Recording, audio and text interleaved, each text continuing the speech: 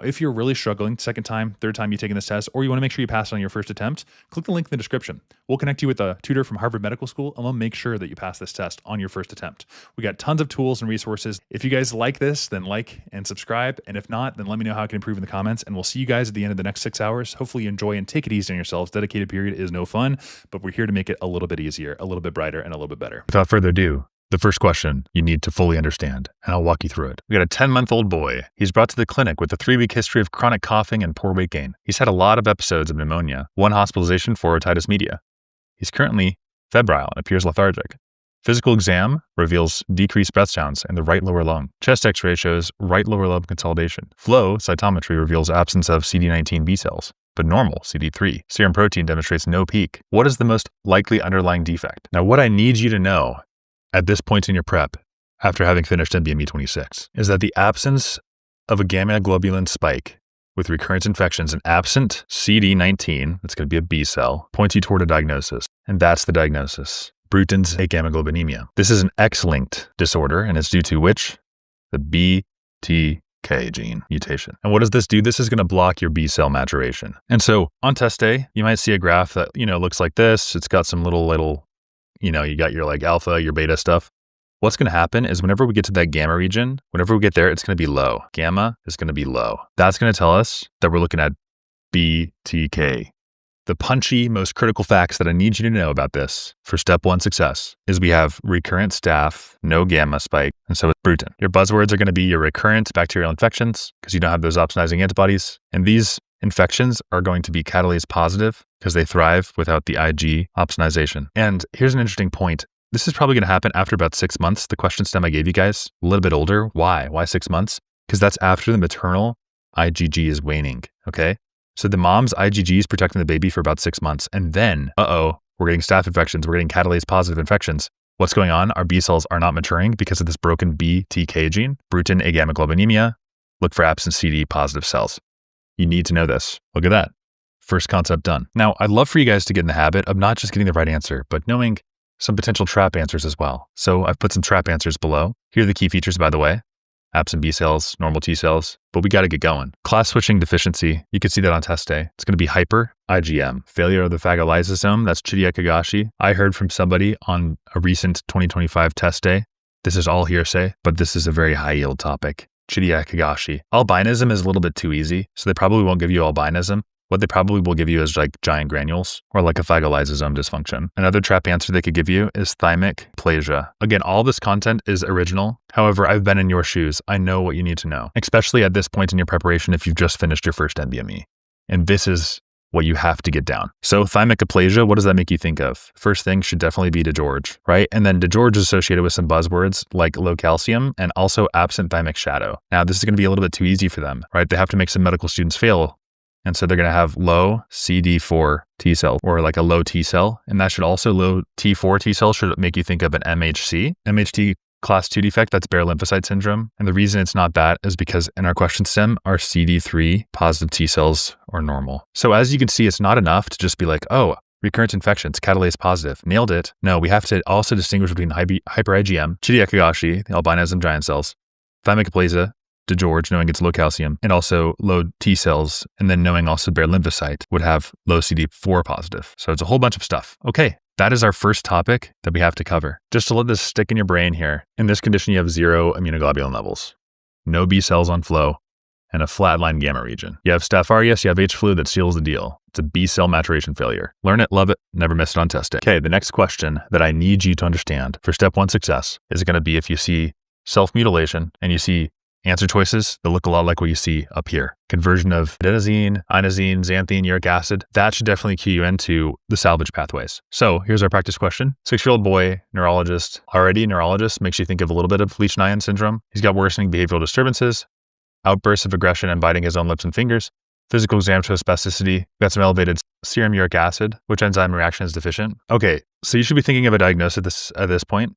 And what you need to understand is that we have ribose 5-phosphate up here. That's going to get converted into IMP. You guys have probably already seen this chart before, IMP, GMP, AMP. What we're doing here is explaining the salvage pathway for purines. So from IMP, and you don't really need to know too much of this Don't get too into the weeds here. The most important thing you need to know is hypoxanthine is over here though. And the way the hypoxanthine gets back to IMP has to go through HGPRT. All right. And so if you have Lesch-Nyhan syndrome, then HGPRT is going to catalyze like this conversion of your xanthine to IMP and also your guanine, by the way, which I'll just write over here. Your guanine is going to go to GMP. And so if you lose this salvage due to Lesch-Nyhan syndrome, then you get a buildup of uric acid. Why? You can't go back. And so you're just going to go this way so you get more uric acid. Then that accumulation causes these neurosymptoms. And that's why when I read the first little part of the question stem, I was like, oh, he's got neurosymptoms, uric acid buildup. Why? Because this hypoxanthine cannot be converted back to IMP because of this defect. What is this defect called? Lesch-Nyhan syndrome. Boom. That's how you answer this question. So students can get caught up in the weeds of like, oh my gosh, what's this? What's that?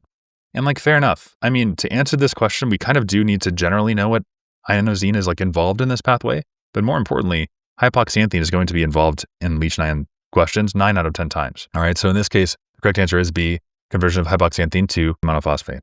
All right, so some trap answers. Adenosine. Now, I know why they're saying that, because over here we have adenosine. It's just chilling. And adenosine does actually go over to inosine, right? That's cool, but that's a different deficiency. That's the buzzword that you should be thinking of is SCID, down on SCID. That would not have behavioral components. That's your adenosine deaminase. And that should make sense, right? Because we're going adenosine deaminating and then we get the inosine. So that's SCID, down on Skid Row. Different presentation.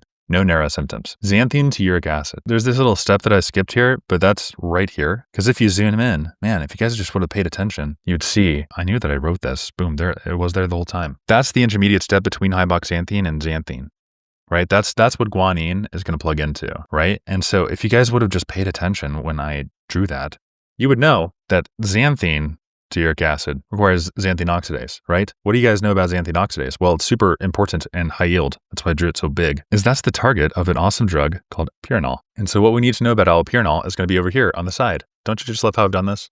Allopurinol blocks xanthine oxidase. So if you block xanthine oxidase, then you get decreased uric acid, and that's going to cause gouty buildup, or rather, uric acid is caused by gouty buildup, and so this is used for gouty buildup. So you got the gout, what do you give them allopurinol so you get less uric acid? Here, we got a different condition, don't we? Here we have too much uric acid, it's causing neurosymptoms in our kiddo. Associations would be like tumor lysis syndrome prophylactically used there. In Lesch-Nyhan syndrome, you can treat hyperuricemia, but not the neurosymptoms. Okay, very important. Very, very important. 6-MP, that has like 2 letters, and I always think of xanthine oxidase as XO. So XO has an interaction with your MP. And then azithromycin, that one just reminds me of like uric acid stuff, and so that's how I remember that one. Okay, there's the pathophys if you want it.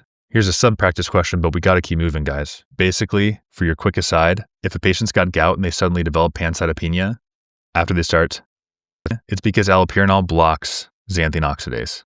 And we talked about that. And xanthine oxidase inactivates, and then you get toxic levels of 6-MP because that reduced metabolism. Boom, another question. Look at that, guys. The concept map is filling up. Again, these are not NBME 26 questions. They're just the content that I believe you need to know, according to my own judgment and estimation. With that being said, let's move on to the third topic I really want you to master. So in my own practice question here, a 28-year-old male construction worker is brought to the emergency department. He's been trapped under debris for 6 hours. Severe leg pain, right calf is tense and tender. Oliguria, dark reddish brown. Boom, right there, reddish brown urine. What does that make you think of? This question's over as far as I'm concerned. It's acute tubular necrosis. C. Elevated creatine kinase, that's perfect. They don't even have to tell us that much. They probably won't on test day. This is going to be rhabdomyolysis, guys. Prolonged muscle compression. Okay, this releases myoglobin.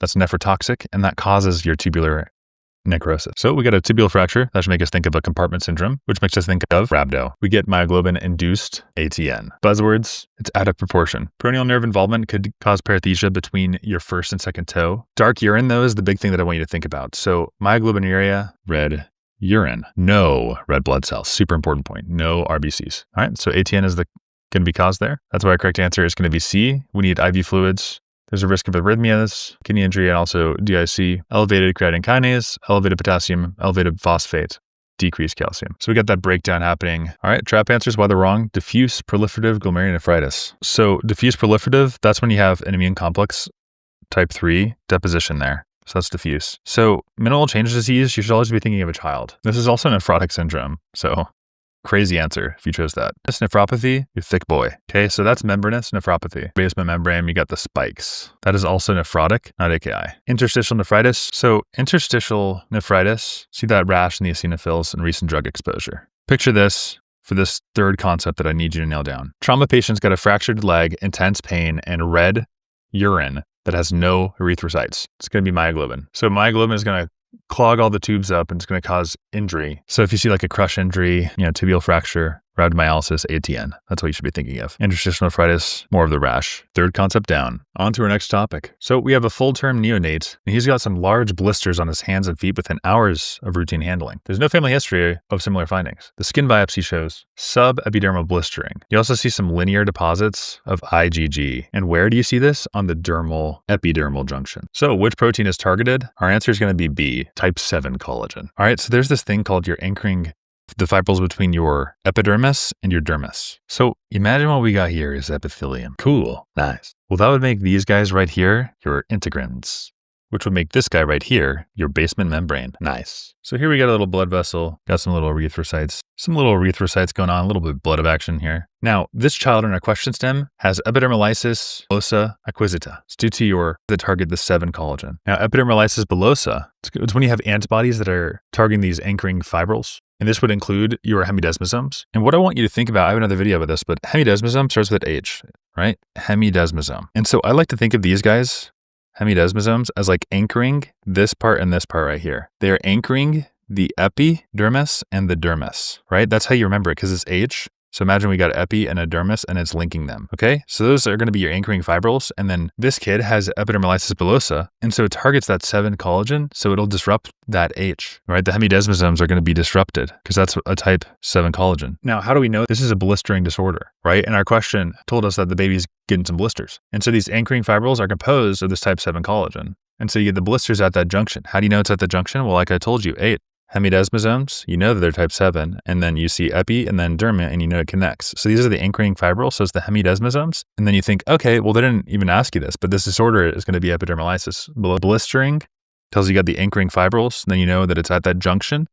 And so you know it's the type 7, and you know the condition. That's the way that you map this. Okay, associated with Crohn's disease, lupus, genetic mutation of type 7, presents at birth or infancy, risk of infection. All right, so desmoglein, that should make you think of pemphigus. That's the superficial blisters.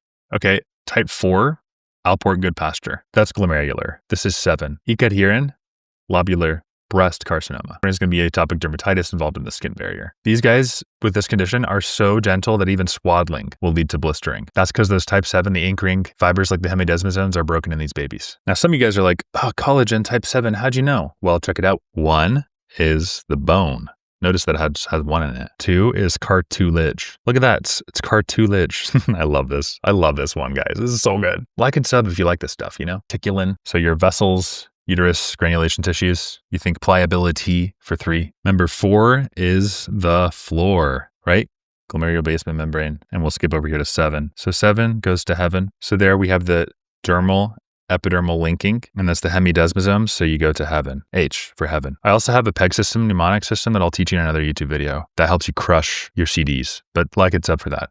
It's coming soon. Associations, 1, osteogenesis imperfecta. Type 3, another way you can think of this, well, 3 words, vascular, elos, downlos, boom, boom, boom. Fragile vessels, aneurysms, pliability. Floor on the floor, 7 in heaven. There you go, guys. So many freaking points from this video. This is what I believe you need to know after finishing your first test. I'm proud of you guys. Way to be. You guys really just went out there and you just clicked a video to study because you're trying to be a doctor, because you're trying to help other people, ostensibly. That's awesome. Give yourself a pat on the back. Go do like 5 push-ups. Did you do 5 push-ups? Cool, now answer this question. 5-year-old boy, recurrent infections, minimal trauma, blue sclera, hearing loss, osteogenesis imperfecta. That was easy, wasn't it? Next question I need you guys to know. Welcome back. You're looking muscular now. 58-year-old man has progressive abdominal distension. I'm just thinking of like some people eating potato chips like, oh, thanks, man. Anyways, fatigue, ankle swelling, CDs, hepatomegaly, elevated JV. Boom, that's huge. JVP. It's elevated. So what's the diagnosis? Constrictive pericarditis.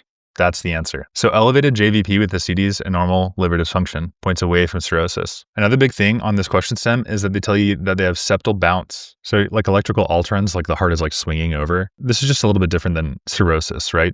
This is constrictive pericarditis. So you get like the 4 chambers of the heart are going to be swelling, kind of equivalent in their pressure. And this could be because of an infection. And so you have like a right heart backup. Cirrhosis is just a little bit different. We'll talk about that. So cirrhosis, JVP is not elevated unless there's cardiac involvement with cirrhosis. So restrictive cardiomyopathy, BNP would be elevated. Now, most students, when they see a CDs, they just think liver immediately, right? Well, not always, because if you have like a neck vein that's like popping out, specifically, you should think of constrictive pericarditis. That's why we measure that. on physical exam. So that's when you have like the right pericardial sac is like locking the heart in place. So that's a way that you can cause it's that constriction from pericarditis that causes that restriction and the ascites. So it's not always just, liver issue. For instance, Budd-Chiari syndrome, that's hepatic vein thrombosis, painful hepatomegaly, but JVP would not always be elevated.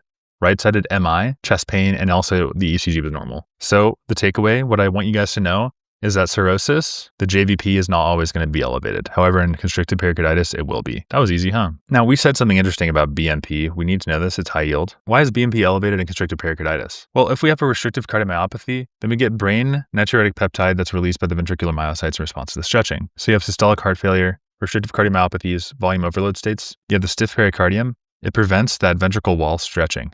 So less BMP is secreted despite right-sided syndromes. Stretch causes BMP. So in constricted pericarditis, you have fibrosis, and that prevents the expansion. So you inhibit the stretch, and that causes less BMP. So despite your volume overload signs, what do I mean by that? Well, I mean, you got JVD going, right? You got volume overload, but the BMP is not elevated.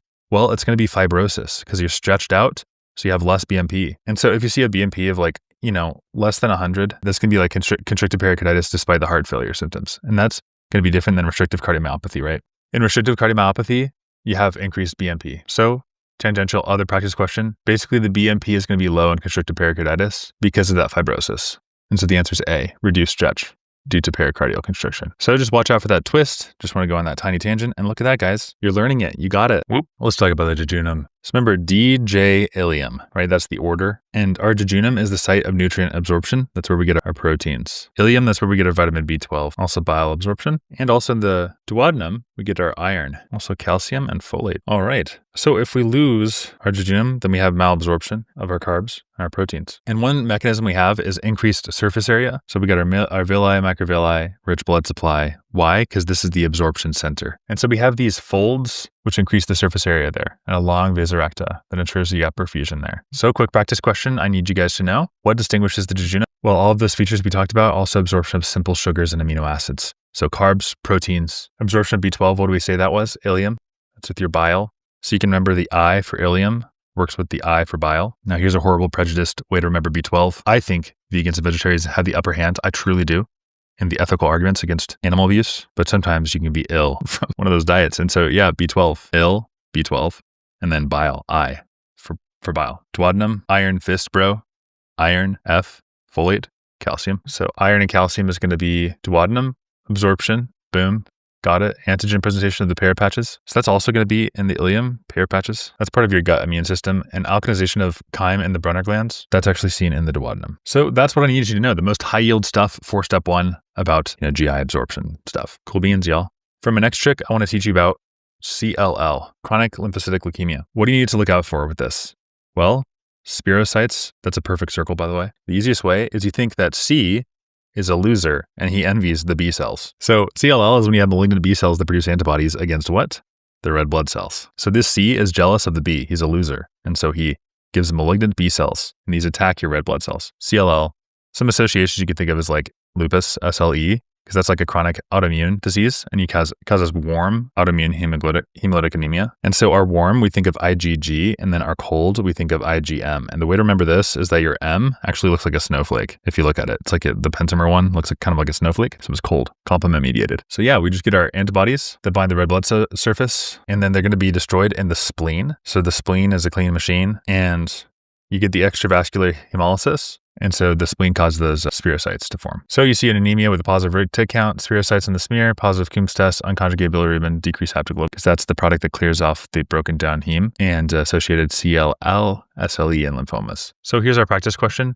60-year-old woman with a history of lupus, erythematosus, presents with fatigue and mild jaundice, hemoglobin's at 7.2, so we got anemia, and spirocytes, and also the Coombs test is positive. Okay, so Coombs test is positive. So we're looking at warm autoimmune anemia. This is when we have our IgGs. We have the splenic destruction. Why? Because the C cells are losers. They envy the B cells, attack the red blood cells. And then our spleen has to compensate. So the spleen is a clean machine. Extravascular hemolysis takes place, causing this perfect circle. Increased retic count. We have IgG antibodies because of our AIHA. Boom, there it is. Increased unconjugated, increased retic count, decreased haptoglobin associated with lymphomas. That's that, folks. Okay, spirocytes, retic, Positive Coombs confirms diagnosis. Complement would be cold, bone marrow suppression, that'd be lower tick count. Splenic sequestration causes pancytopenia. Mechanical destruction would be schistocytes. So you see, older patient immune system has started attacking its cells, spirocytes, elevated tick count. It's antibody-mediated destruction of their own red blood cells through CLL. Cool beans, guys. So let's talk about the direct Coombs test. Basically, red blood cells are coated with autoantibodies and complement. Cold is IgM, complement fixation, so mycoplasma, Epstein's-Barr virus. Hemolytic disease in newborn, Rh incompatibility, so it's coded in IgG, transfusion reaction. So this is the year warm. So what happens is our red blood cells are coated with IgG. Direct Coombs test detects that coding, all right? So we can see that coding. That's what it is. Agglutination is a positive result. So think of the spirocytes, the warm. Practice question, warm anemia, autoimmune hemolytic. Hereditary spherocytosis, that'd be spirocytes, but the Coombs test is negative. Different mechanism. TTP, that's the schistiocytes, not spherocytes, and so you have a negative Coombs test. Aplastic anemia, pancytopenia, lower tick count, not hemolysis. And G6PD, that's the bite in the Heinz bodies. Super high yield stuff. Look at that, guys. We're gradutating. That is a quote from Rick and Morty when they go to the Citadel. Amazing episode. Teacher, did I graduate? All right, do another 10 push-ups. By this point, you guys are going to be gym bros by the time you finish your dedicated. So acute mitral regurg after an MI. So what I want you to think about mitral regurg is that you should suspect the papillary muscle or the chordae tendineae rupture. So here's our practice question. We got a man, dyspnea, hypotension, new Hall systolic murmur at the apex, Swan-Ganz catheter, abrupt increase in left atrial pressure during the systole. So that should automatically heal us into the regurg. And the cause is going to be the chordae tendineae. So you have a sudden murmur after pulmonary edema and a rise. That's going to be acute mitral regurg. So this is like a mechanical failure. You have the crashing blood pressure, flash pulmonary edema, sudden murmurs. There's just damage there. It's not aortic stenosis. That would cause a systolic one, not VSD. That'd be a step up in the right ventricle, O2. Tamponade, equal diastolic pressures. Left ventricular aneurysm, that'd be paradoxical wall motion. And so the key facts here, the association I really want you to know is after an inferior myocardial infarction, you can have the posterior medial papillary muscle ischemia and rheumatic disease. So infection, MI, then you get the papillary muscle or the chordae tendineae is damaged, and that's going to be leading to mitral regurgitation. Know the signs, and it's going to kind of squeeze out. The best way to think about this is you get your pumps of the heart, and I like to think of what's happening in each zone. So here's like the aortic, and here's your mitral. And so if it's closed in systole, because you have to close it in systole because you're pumping, you're like squeezing this. And so aortic stenosis would be like, ooh, trying to get out this aorta. And then mitral regurg is going to be during systole because this is going to be closed so that the blood can go out in this direction. And so it's not closing, so it's regurgitating. That's the way I like to think about these murmurs. It makes it super intuitive. There we go. Nicely done. We're cruising right along. So we got a 28-year-old man with a brain injury treated with intravenous mannitol. Now he's thirsty, signs of increased urine output. What explains the ADH response? It's going to be an increased plasma osmolality that's sensed by hypothalamic osmoreceptors. So what I need you guys to know is that mannitol increases plasma osmolality as sensed by the hypothalamic receptors are like, ooh, look at that osmolality. Let's trigger some ADH release. Antidiuretic. Why? Because we can get more water reabsorption. We can deal with that osmolality. That's why we get the ADH response in this question. Because mannitol increases the plasma osmolality. That's what it does. And boom, it's that simple. So the plasma osmolality increases. And what do we do with the ADH to compensate? Increase. High yield on step 1 is homeostasis, right? So you have mechanisms of tissue growth, hyperplasia, for instance, increasing the number. The body responds, right? And so what is the body going to do if we have increased osmolality? Well, we're going to increase the ADH. And what's going to do that? Well, this is in the hypothalamus, where we can cause these things to happen. And so it's going to be a receptor there. Boom, increase ADH. So you can logic through a lot of these things like that. So osmotic gradient sensed by baroreceptors. Why is that the wrong answer? Well, baroreceptors, these guys are like the volume pressure sensors, right? So this is not osmolality sensors. Decreased blood volume by the juxtaglomerular cells. Anytime you see juxtaglomerular cells, I want you to think of like the RAS system. And so that's just a different system going on here. So not quite. Decreased oncotic from albuminemia. So low albumin is what they're saying here. And if you have low albumin, then the body's going to go out to try to find some albumin, and that's going to be like edema by definition. And so that's not it. Here we're talking about like ADH stuff. So CNS inhibition of posterior pituitary. Well, if you're inhibiting the posterior pituitary, then that would inhibit the ADH. So no, opposite response. So mannitol sucks off all the water from the cells like a sponge. It's just going to take them all away. Or rather, here are the cells, and it's going to increase the osmolality is what it does. That's what I'm trying to say. So you give a mannitol, it increases the osmolality. So then the hypothalamus responds ADH. That's the mechanism. That's all we need to know. And these are osmoreceptors, not baroreceptors. Now, what I want you guys to know is if you see raw shellfish and jaundice, you should just automatically be thinking of Hep A.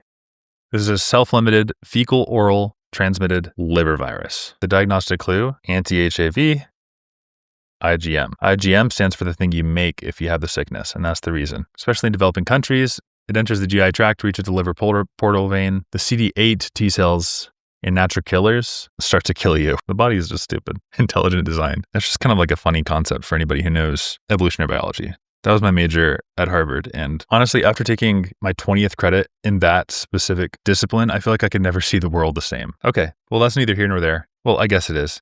Because you have to know that the body is stupid, and it goes CD8 positive T cells, natural killer cells. And it's like, oh, hey, you're chilling over there in the GI tract? Let me just kill you. Or excuse me, I said the GI tract. That's where it enters in, and then it goes to the hepatocytes. And so literally your body with CD8 positive T cells, natural killer goes, hey, you guys chilling in the hepatocytes? I'm going to just kill you, speaking not necessarily to the virus, but speaking to the hepatocytes. So let's just kill ourselves. I mean, I guess it is self-limiting, so good job, body. But the damage actually comes from itself. You know, it's kind of like getting a sword and just slicing up your liver because there's an intruder there. That's what the body's doing. Good job, body. I wish I could optimize the software that my body runs on. Enough said. So this is going to be non-enveloped SS RNA virus. New video coming out explaining how you can remember all of those. 2 to 6 weeks incubation period. And then you're going to increase, it's transaminitis, right? So you're increasing your AST, ALT, and also you get the bilirubin. Here's our practice question. See if we know this. Again, this is pass level. Need to know by the time you finish your first review for your first NBME. 33-year-old woman, returns from Asia, all this stuff, yelling at the eyes, elevated LT, all that stuff. What describes the virus? Non-enveloped, causing acute self-limited. That's definitely a HIV. Enveloped DNA virus. So here are the trap answers. HBV is enveloped, causing chronic problems. Rio, double-stranded RNA. Retro, integrates host genome, not ectopic. It's like HIV. Myco causes granulomatous hepatitis, not acute. So the A in hepatitis A, you can think stands for acute. You know, this is just going to be like 2 weeks later. Whereas HBV and HCV can become chronic. Blood transmitted, also bedroom transmitted. It was actually, yeah, so just different mechanisms of transmission that we need to know. Next thing is mycobacterial infections cause granulomatous inflammation. What is a mycobacterium? Well, it's the genus of 190 species, causes serious infections in us mammals. So we get the granulomas in the liver. Casein granulomas is classic for Mycobacterium tuberculosis. Here's our practice question about it. So if we have an immunocompromised person, the MAC is going to disseminate and involve the liver. So granulomatous hepatitis with AFB positive bacilli is going to confirm the diagnosis for mycobacterial. HAV, that's an acute hepatocellular injury, as we talked about. Epstein's Barr, that'll raise your LFTs, but not like cause granulomas. There's our correct answer. Cytomegalovirus, that would cause intranuclear inclusions. E is non-granulomatous and also acute, kind of like Hep A. It's also a fecal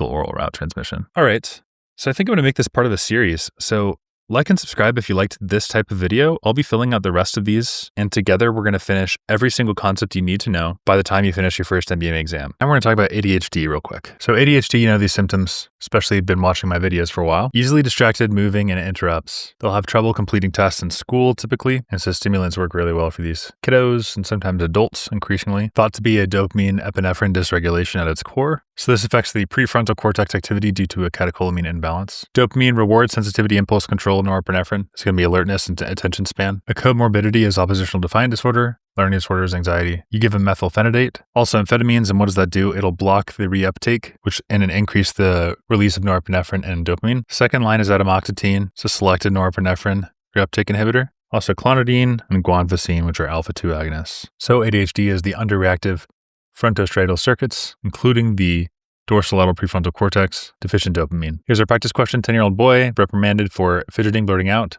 so interrupting, failing to complete, constantly talking, trouble sitting.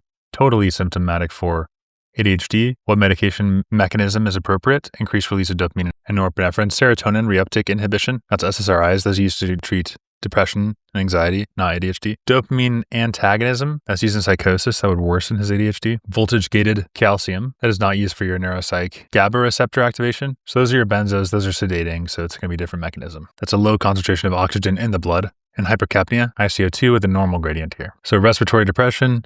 Hypoventilation, normal gradient, diffusion's intact. The O2 gets into the capillaries just fine. It's just CNS depressant. So barbiturates are going to act on the GABA-A chloride channels. And there's not like a shunt or a VQ mismatch. And so your AA gradients is going to be normal because there's no like diffusion defect. It's just your barbs are going to prolong the GABA-A channel opening. And the way I want you to think of that is think of durates, even though it's spelled with a T. Barbiturates because that's the duration. So barbiturations, they prolong that duration. So it causes respiratory acidosis because of the buildup of CO2. That's CO2 retention, normal AA gradient. So here's our practice question. 32-year-old woman is found unconscious. She took phenobarbital acid. That's because of the CO2. Normal gradient. It's going to be depressed respiratory drive. Filling would be like pneumonia, which would have an increased gradient. Shunting, increased gradient. VQ, increased gradient. That's like a pulmonary embolism. atelectasis, and diffusion impairment, increased gradient. Big thing here is know the VQ mismatch is like a pulmonary embolism or atelectasis, and the shunting will bypass the lungs. So barbiturates, normal AA gradient. That's what I want you to know. Passed your first test on this NBME. All right, we're gonna start to go a little bit quicker because we're getting the hang of things. 68-year-old woman, worsening knee pain, increasing with walking, improving with rest, bony swelling of the distal and proximal. It's going to be osteoarthritis. It's going to be cartilage degradation. So osteoarthritis is a mechanical degeneration of the cartilage. It's not autoimmune. That'd be rheumatoid arthritis. You'd see inflammatory joints, increased white blood cells in the synovial fluid. It's not crystal deposition. That's gout or pseudogout. That'd have inflammatory profile in the synovial. Not septic because the white blood cell count would be very, very high. Also, you'd have pain at rest, and definitely not normal aging, because that does not cause pain or joint narrowing. So aching knees that scream when during the stairs, but then they hush when you're restful, that's osteoarthritis. So it's the middle-aged destruction of the joint cartilage. So the buzzwords are worsens with activity, relieved by rest. Joint space narrowing is huge for that. Dip and PIP, big one here being the dip. So wear and tear degeneration is associated as well with obesity, aging, trauma. There's also a genetic component as well. So you get the mechanical stress. Chondrocyte dysfunction causes the upregulation of metalloproteinases. So metalloproteinases are involved in the destruction of cartilage and arthritic joints. And so because of those metalloproteinases, you have cartilage loss and you get the formation of osteocytes in the dip. Last practice question, 70-year-old woman, gradually worsening pain in the knee, worsens after walking the dog, feels better after sitting. Bony enlargement of the knee and also crepitus, 180 white blood cell. What's the diagnosis? It's going to be osteoarthritis. It's not gout. That'd be your negatively befringed crystals. Rheumatoid arthritis, inflammatory, and it would be symmetric. Autoimmune stuff is symmetric. Septic, acute hot, also 180, that's nowhere near 50K. Pseudogout is positively befringed crystals. So I think of it as positive. Anyways, helps me. Osteoarthritis is the #1 joint disease in the world. It's all about the wear and tear. So if the joint pain gets worse with movement and the x-ray shows bone spurs and you have that space loss and normal fluid and also dip involvement, it's totally going to be osteoarthritis. So there you go. That's what I need you guys to know. For NBME 26, by the time you complete it, definitely know this concept. Next, I just want to explain this one to you. So stroke volume is EDV minus ESV and diastolic minus systolic. So what do you think happens if you shorten the diastolic filling time? Well, this goes down, so that goes down too. So the stroke volume is small. So on an ECG or whatever, I'm just rough sketching this. Oh my gosh, that looks like friggin' flutter. Let's pretend this is normal. If we were to shorten this phase, then our stroke volume would go down because we just don't have a lot of time to get this EDV super big, which contributes to the stroke volume. Especially if you have what's called a PVC, premature ventricular contraction, then you'll have a lower stroke volume. Typically, you also have a widened QRS and absent P wave. But the main idea here, what I need you to know is that the filling phase is important for the stroke volume. That's all you need to know. So practice question 59, dude, minor chest trauma, multiple PVCs, followed by compensatory pause. What's observed?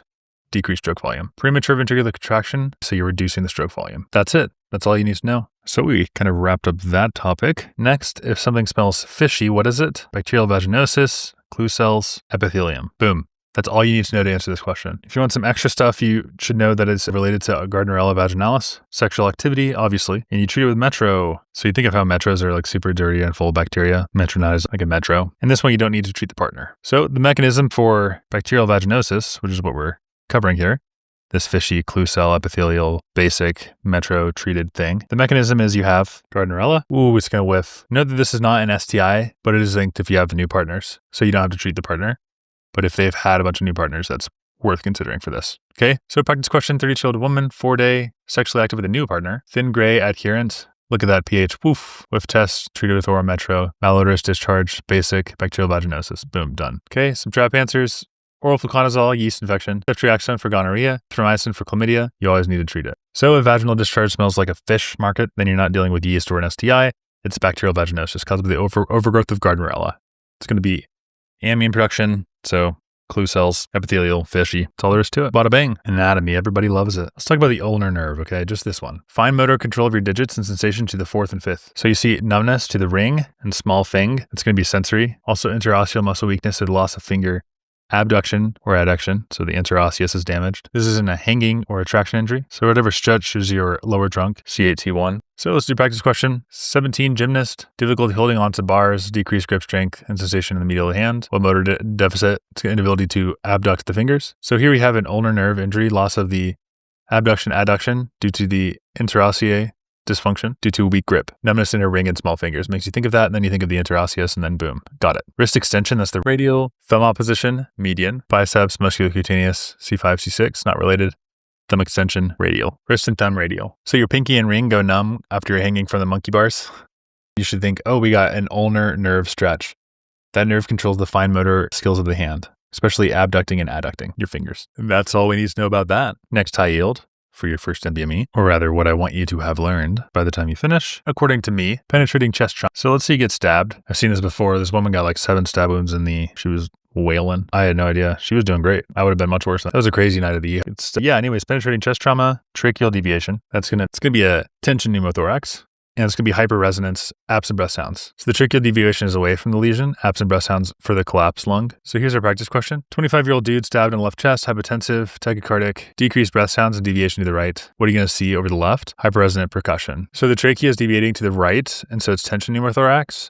And that means on the left side, we've got that air trapping. Percussion, that'd be a pleural effusion. Symphony is with pneumonia. Increased tactile fremitus is solid lung, not a collapsed one. And inspiratory would be pulmonary edema or fibrosis. Now, if we know this idea, then I feel confident. Basically, we have the left side. That's the injured side here in this question. Breath sounds. Now, percussion on the left side is hyper resonant because you have excess air in that space, right? So you got stabbed, all that air is coming in. So hyper resonant. You're also going to have some resonance on this side. It's that air. It's the tension pneumothorax because of the tracheal deviation contralaterally. And the fremitus, that's decreased. Why? Because it's air. And so the fremitus does not pass well through air. It's going to be normal on the other side though. So this is the side that has the air in it. And so boom, it moves over your trachea deviation. That's going to be over on this side. So you have the normal and resonant side on the right, but on the left, all that air is here. So you have decreased fremitus. Trapped air in the pleural, space on the left, lung collapse, no breath sounds, but it's hyperresonant and decreased fremitus. But the right is normal until the mediastinal shift makes it really problematic. So that's that. Let's talk about generalized anxiety disorder, comorbid with depression, somatic symptoms. It's caused by hyperactivity of the amygdala. Prefrontal cortex fails to inhibit the worrying. And so the solution here from an ethics and managing as a physician sort of perspective is going to be structured boundaries. So these are the people who are going to call you all the time, be like, hey doctor, what about this? I already talked to you about this. What about this? What about this? Super anxious. So it responds well to skeletal structure, like, hey, let's call and do this 2 weeks later. So we got a 43-year-old woman, has GAD, frequently calls the office. What are we going to do? We're going to establish regular appointment intervals and limit the phone contact. So here we just need boundaries. Don't refer to psychiatrists as premature or ignore the calls. Don't involve the family unnecessarily, and don't suggest changing doctors. That'll just trigger abandonment problems. These are people who call their doctors dozens of times each week. So this is kind of more of an ethics idea. Do no harm, right? So don't cause a problem where it's unneeded. And the best way to treat GAD is just stability of structure and boundaries. Okay. So that's a little ethics tidbit there. We're gonna do one more question. We kind of blitz through these next 10 topics. So there's this thing called ADP-induced platelet activation. So it's when we have the P2Y12 receptor, and that's our drug target of clopidogrel. It's gonna block your ADP-mediated platelet aggregation. So ADP initiates that positive feedback loop that locks the platelets into place. The best way to go over this is with a practice question. So here we go.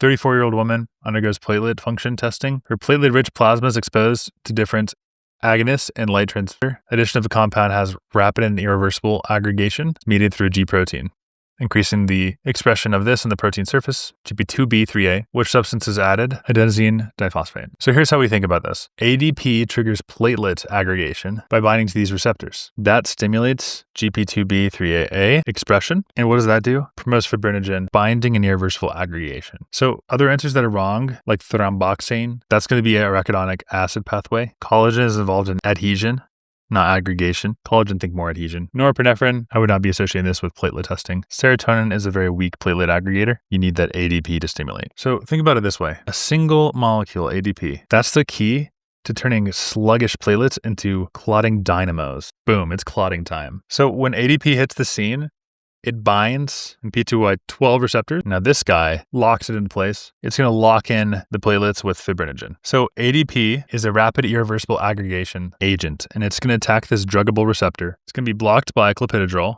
and you assess this by seeing the aggregation, and the downstream activation is, of course, GB2B3A. You can remember this by saying aggregate them platelets. So remember, the pathway is boom, shika, boom, shika boom. Look at all these topics we've covered together, guys. So one of the last things I wanted to tell you about this ADP is, again, we said the mechanism is ADP binds to this druggable P2Y12 receptor activating GP2B3A. He's quite the guy. He's the final common pathway for platelet aggregation. So think of this guy as the bridge, the fibrinogen bridge. It's a link between platelets, binding effect of the fibrinogen. And this is actually how a lot of different drugs work. Bam. These guys are going to be antagonists. So they use in coronary artery syndrome or acute coronary syndrome to block this aggregation. So fibrinogen is this guy's ligand. It's necessary for the cross-linking. Boom, boom, cross-linking happens. Okay, so last question, 5-year-old boy, frequent nosebleeds. He bruises, has prolonged bleeding time. Deficiency, what is best explaining his disorder?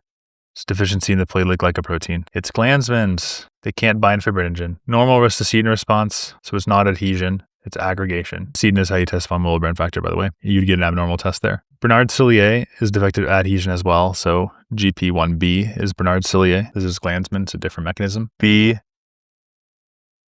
S, 2 letters, and I think GP1B. So remember BS because it's like it does not aggregate to ristocetin, and so it's not corrected by addition of normal plasma. So you give it plasma, and it's like, oop, did not correct. BS, you did not have von Willebrand's. Now, I just want to end with this little speech. Imagine a crowd of people trying to hold hands, but they've got slippery gloves on. No matter how much they want to link up, it just won't happen unless they have strong Velcro. GP2B3A. The platelets receptor binds fibrinogen and cross-links, locking them into a hemostatic plug. Without it, in Glanzmann's, you get bleeding despite the normal platelet count. So when the board asks about absent platelet aggregation with all agonists except ristocetin, it's going to be this deficiency. And there's a nice little gift there telling you to subscribe. But just one last thing, Bernard-Cillier syndrome. What I want you to think of this is, yeah, the BS thing I told you does not correct with plasma, but also large. Think of large platelets. So ristocetin induces von Willebrand factor to GP1B. Ristocetin's like, hey, von Willebrand, go bind. You can do it. Go bind with this guy. But if there's none of this, then no aggregation can occur. So it's autosomal recessive. Also, you should think of like ITP where you have autoantibodies, this guy with ITP. And so instead, you have to activate the spleen. So von Willebrand's shows abnormal ristocetin, but there, the problem is not here. The problem is here for von Willebrand's. That's why it's von Willebrand's. So basically, big platelets, decreased 1B, could be immune-mediated thrombocytopenia due to GP1B antibodies, Bernard-Cillier. All right, folks, hopefully this is helpful. This is kind of fun. We're going to fill up this whole map. Just like and subscribe. The next topic that you need to know by the time you finish this NBME is going to involve the placenta. Now, what I encourage you to consider right now is what's it called when the placenta won't let go? You have the bleeding after delivery. Placenta accreta, it's the abnormal attachment to the myometrium. Let's do a practice question to drive this home. So we have a 37-year-old female, Gravata 4 Para 3, C-section at 36 weeks due to a suspected placenta previa. She has postpartum hemorrhage and attempts to remove it is unsuccessful. The uterus shows chronic villi embedded directly in the myometrium. What's the diagnosis? Placenta accreta. So how do we know? Well, a couple of things. Risk factors. C-section, difficult placenta separation, huge. Also massive bleeding. So the accreta will lack this decidual interface. The decidual cast is the shedding of the entire uterine lining as a cohesive mass. It's when your uterine lining sheds into one large piece as opposed to drips and drops like the menstrual period. Painful but rare. It's not going to be placental abruption. And the reason why is abruption. Uterine anatomy is going to be your boggy uterus. Retains the centroid lobe. Accessory placenta left behind causing the bleeding. Uterine rupture. Loss of the fetal station. Now placenta accreta is one of the leading causes of emergency peripartum hysterectomy. So you have a defective decidual layer. And so the placenta anchors directly into the myometrium. That's what's going on here. So the most important thing is prior surgery makes you think of placenta previa, which gives you a high risk for the accreta. Histology, villi straight into the myometrium. The buzzwords, the villi and myometrium. You should definitely think of this condition if the placenta is unremovable, right? No separation. So if they've had multiple kids, like 3, maternal age is greater than 35, then they might have uterine wall remodeling issues, which can lead to this problem. So really just be on the lookout for the villi in the myometrium. Absent decidua, huge giveaway. Prior C-section, previa advanced stage, the placenta won't come out. Here's one more practice question to illustrate this point. 33, G4P3 woman, 2 prior cesarean deliveries. The placenta fails to separate, chronic villi, extending into the myometrium, absence of decidual interface. What's the diagnosis? Placenta accreta. Uterine anatomy is to the boggy uterus that we talked about. Doesn't contract, but it's not invasive placental. Abruption is before delivery. Abruption before delivery. So yeah, it's a placenta that refuses to detach and bleeds out, won't let go. Obstetric emergency. It's linked to pre-cesarean scars and placenta previa. Last concept before we move on, placenta previa. It's when the placenta blocks the exit. Painless, previa, painless. So it's going to be painless 3rd trimester bleeding. The placenta implantation is over or near the cervical os. So sudden painless bleeding, 3rd trimester, placenta previa. Abruptia placenta, that's going to be super painful. And this can be partial, it can be complete, covering, or marginal. And you don't do a digital exam because you have a risk of triggering your hemorrhaging. So similarly, also we said like 3 kids greater than 35. Well, for this one, we have prior C-sections are also a risk factor for placenta previa. and Previa is a risk factor for Creta. So more pregnancies, more chance for Previa, advanced maternal age, and also smoking is another risk factor. So here's a practice question for that. 29, G3P2, 31 weeks gestation. What's the diagnosis? Well, bright vaginal bleeding, and it's covering the Oz, it's Previa. Abruptia, that'd be painful bleeding with a rigid uterus. Vasoprevia, that's a fetal vessel rupture. So the fetus would be in great danger. Uterine rupture, sudden severe pain. Cervical insufficiency, painless dilation of the cervix without bleeding. Here's a quick question on vasoprevia. So the big thing is the fetal heart is showing 80 beats per minute, but the patient is stable. So it's a fetal problem. So vasoprevia. In placentaprevia, fetal heart is normal. It is painless bleeding though, so that makes you think of it. Abruptio, painful. Uterine rupture, painful. Cervical laceration, bleeding after delivery, but definitely not fetal bradycardia. So in vasoprevia, which is our last topic we're covering here for the placenta stuff, less than 10 minutes and boom, you're out of blood. It's when you have unprotected fetal vessels that cross over the cervical os. So the only solution here is just going to be a cervical C-section. Pregnancy is dangerous, folks. Everybody go thank your mom. All right, next topic, super high yield, important. We're going to be talking about measles. So measles virus infects the respiratory system, so your epithelium specifically, and it spreads through the lymph. So if your kid's healthy, they have a robust immune response and they get rash and clearance. But if you're immunocompromised, then the virus will spread to the lungs. So immunocompromised, it'll spread to the lungs. So let's do a practice question here. 2-year-old boy has congenital HIV. He's got cough and respiratory distress. 3 weeks earlier, in contact with a child, high fever and a rash. The boy never developed the rash though. Bronchiole lavage has multinucleated giant cells. What's responsible for it? It's going to be the measles. It's giant cell pneumonia. Immunocompromised, like those with HIV, the rash is absent due to that. No T cell response. Okay, why is not RSV is wheezing and bronchiolitis? No giant cells, especially not immunocompromised stuff. So CMV, classically your alloy inclusions. There's not going to be multinucleated syncytia. This is going to be common in AIDS, but it's a different pathology. Not rubella. Why? Because no giant. Why not influenza? Well, that can cause viral pneumonia, but again, no giant cells, no syncytia formation. So you really got to be careful with measles with no rash because they could be immunocompromised. And that's the reason they don't have the rash, because they're not healthy. Because measles virus uses the F protein to cause cell fusion. So you get multinucleated giant cells in the lungs. If you're immunocompromised kids, you have no rash, uncontrolled replication, you get the giant cell pneumonia. And this is really bad. It'll destroy your lung parenchyma. Another practice question. Boy with HIV has hypoxia, respiratory distress after exposed to a child with fever and rash. This dude has measles, but he never develops it, so he's got the measles. Why? Because he's immunocompromised.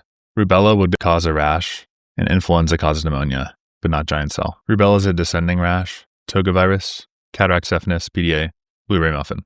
Let's do a rubella question real quick. 6-year-old, low-grade fever, pink rash, straight on face going downwards. Definitely rubella.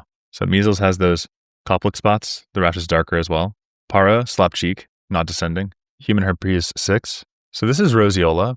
And what I want you to think for roseola is rosy first, because you have that rash and then the fever for roseola. Here, measles, we don't even get the rash and the immunocompromised because it can't mount the response and the F cell just goes havoc on the lungs. RSV, no giant cells, CMV, ally, rubella. That's what we're doing now. It's like descending. Influenza, no giant cells. Roseola, rosy, and then fever.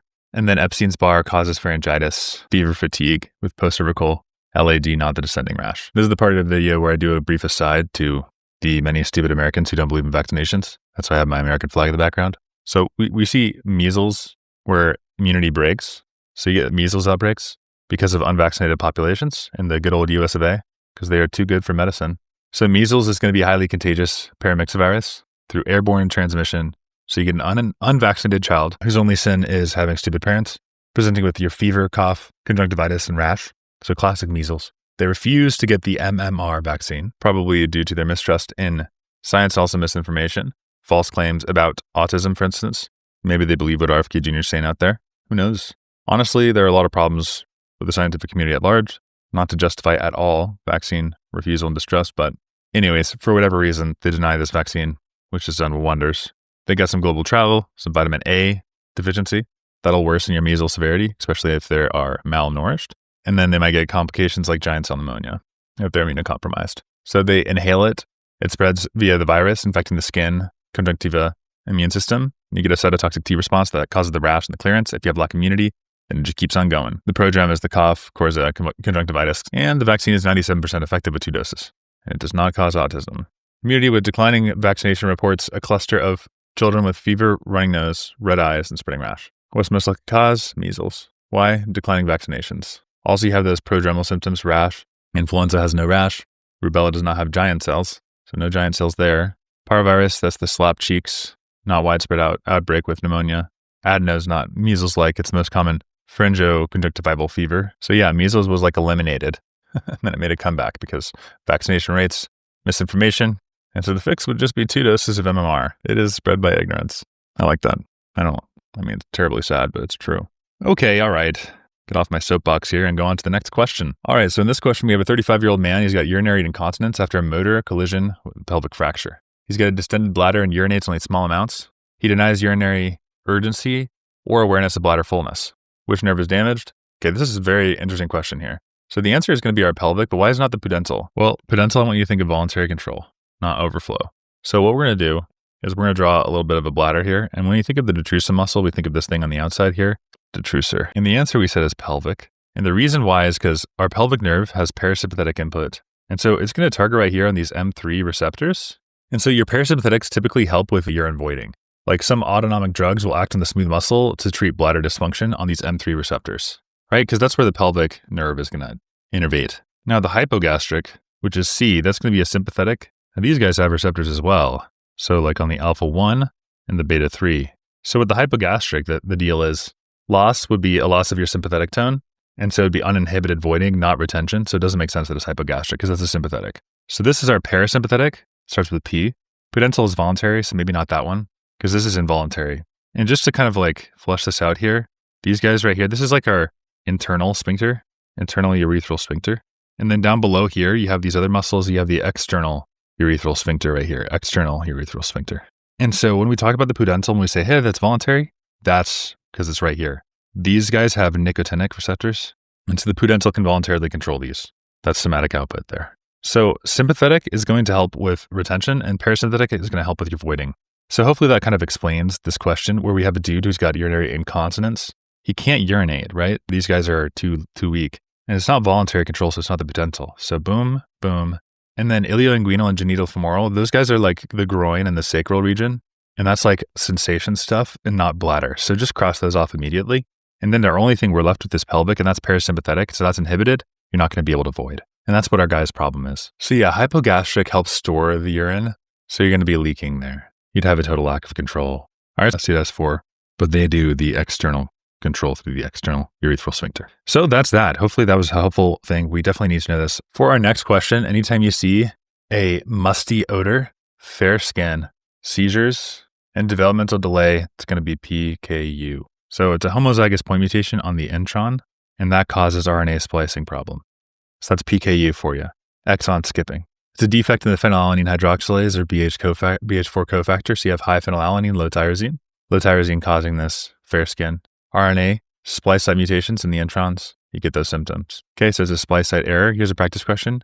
Developmental delay, hypotonia, seizures, pale, musty body odor. What describes the mutation? RNA. It's not nonsense. That'd be a premature stop codon. So it's like, stop the nonsense. Trinucleotide repeat expansion, Huntington's Fragile X, not PKU. Frame shift caused by indels where you get like some insertions, not splicing. Epigenetic slicing, DNA methylation histone modifications. That's not right. Yes, it's just one letter. It's literally just a G to an A mutation in the intron can derail the entire splicing process. And that's what we see with PKU. Okay, so that's a little bit of genetics and PKU for you. We'll just do 5 more topics. Now for this one, we have to know how doxy works. Doxycycline. So it treats Lyme disease, but how? How does it treat Lyme disease? Well, it inhibits the aminoacyl tRNA binding in your face. That's what it does. 30S, you can't see. All right, so Lyme disease. What makes you think of Lyme disease? Well, travel. You know, if we're going to Cape Cod, going to the Northeast, Borrelia, Burgdorferi territory, makes you think of Lyme, give them doxycycline. Now, there's a classic tetracycline adverse effect. That's the yellow teeth in the fetus. So you're inhibiting that tRNA attachment. That's tetracycline's mechanism. So Borrelia Burgdorferi is going to be a spearhead that's transmitted by the Ixodes tick. So Ixodes, think of this in your head. Ixodes, Cape Cod, treat with treat with your tetracyclines that block that 30S ribosomal subunit to block the tRNA binding site at A. So how this works, Lyme disease, is you get the Ixodes tick, you get bit, and the Borrelia is going to invade the skin. So you get that skin invasion, and it causes a rash.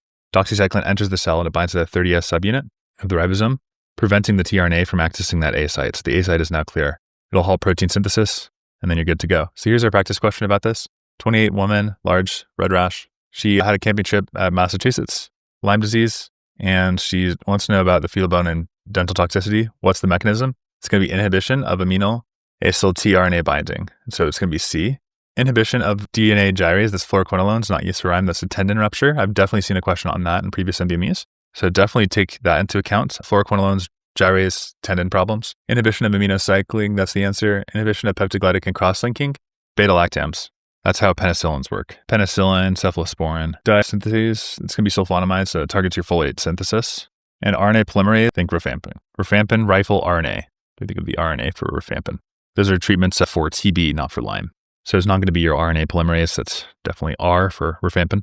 Beta-lactamase, penicillin, that's how they work. Beta-lactams, peptidoglycan cross-linking. All right, and that's that. Going on to our next little question here. Now, this is just a kind of rudimentary question here, but imagine we're looking down at somebody. There's the ears. So this is like a fetal skull that we're looking at here. And we kind of have these suture lines. So that's going to be the frontal suture. There's our lambda. Everybody say hi, lambda. And that back there, of course, is going to be our lambdoid suture here. And then this guy right here, that's the sagittal. And then this one is a coronal. Coronal because you wear it like a crown. So if you get premature closure of the sagittal suture, scaphocephaly, boat-shaped skull, you do need to know the suture that runs posteriorly between the two parietal. It's going to be that sagittal suture fusion. So it fuses and then you can't grow. It's a midline fusion, so it prevents it from growing wide. It's the sagittal. So this guy's like, imagine you sutured this closed, then it would grow this way, kind of look like Larry the Cucumber, as opposed to Bob the Tomato. Okay, so just a little bit of info on that. All right, so this is super high yield. So let's talk about ACEs real quick. ACE inhibitors like lisinopril, what happens to angiotensin 1? They're going to increase. How about angiotensin 2? It decreases because it inhibits this step. And what about bradykinin? It's going to go up. And that's going to cause two things. What? Cough, angioedema. That's what it causes. Angiotensin 2 decreasing, that means what? Less vasoconstriction means less aldosterone. So these ACE inhibitors, they inhibit this ACE here. An ACE has two jobs. One is to convert 1 to 2. The next one is to break down bradykinin. So you can't break bradykinin. And what is bradykinin? That's a potent vasodilator. If you can't break it down, you're going to get dilation. And so that vasodilation from the bradykinin is actually part of the reason why we lower the blood pressure. But you get the dry cough because of the bronchial irritation by bradykinin. Also, you can get some bradykinin angioedema. So that's the swelling, and that can be life-threatening. So yeah, just watch out for that. Think of the ACE inhibitors as blocking the vasoconstrictor and preserving the vasodilator. That's why they work so well. Of course, my custom interface is telling you guys to like and subscribe. Can't control it. But if you do like and subscribe, then this will change. So literally you clicking the subscribe button goes bing, and it changes my wall here. And it goes, this person subscribed, and that's great. So if you want to make my day, hit that button. By the way, fit of the day, let them theory. You guys just do your thing, you know? Just do you. Doesn't matter what anybody else thinks, you know?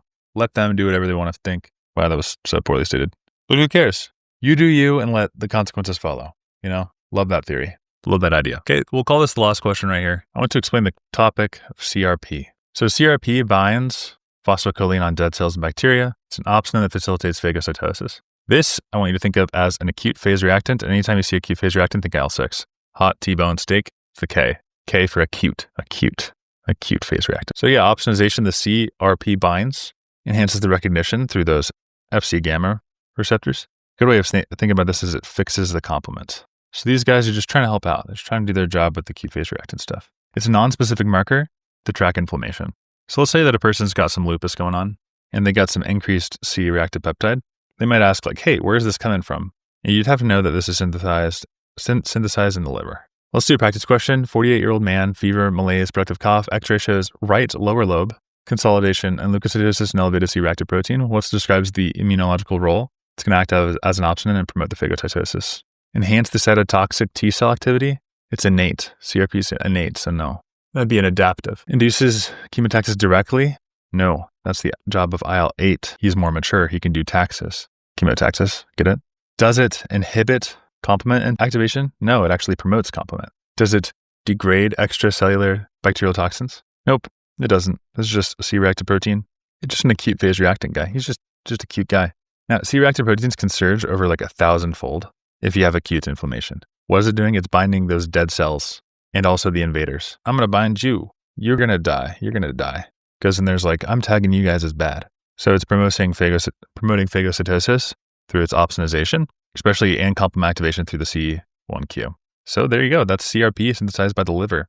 And these have been some more concepts that you need to know by the time you finish your first NBME. I'm going to make this into a playlist, so definitely be sure to like and subscribe if you want to see the rest of these videos. And guys, everything you're seeing in this video is extremely high yield, like super, super high yield for step one. It was amazing. I actually got some really encouraging text messages from a couple of students who purchased the software. They're like, thank you so much. It was so helpful, all the stuff for test day. And that's my goal, folks. I just want to help you guys succeed. And so this is everything that I think is super important by the time you finish NBME 26. These are the things that I think you should know. If you like the series, please like and subscribe. I'll make some more videos. Did you know that 90% of all varicocele occur on the left side? Yeah, that's because the left gonadal vein drains into the renal vein. And so that gets squished between the aorta and the supramesenteric artery. And so it's called nutcracker syndrome. And the result is you have venous backflow, and that causes increased temperature for blood pooling. And that can cause infertility. So here's our question. 28-year-old man comes to the clinic. He's got some aching pain in his left scrotum for the past 3 months. He's got swelling that worsens in the day and improves when lying down. There's a soft compressible mass in the left hemiscrotum that increases with size in the Valsalva maneuver and does not transilluminate. There's dilated veins. Which structure is involved? It's going to be the left renal. It's the key drainage route from the left gonadal. Compression causes increased pressure and retrograde flow. External iliac, that's a pelvic thrombosis. Inferior vena cava, the buzzword you need to know for inferior vena cava is going to be bilateral congestion. IVC obstruction would affect both sides of the testicle and the lower limbs if it's the IVC. But this is only one side. Right gonadal vein, that's direct IVC drainage. It just hooks up straight there. So the IVC on the right side just goes whoop straight in, whereas the left side, you get that little hook and it goes down.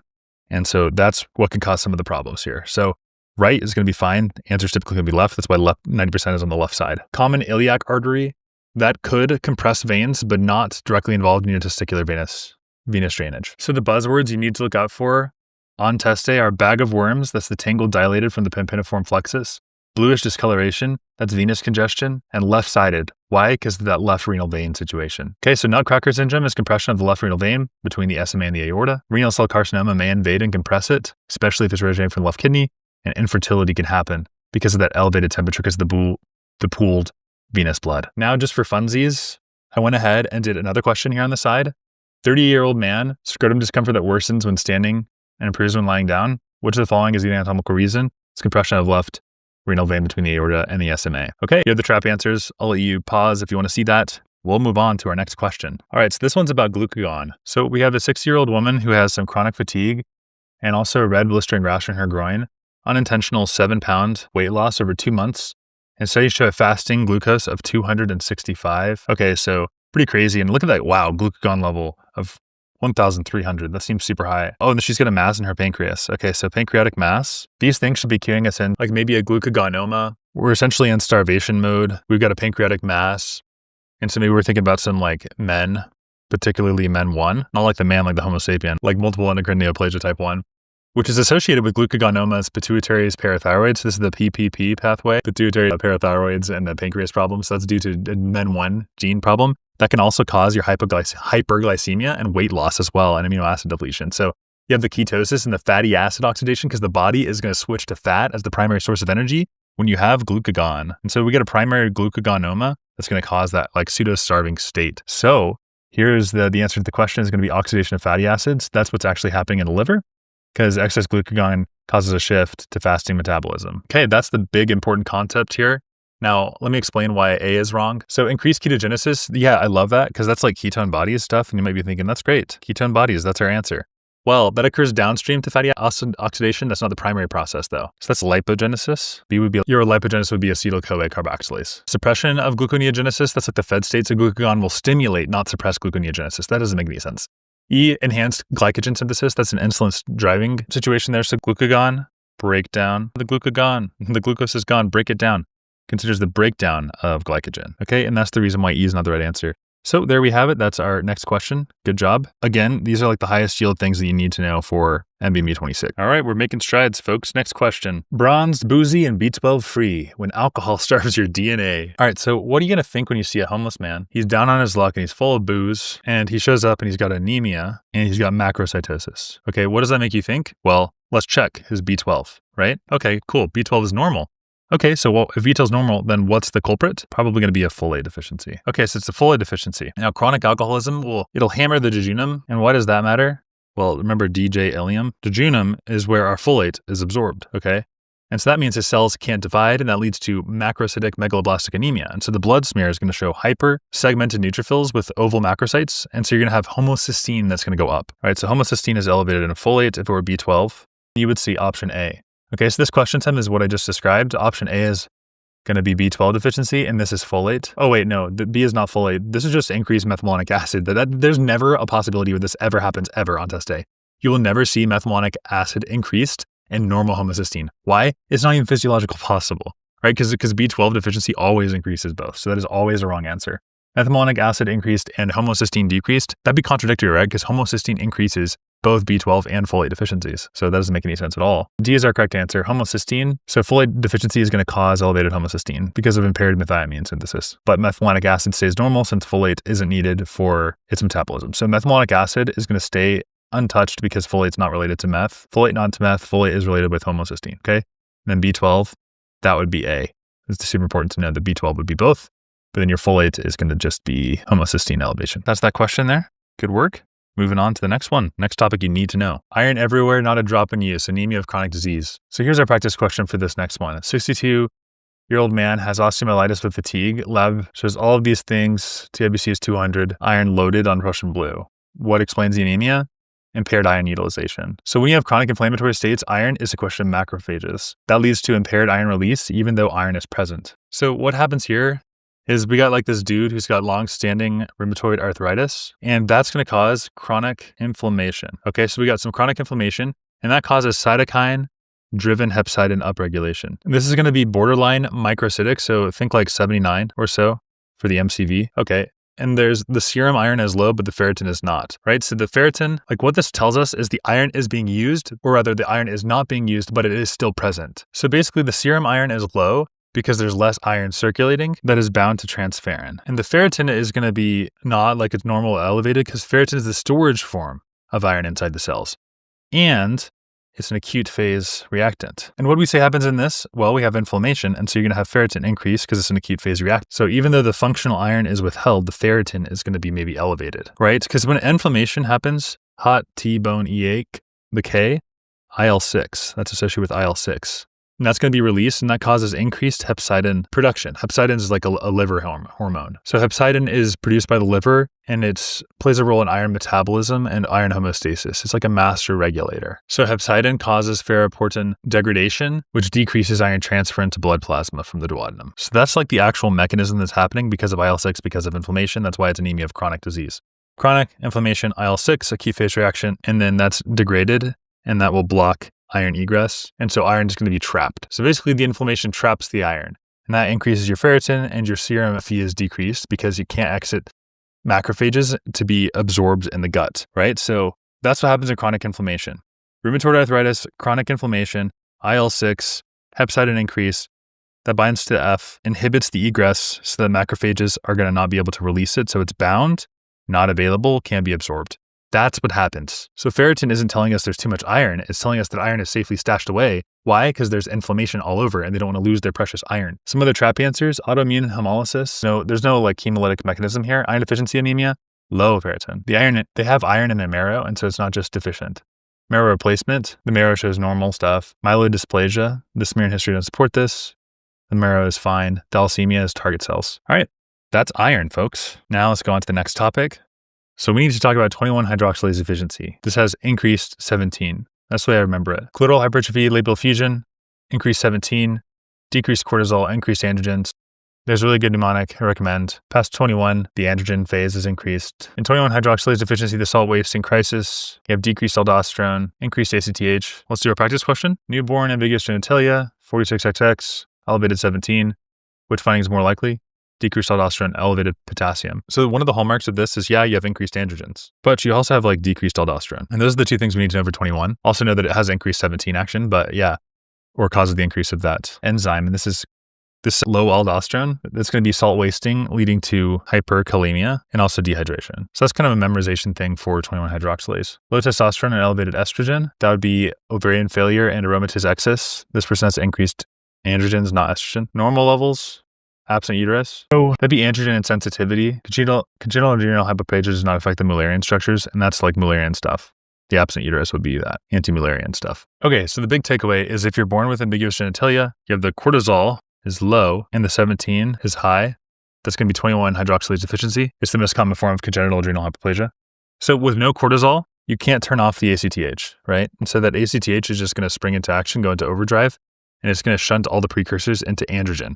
And so the result is then going to be a virilized XX infant. All right, so life-threatening, salt-wasting, that's the right answer. Okay, we need to know that topic super high yield for NBME 26. All right, moving on to our next question. So here we got a 37-year-old man who's got spinal cord injury, muscle stiffness, spasms, something that activates the GI protein. And if it's a GI, then what is that going to do? It's going to decrease CAMP. You also have a Ka efflux and decrease calcium influx. So kind of the opposite of what you typically want. So like that potassium is just going to be, get the potassium efflux and then the calcium influx. So that's the GI pathway. Okay. And so sometimes you have like that spasticity. So you use the baclofen, it decreases the neurotransmitter release, decreases the excitability of the motor neurons, works the spinal cord, causes sedation and dizziness. So what we need to know about this is that basically how do drugs work to calm down spazzing muscles without even touching the muscle cell? Well, they do that through GABA B agonists, so baclofen. It'll work deep in the spinal cord in upper motor neuron lesions, like for instance, multiple sclerosis. The loss of the descending inhibition causes the hyperactive reflexes. So baclofen mimics the natural brakes that the brain would have sent out. And how does it do that? It opens your potassium channels and it causes hyperpolarizing neurons, right? So they're hyperpolarized, and so the spasticity is going to melt away. So you can't just keep depolarizing. It's hyperpolarized now, and that's because of your GABA B agonist. Okay. GI is the mechanism, decreasing CAMP, potassium efflux, hyperpolarization, GABA B agonist, multiple sclerosis treatment, spasticity. That's what I need you to know for this topic. Here we go. Moving on to the next one. Another pretty important topic here, and this is like a different drug, but this is GABA A. So baclofen, think GABA B because it's got a B in the name. GABA A is for your chloride channels. So this is going to be fast inhibition.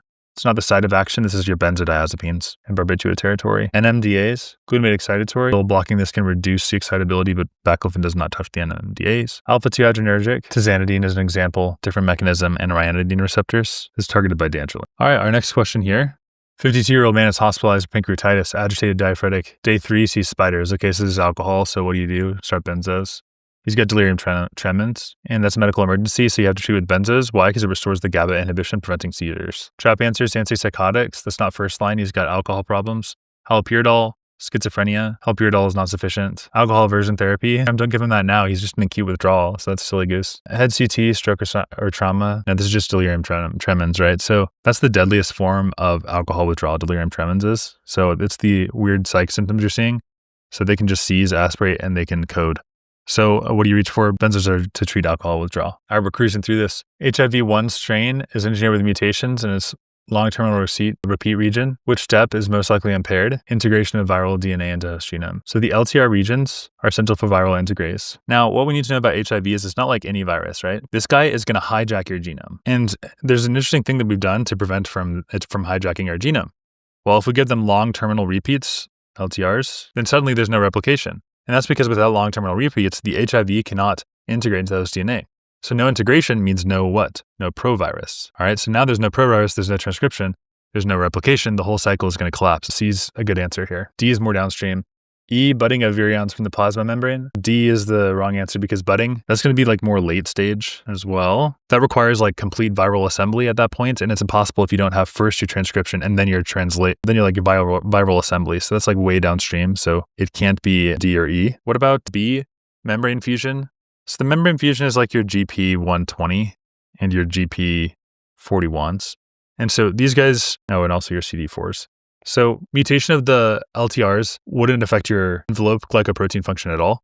And then A is attempting reverse transcriptase, but that happens before the LTRs come into play. So the viral cDNA is still going to be produced. It's just that this problem is going to be C. It's the integration of the viral DNA into the host genome that's going to be stopped by the long terminal repeats. All right, so HIV hijacks you, and that's the mechanism.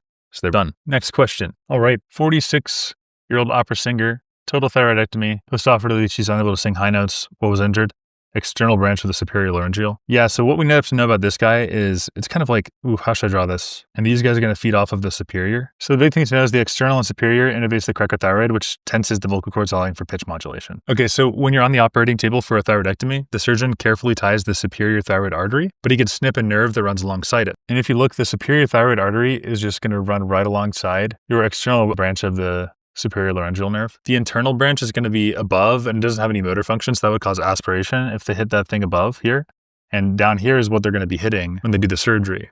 The recurrent laryngeal nerve, that's hoarseness and the breathiness of the voice. One of the best evidences for evolution, by the way, superior left recurrent laryngeal nerve. Glossopharyngeal nerve, that's the pharyngeal sensation, and hypoglossal would be like tongue deviation. So you can just kind of know that it's going to be external branch to the superior if she has some problems with her pitch modulation. And that's pretty much that. Like pitch modulation is external. If they ask you about like internal stuff, that could be like aspiration problems if it's the internal, so aspiration. And yeah, it's the branch of the superior. So there we go. That's this question locked down. Next one. All right, this next question. A 6-year-old boy has persistent nasal congestion and recent development of painless skin boils. Labs show elevated IgE. It's kind of all we need for this question. Also seen if which autoimmune condition is going to be impaired. It's going to be your Th17 cell differentiation. So if you get a 9-year-old, he's got like eczema, some foul-smelling nasal drainage that might sound like routine allergies until you find that he's got an abscess and the abscess doesn't even hurt. Well, that's going to be hyper IgE syndrome, right? So there's a STAT3 mutation, and what does it do? It kills off your Th17s. Without Th17s, the neutrophils can't show up and the infections stay cold. So the IgE shoots through the roof. And so the answer is going to be Th17 anytime you see hyper IgE, because that's through the STAT pathway, the STAT3 mechanism here. It's that mutation of STAT3. All right, B cell maturation. So B cell, they're trying to get you to think of what? X-linked agammaglobulinemia. That would cause pan-agammaglobulinemia. You know, the low gamma strip. That's a question that I've seen on an NBME exam. So not that. Class switching recombination. They're trying to get you to think of hyper IgM, right? If you see high IgM and then low everything else, then it's hyper IgM syndrome, and that's going to be your class switching problems. And IgA secretion, that's going to be like, they're trying to get you to think of a selective IgA deficiency causing sinopulmonary infections, but not like a no skin abscess or eczema for IgE. And T regulatory, so Treg, that's like IPEX syndrome. That presents with autoimmune, like diabetes, thyroiditis, enteropathy, but not cold abscesses. Okay, so there we go. On to the next question. This will be our last one. So we got a term infant who's got hepatosplenomegaly, hydrocephalus, retinal scarring. Placenta has calcifications in intracellular organisms, crescent-shaped morphology. What's most likely maternal exposure? So it's going to be undercooked meat. Now, you can gain a lot from looking at these other answer choices. So for instance, why is it not cheesy? The unpasteurized cheese, that's listeria, that'd be anemia. But in a mosquito bite, you wouldn't see hydrocephalus, or you wouldn't see like retinitis, like retinal lesions. No rubella vaccine. So rubella, what does that cause? 3 things. Rubella causes eye problems, so cataracts, patenductus arteriosus, and deafness. It's a different presentation. All right, well, there you go, Toxo. We have covered so much material. If you found this helpful, then please consider liking and subscribing. These are all the most high-yield concepts that you need to know by the time you finish NBME 26. Here we go. So we got to give somebody atopic and azithromycin. Why? Because they're a 60-year-old man with splenectomy, high fever, dark urine. After they went to Connecticut, they have elevated LDH and low haptoglobin. So this is going to be babes. So babesia, atopic and azithromycin is first-line therapy, especially in immunocompromised peeps. Tetrad, hemolysis, and a patient with tick exposure and asplenia is going to tell you it's the dead giveaway. Chloroquine, let's talk about chloroquine here. That's effective with malaria. All right, so that's going to be like for Plasmodium, not for babesia. And I think we had a negative PCR test on that. Definitely not malaria in this case. Penicillin G. So the buzzword there is going to be gram-positive bacteria or syphilis. So this is going to be irrelevant for a protozoal infection. So penicillin is not going to help with that. This is a protozoal infection. Doxy alone. Well, so Lyme or rickettsial diseases, you'd think of doxy, but it's useful in Borrelia and Anaplasma, but not in babesia. So it's malaria mimicking. It causes fever. It can also cause some fatigue and hemolytic anemia, but unlike Plasmodium, the smear may show this Maltese cross thing, and the PCR for malaria is going to be negative. Negative PCR for malaria, and the Maltese cross is going to be the giveaway here. And the spleen usually clears these infected red blood cells, so without it, the parasites are going to multiply. So if you have asplenia, definitely watch out. So atopiquin plus azithromycin is going to be your treatment for babes. Think of like Will Arnett in that one scene from Hot Rod. Sodius tick also transmits your Borrelia. Asplenia, you can't clear. Hemolytic anemia is what causes the increased LDH and low haptoglobin. Babes, Lyme disease in the endemic areas. Rings, Maltese cross. Okay, so the path of Phys. Tick bites you, chomp, enters the blood, reproduces asexually, rings form, red blood cells rupture, more parasites. Asplenia, it's really bad. Now, sometimes it's easy to confuse Borrelia and babes. So Borrelia, Sodius tick, it's co-infection with the same tick. Whitefoot mouse and deer, HLA, autoimmune, so chronic arthritis. Babes is going to be asplenia associated, so northeast, same as Lyme disease. Immune compromised hosts are at high risk. The path of Phys, so we have a tick bite. So the babes enters the RBC, replicates their hemolysis, anemia, jaundice. Borrelia spreads Hematogenously triggers inflammatory problems. And so the target tissues are skin, joints, and heart for Borrelia, Babes. In asplenic patients, you have the lack of splenic problems. Asplenia, Babes, my spleen is killing me. Borrelia, skin, joint, heart. Here's a practice question just in distinguishing them. 65-year dude, fatigue, fever, dark urine, one camping, Massachusetts, and T1 out of splenectomy. So that should just make you think more of Babes automatically on this test. Maltese cross hemolytic anemia points it further away from Lyme disease. So why not travel abroad? Why not Borrelia? Same region, but there's no rash or arthritis. Lyme does not infect the red blood cells. Red blood cells is going to be the Babes. Anaplasma, granulocytes. Okay, yeah, so that's how you distinguish them. Just important to know, a single tick can deliver not one, but two different parasites, Babes and Borrelia. They both ride on the Ixodes tick, hitching a ride. So Borrelia can cause Lyme disease. And it's got its bullseye rash with late onset arthritis. Babesia sneaks into the red blood cells. And it mimics malaria with its fever, hemolytic anemia, and a smear that shows the Maltese cross tetrads. Okay, Babes, what happened to your spleen? Okay, we're gonna go on to the next question, the next topic we need to master for this test. 36, Crohn's disease, started on infliximab. 2 months later, weight loss, all this stuff. X-ray shows upper lobe cavitary KT. What plays the most important role? It's gonna be IL-12. Why? Because it's secreted by macrophages. After TB activates so IL-12 activates the Th1 differentiation that leads to the interferon gamma release from macrophage.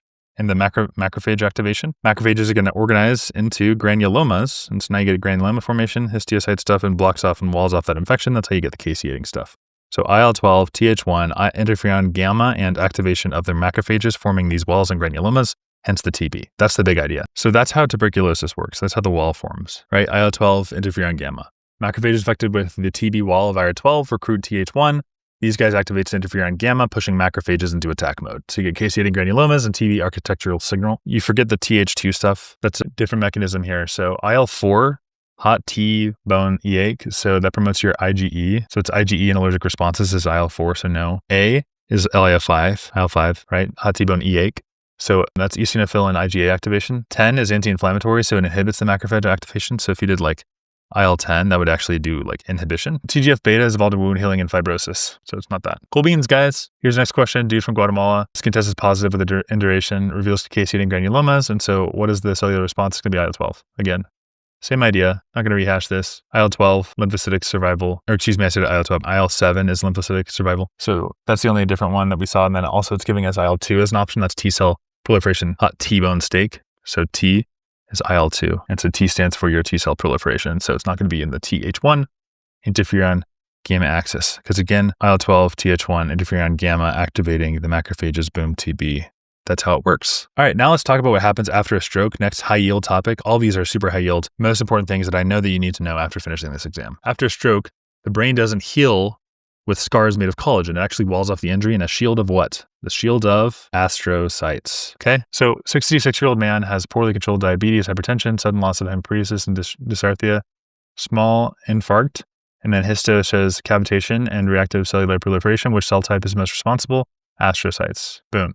So astrocytes are responders to CNS. After stroke, they have reactive gliosis. So here's your gliosis. This is where the glial cells in the brain and the spinal cord increase the number and size in response to injury. Cool. So we got some injury, cavitation. Which cell type is responsible? Astrocytes. Microglia are going to happen first, but then later on you get the astrocytes. So yes, microglia. You should think of these guys as early responders. These guys are like the phagocytes for the neural stuff. So these guys phagocytose the debris. Microglia. They're great. I love them, but they're not present long term. Oligodendrocytes, these guys make myelin. The CNS, they slowly regenerate. It's not going to be the scar formation. Neurons are going to be post-mitotic. What does that mean? So if they're post-mitotic, that means they don't regenerate. No regen powers. God did not give them regen powers. He just didn't want to. Schwann cells, that's not even in the CNS, guys. That's PNS. Schwann has a PNS is the way to remember that one. Hypertension, small, lacunar stroke, neurons die, red neurons 12 to 14, post-infarct, it's irreversible.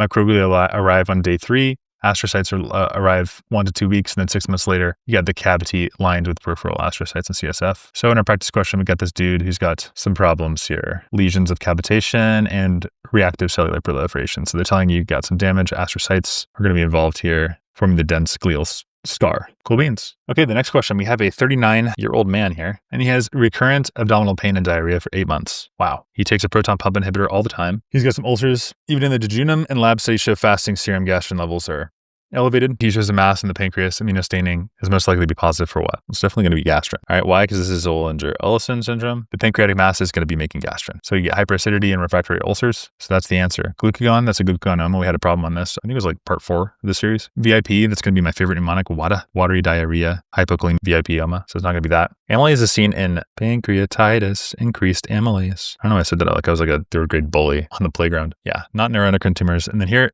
somatostatin. You just think of like a somatostatinoma, like diabetes, achalaridria, gallstones. So yeah, this is just gastrins or Zollinger. So that's the biggest thing we need to know for this one. The high yield stuff is Zollinger is a gastrin secreting tumor. It's lurking in the pancreas and it hijacks acid secretion. So the gastrin levels are going to skyrocket and the parietal cells are going to go wild. So this is the parietal cell, go wild. All right, so now we have a 30-year-old woman who has got a history of estrogens, fatigue, and muscle cramps. And she has normal anion gap metabolic acidosis and pH of 6.2. They're asking like, what's the most likely mechanism? Okay, so basically the shortness of breath in a woman and her lungs are clear. So what gives, right? So her body is desperately trying to compensate by breathing fast because she's got that acidosis, right? So you're trying to get rid of that CO2. So she's breathing quickly. And so the problem is in her kidneys, right? They're not excreting acid like they should. That's called a renal tubular acidosis. You probably heard of that before. So specifically, there's going to be type 1. Okay, so type 1 with a serum bicarb of 15 and chloride at 110 and a pH of 7.25, we're looking at a type 1. So let's break this down, okay? Why is the answer not ketone production? Well, ketone, that makes us think of DKA, and that is an elevated anion gap metabolic acidosis. So that's not the answer. Cross it out. Ketone reabsorption is not relevant at all. Aldosterone deficiency. So here's where we have to know there are types. So this is going to be type 4. And why? Because that's going to have hyperkalemia. That's what you need to know about 4. Hyperkalemia. And you can just think that the 4 is just a rearranged K. So the 4 causes that hyperkalemia. And so it's not going to be type 4, not that aldosterone deficiency. And then GI bicarb loss, that's from diarrhea. And there you'd have low urinary sodium chloride volume because of volume depletion. That's the volume depletion. All right, so that's that. Now, real quick, I've already drawn up, this is the lateral precentral central gyrus. So there's a 58-year-old man. He's got a brief tonic-clonic seizure and it goes straight to his smile. That's the interesting bit. And so it's not going to be left motor neuron facial, because that's just going to be like one side and the forehead involved. Same with the pontine. These guys are both going to present similarly. And the thalamic is only sensory, so it's not that. And the answer can't be E because that would be like hands, legs as well. Face, arm, leg, hemiparesis, so it's not E. And so the only answer left is going to be C, right cortical stroke. Okay, so that's that question really quickly. Just wanted to explain it. 3, 4, 5, 6, 7. All right, 3 more questions and we'll end this little part here. So let's go right here. We have a little spot. We got a 27-year-old woman, autoimmune thyroiditis, fatigue, muscle cramps. Look at all those labs. What's the cause? Failure to reclaim the bicarbonate. Now this one takes a bit of explaining. So again, here we have a normal gap and you know that. You just have to calculate that out. So I'll just tell you, it's just going to be acid-base problem. And so in this patient, we have tachypnea and then we have a normal anion gap acidosis. Okay. And then what did we say from the last question that means, or 2 questions ago? Renal tubular acidosis. Okay. And so the buzzwords for this, you have to think of, here they are. Non-ion gap, hallmark RTA, chloremia, and that's due to your bicarbonate loss, compensatory chloride retention. If you're losing bicarbonate, you have to keep that chloride. The alkaline urine, dyspnea without a hypoxia, respiratory compensation. So kidney failure to secrete acid or reclaim bicarbonate. So in an autoimmune problem, it's linked with renal tubular acidosis type 1 due to that secretory defect, amphotericin B, lithium, all this stuff, tubular injury. Obstructive uropathy of these cells, damage to the distal, hypoclemia of 1 and 2. So let's understand why the incorrect answers are wrong. Lactic acidosis, we talked about this. This is going to be increased anion gap as well. These guys kind of go hand in hand. Psilocyte, that's definitely, anion gap elevation. You have a mixture of respiratory alkalosis first. Diarrhea, volume depletion. So the only one that is going to deal with like the acid-based problems and the renal tubular acidosis is going to be bicarb stuff. So that's how you answer that question. Boom. Now let's go just right next door. All right, so we have unstable mitosis. We got a stage 3, 4 colon carcinoma. So it's an advanced disease, resistance to chemotherapy. We got some errors, so it's going to be chromosomal instability. So most colon cancers, especially the ones that spread, don't go fast. They actually take their time. So if you have stage 3 or even stage 4 diseases, the cancer cells mutate every single time they divide. And why is that? Why does that happen? It's thanks to errors during the S, G2, and those are phases of the cell cycle. So genomic instability means the chemotherapy that worked last month could actually be useless now. And the culprit is not the checkpoint failure or like a cell cycle arrest, it's the chromosomal instability. And so that's why the answer for this question is going to be C. Now, familial adenovirus, that's the APCs. These drive the chromosomal instability. So colon cancer stuff, you think of Lynch syndrome. It's a microsatellite instability more common in right-sided colon cancers. P53, failure of the checkpoints. And CRAS, resistance to EGRF downstream. So the pathophys, you have a mutation in the CRAS, so loss of tumor suppressor, like APC. So you go with the proto-oncogene like a CRAS or loss of an APC, and then it progresses, and then errors accumulate, and then it'll survive. And so now our trap answers are going to be Cyclin, G1S, preventing proliferation, not causing resistance. P21 and P27, inhibiting cyclin CDKs and decrease telomerase, senescence, and apoptosis. So different mechanisms. All right, done with cancer here. Let's get another one. 24-year-old has an investigational monoclonal antibody against LFA1 for Crohn's disease. Now he's got a non-healing skin ulcer with pus. What immune process is impaired? It's going to be adhesion. All right, so LFA, I'm gonna zoom in here. Beta-2 integrin. All right, so your LFA binds ICAM1 defect. And so you get recurrent infections if you have LAD, right? Because LFA, especially the CD11 and the 8, or the 18, CD18, CD11A, these guys bind to ICAM1 on endothelial cells. All right, so they bind here on endothelial cells. Now, if you take natalizumab or like some blocker like in multiple sclerosis or something like that. Basically, if integrin targeting drugs, you risk blocking immune cell trafficking, which is great for autoimmunity and it's bad for infection control. And what we need to know about this process, I'll go over here to like an endothelial cell, is that there are 5 steps. First, you have what's called margination. So the blood flow is going to slow near the vessel walls. That's margination. Then you have adhesion. Okay, so this is what we were talking about with our adhesion is when we have the LFAs and they bind to the ICAM.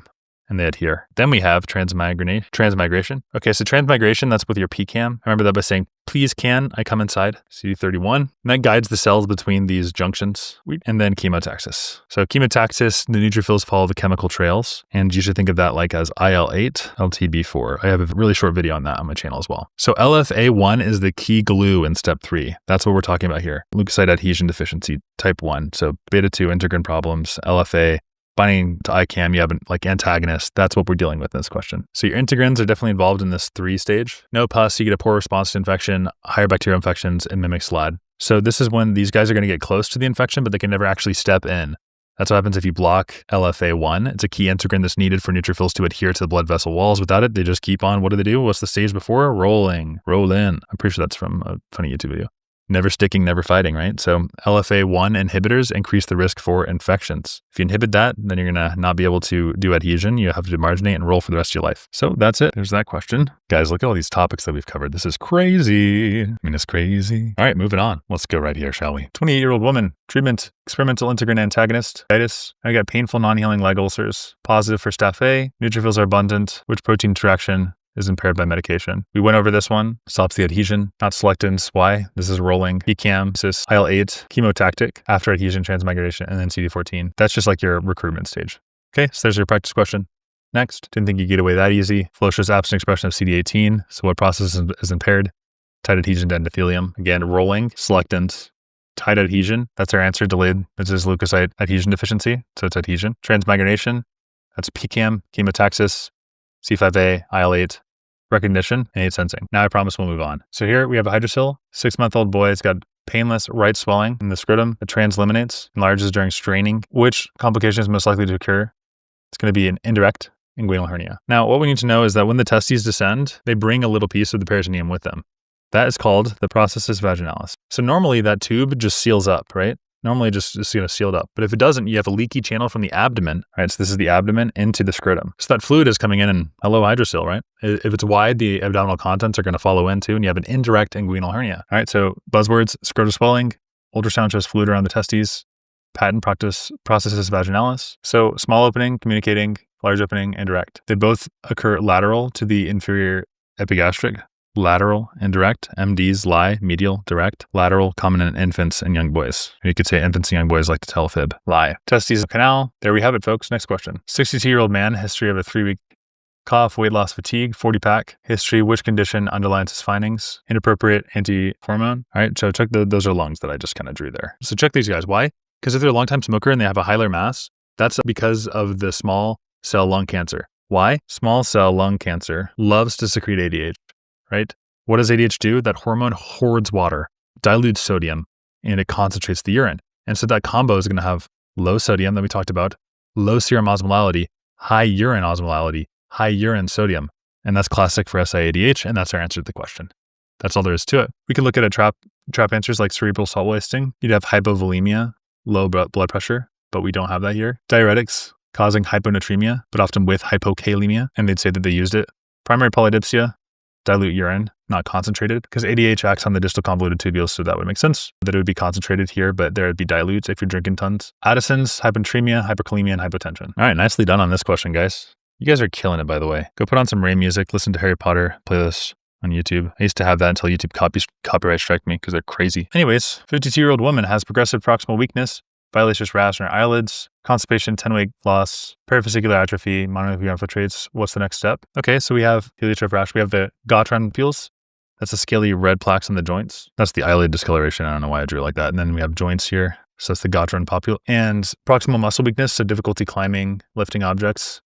And we have increased aldolase. So we should look for an underlying malignancy here. So what's going on? We have dermatomyositis. Okay, so let's explain this. Well, it's a big word. So we got the skin, we got the muscle, we got the cancer.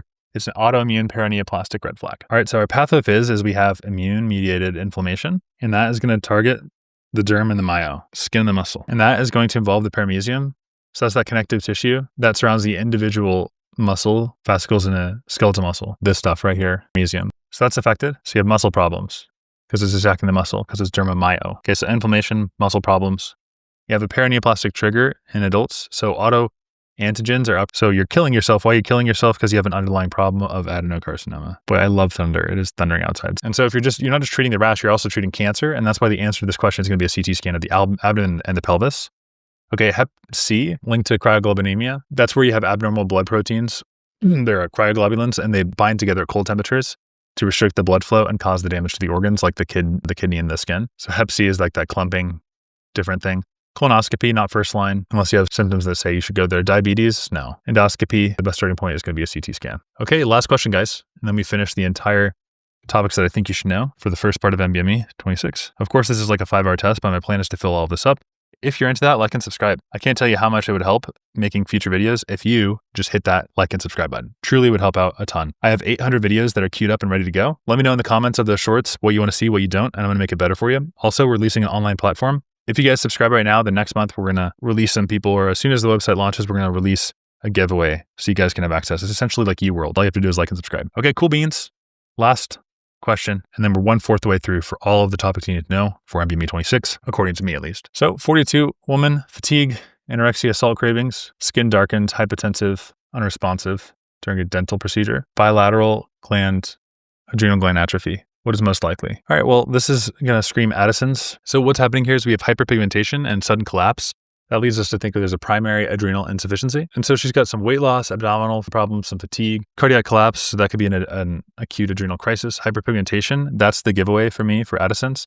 So anytime I think of Addison's, I think of excess ACTH. You're pumping that out like crazy, and that is going to cause hyperpigmentation of your mucosa. You have excess MSH there, okay? So that's the reason we have increased ACTH that causes the hyperpigmentation. Also, autoimmune adrenalitis, that's the most common cause of adrenal insufficiency. All right, so what are the associations? Autoimmune adrenalitis, like we said, a decreased cortisol, decreased aldosterone. And so you have tons of ACTH from the pituitary, stimulating the melanocytes and causing hyperpigmentation. They're trying, but we still cannot get that aldosterone going. Low cortisol, high ACTH could be a part of autoimmune polyendocrine 1 or 2. The pathophys, autoimmune destruction, bilateral adrenal atrophy. So you're killing your own adrenal glands, loss of corticosteroids, so loss of cortisol, loss of aldosterone. ACTH increases due to low cortisol. So boom, this is gone. Why is it gone? Because of autoimmune problems. So autoimmune problem, cortisol is gone, compensatory, ACTH due to low cortisol, co-released with MSH, causing skin darkening, stress. Correct answer, elevated renin. So the biggest things that I want you to think about this is somebody's like collapsing out of nowhere. They have darkened mucosa on autopsy. Well, it's the adrenal glands that are already failing. This is Addison, so the body's demand for cortisol rises, right? So it's low cortisol. Give me cortisol, guys. Okay, well, you want cortisol? Let me make ACTH. Well, ACTH co-secreted with MSH, and that's going to cause the mucosal darkening. All right, so that is the mechanism. And then so you might ask, okay, well, why renin? So in primary adrenal insufficiency, there's destruction of the adrenal cortex, right? And so you have low aldosterone, low cortisol, and low androgens. So what does aldosterone normally do? Well, you excrete potassium and hydronium ions, and you maintain the volume and the blood pressure. So if aldosterone is low, which is what's happening here, you have all that stuff going wrong. And so the rash tries to compensate. So in your kidney, you have juxtaglomerular cells. They're sensing, hey, we don't have much aldosterone going on. And so what should we do? How do we get more aldosterone? Well, it's the renin-angiotensin-aldosterone syndrome. So we start with renin, we increase that. And so renin is always going to be increased in things like Addison's. Okay, so that's compensatory for aldosterone deficiency. And the aldosterone deficiency is happening because we have no aldosterone secretion because our zona glomerulosa is damaged, right? Remember GFR, zona glomerulosa secretes the aldosterone, cortisol is in the fasciculata, GFR, R is the reticular, so the androgens, right? So those are just decreased because the destruction of the adrenal cortex, right? So all those things are damaged. Low cortisol, can't make aldosterone. So the RAS is screaming, the ACTH is screaming. This is Addison's. ACTH screaming causes the increase of pigmentation. That's the best way I know how to explain this. Cool beans, y'all. We just finished the entire first quarter of this exam. So let's start with Hardy-Weinberg equilibrium. What we need to know is the incidence of autosomal recessive disease is going to be Q squared. The carrier or heterozygote frequency is going to be 2Q for rare alleles. So that's the first thing to know. The second thing to know is that random mating prevents genotype-specific partner choice. So there has to be no inbreeding. This is necessary for Hardy-Weinberg equilibrium to occur. Also, 3 is going to be migration, so gene flow. 4, you got to have a really large population, right? Because small populations will suffer from what's called genetic drift, random chance, not mutation, so that skews your frequencies. And the last stipulation is high mutation rates. Think like ionizing radiation or advanced paternal age, right? These will continually reintroduce the alleles and break through equilibrium. So in the real life, you do have non-random mating, you have gene flow, genetic drift, and mutation. So the things that must be absent are non-random or assortative mating, mutations, migrations, small population sizes, and natural selection. Because those 5 forces act on the gene pool. And so your classic equilibrium, which is of course p squared plus 2pq plus q squared equals 1, will drift out of balance if you have 5 factors that are changing things around. So here's our practice question. We have a rare autosomal recessive lysosomal storage disease in 1 of every 25,000 live births. What's the carrier frequency for this disorder in the population? And we know that P is equal to 1 minus Q. So you do 1 minus whatever we got here, and you get 0.994. And then we can calculate the carrier frequency just by doubling that. And of course, multiplying it by 0.0063 because those have to add up to 1, and you get our final answer, which is option B. That would be the approximate carrier frequency, heterozygote prevalence.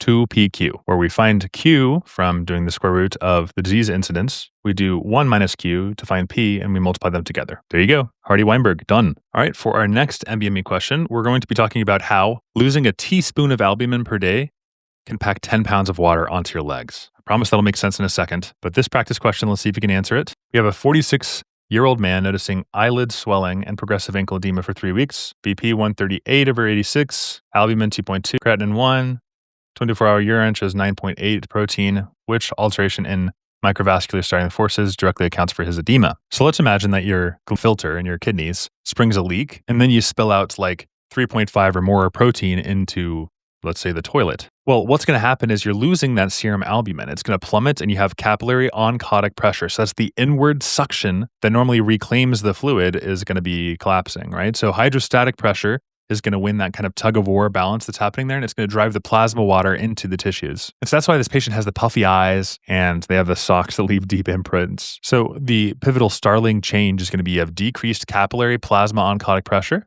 So it's going to be B, and you treat it with solving this underlying problem with your glomerular disease. And that will curb your, RAS system, especially if you give them like an ACE inhibitor. Give them an ACE inhibitor that'll stop the angiotensin 2. And if they need like a vaccination, give them the vaccination because that will also leak IgG. So let's read our little answer explanation here. It says, heavy proteinuria lowers plasma albumin, reducing capillary oncotic pressure. You lose that protein. Without that inward pull, the hydrostatic pressure pushes the fluid out, doesn't have the balance, leading to peripheral edema. So let's look at some trap answers and why they're wrong. So A, the interstitial hydrostatic going down.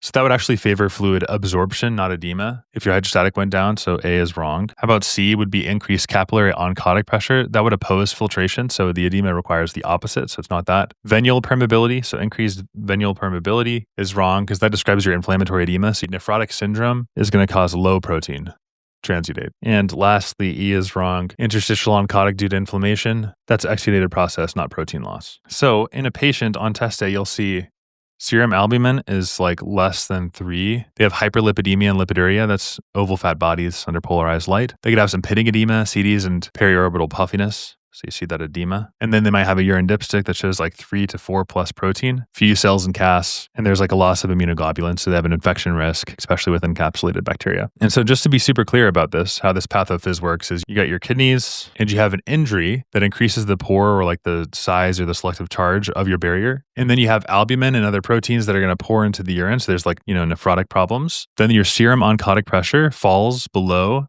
interstitial, and so you lose that reabsorptive pull. And so the net Starling forces are going to favor the fluid transudate in the interstitial space that causes the edema that you see. Okay, cool. That is the answer and how this works for question 2 of section 2 of NBME 26. Of course, these questions are my own, but here we go. Okay, here's our next practice question.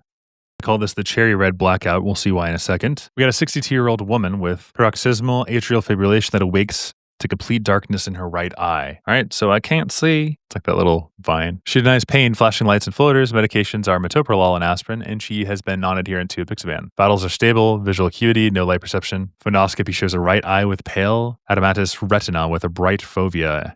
Okay, so bright fovea. Usually the bright fovea comes from the rest of the eye looking pretty like pallor or pallor. Basically, the rest of the eye loses its redness, and so by comparison, the bright red fovea seems bright and red. What is the most plausibly produced here that caused her vision loss? So malignant hypertension that would have bilateral flame hemorrhages and papilledema, and you don't see that here, so it's not it. B, that's the correct answer, is atrial origin embolus. It's going to be lodged in your central retinal artery. So you got that central artery that pours in, we got an embolus right over here. I have another video on this if you want to check it out. So you have the veins that are dilated and the vision is a lot less abrupt, right? So definitely not going to happen just like overnight. Vitreous hemorrhage, a proliferative diabetic neuropathy. Vitreous hemorrhage, you're going to have like a hazy red reflex with your floating debris that occurs in advanced diabetes, not your classic like AFib patient here. This is a different appearance as well. The bright red is not what you see in vitreous hemorrhage. You see those floating debris. But this is actually kind of crazy, right? Because like imagine your whole world just goes dark in the blink of an eye. That's what happens when you have a central retinal artery occlusion. And so like the retina turns basically ghost white. And the fovea is still fed by the choroid, so it's still going to be like a candy apple red. And you could even do a swinging flashlight test if you want to see the afferent defect. Next thing you have to know for STEP. So we have a 19-year-old Mediterranean man, hemoglobin of 11, GA substitution abolishing the AG dinucleotide at the 3' end. What process is disrupted? Answer is going to be assembly of SNRPs that excise the intron. So this is like splice site mutations. You have little ninja edits and they sabotage gene expression. So in a healthy cell, we have the tiny SNRP robots that zip the GU and the AG bookends of every intron. They snip them out and they stitch the exons together. But if you have a single G to A swap at the AG receptor site, then it derails the spliceosome. And so the transcript can either keep the junk intron sequence or it can loop off an exon.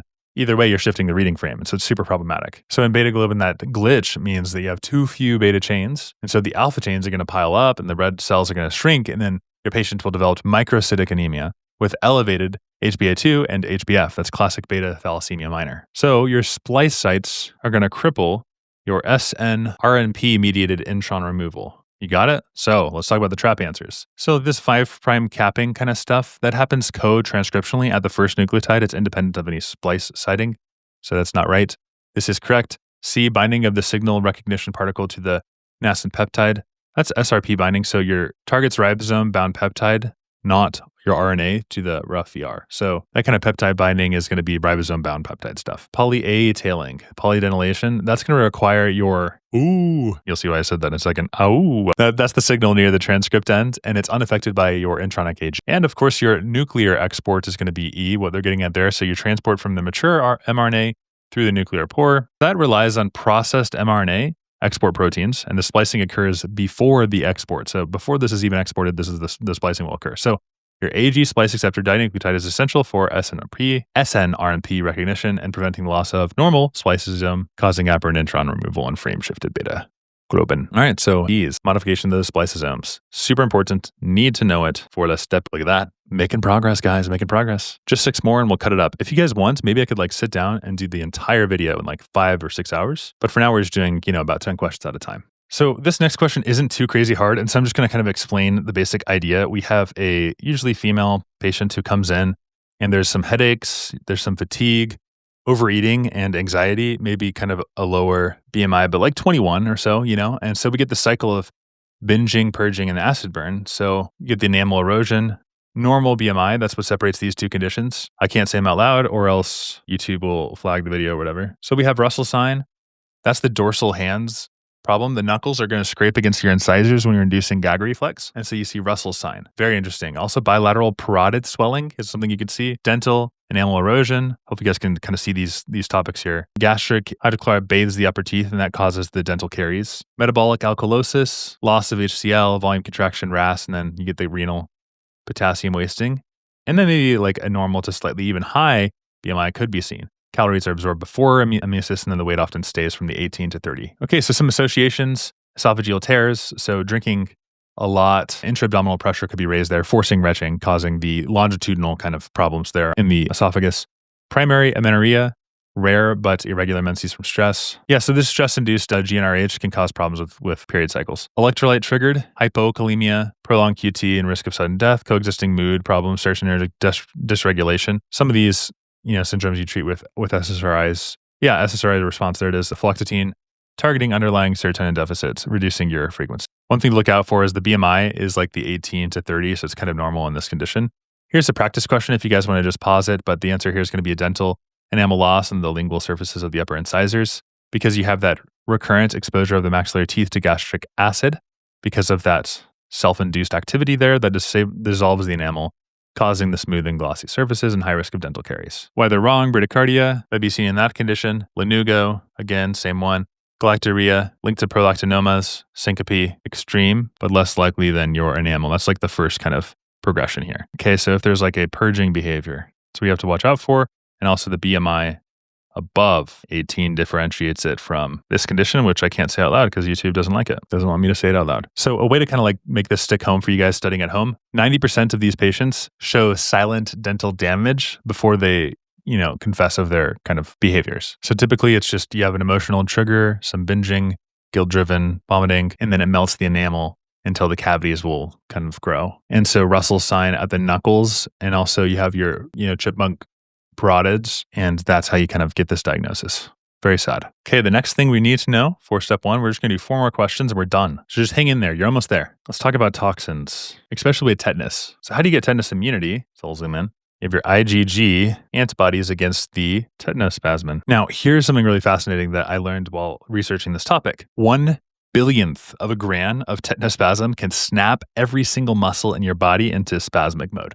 1/1000th of a gram. And so how do we stop this? Well, we give them toxoid vaccines. Unless, of course, you don't believe in vaccines because you're really, really smart. And those will flip this entire tetanospasm nightmare on its head. Now it's no big deal. Chemical detoxification basically teaches your B cells to craft a snug-fitting IgG match. And so the antibodies then patrol the bloodstream and they can just handcuff the live toxin before it even hitches a ride to the spinal cord. So let's see if we understand this. Here's a practice question.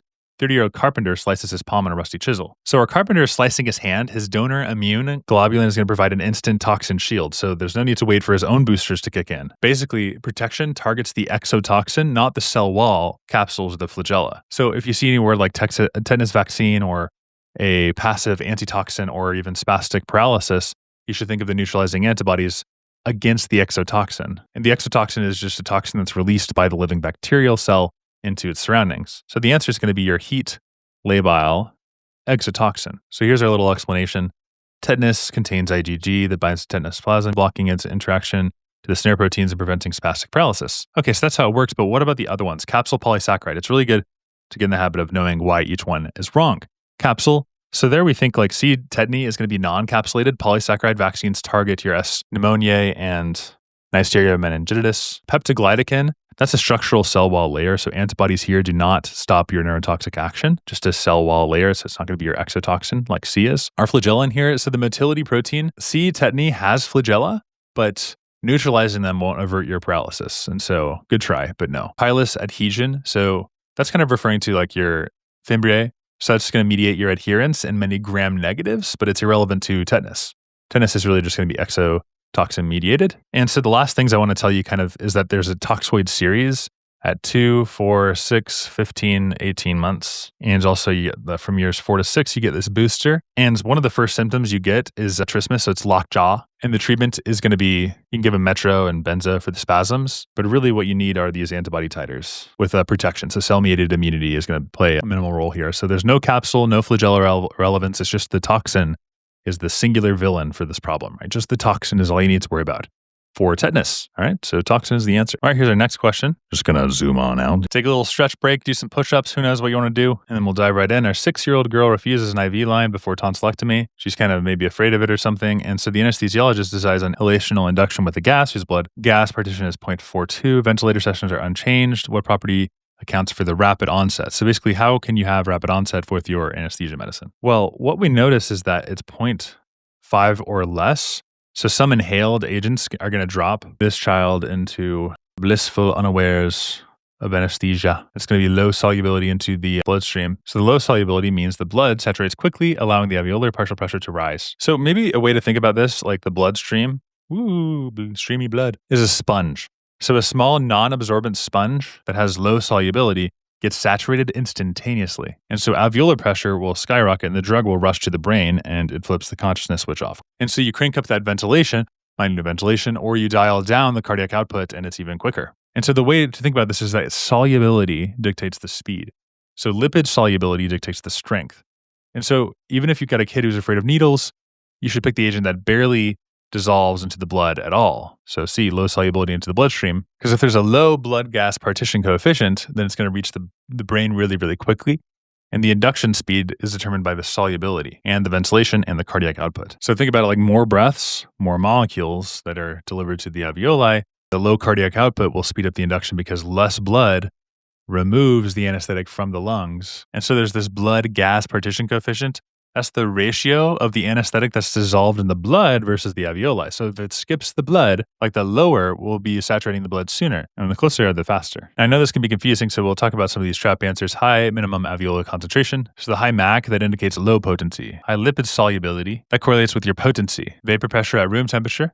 That makes the delivery harder and it could actually slow the onset. Potent muscle relaxing effect, that's beneficial, but it's completely unrelated to the speed that these things are disseminated out. So we pick a gas that does not like to dissolve in the blood so that the blood doesn't soak it up and it goes straight from the lungs to the brain. Boom, child's knocked out. That's how to think about it. Remember the blood, spongy, big thirsty sponge. If it soaks up the gas, it takes a long time to fill. But if it's lowly soluble, it gets saturated instantaneously. And for these guys, you want them to sleep before you place the IV, so you just knock them out real quick. Desflurane, nitrous oxide, very low blood solubility, super fast onset, and halothane, ceflurane are going to be high solubility, so slower on. All right, so we're going on to our next one. You see a picture of the brain and they say, hey, we got a dude who's got some memory problems, anxiety, short-term memory problems.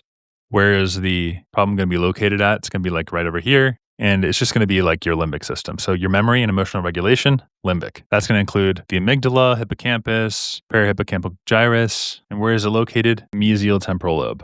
Okay, so some memory going on there. Big thing to look out for there is going to be some radiation or chemotherapy. Okay, next question, only 2 more and we're done. Which camera do you guys like better? Is this one better? Do a couple push-ups and let me know what you think. So here's the next practice question. 55-year-old carpenter, dull pain in his right butt that disrupts his sleep. X-ray shows lesions of the right iliac wing, cortical expansion rings and arcs, onion skin reaction. Biopsy shows lobules of hyaline type cartilage, pleomorphic hyperchromatic chondrocytes. What's the best explanation? It's going to be chondrosarcoma. Axial skeleton is what this is associated with. Also the calcification pattern, slow growing malignant cartilage producing tumor. So it's a cartilage producing tumor in your pelvis that slowly reaches like the size of like a grapefruit. And it reaches that size until you even start to feel anything. And this occurs in kind of middle-aged individuals.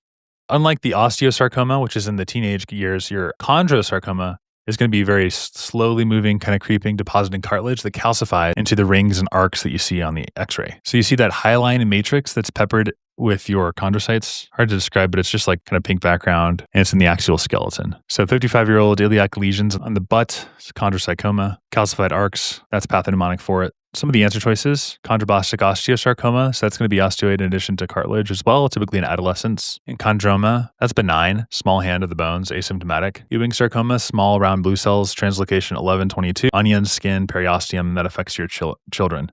Simple bone cyst, it's going to be fluid-filled, metaphysis and metaphyseal lesion in the kids, central lucency without calcified matrix. Okay, there we have it. Next question. So here, this is like a lumbar axial scan. And the question is, where are we going to enter into the canal? It's going to be right there. Laminectomy. So an excision of the lamina, ligamentum flavum opens the canal. Practice question. Somebody's got an L5 to S1 herniation. Surgeon needs a window to visualize the fecal sac and the S1 nerve root. Which structure is resected? The lamina. Lamina forms posterior roof of the spinal canal. Reforming it provides a direct midline access to the dura while sparing nerve roots housed laterally. So A, that forms the lateral canal wall. So drilling here would risk your like a fracture and root injury. Vertebral body, that's the anterior column. So access would require retroperitoneal. So that's silly goose. You're not going to go that way. Superior articular facet, excessive removal will destabilize your motion segment. So only if the foramen needs enlargement would you go like this. And the transverse process, that's insane. That's a muscle attachment site. So maybe for lateral stuff, but you wouldn't even get to be exposed to the canal. So I don't know why you're doing on that side. So think of like the canal like it's like a train tunnel with an easily removable tin roof. And that roof is the lamina. So the lamina is the pedicle's the wall, right? So you're just going to enter right in here.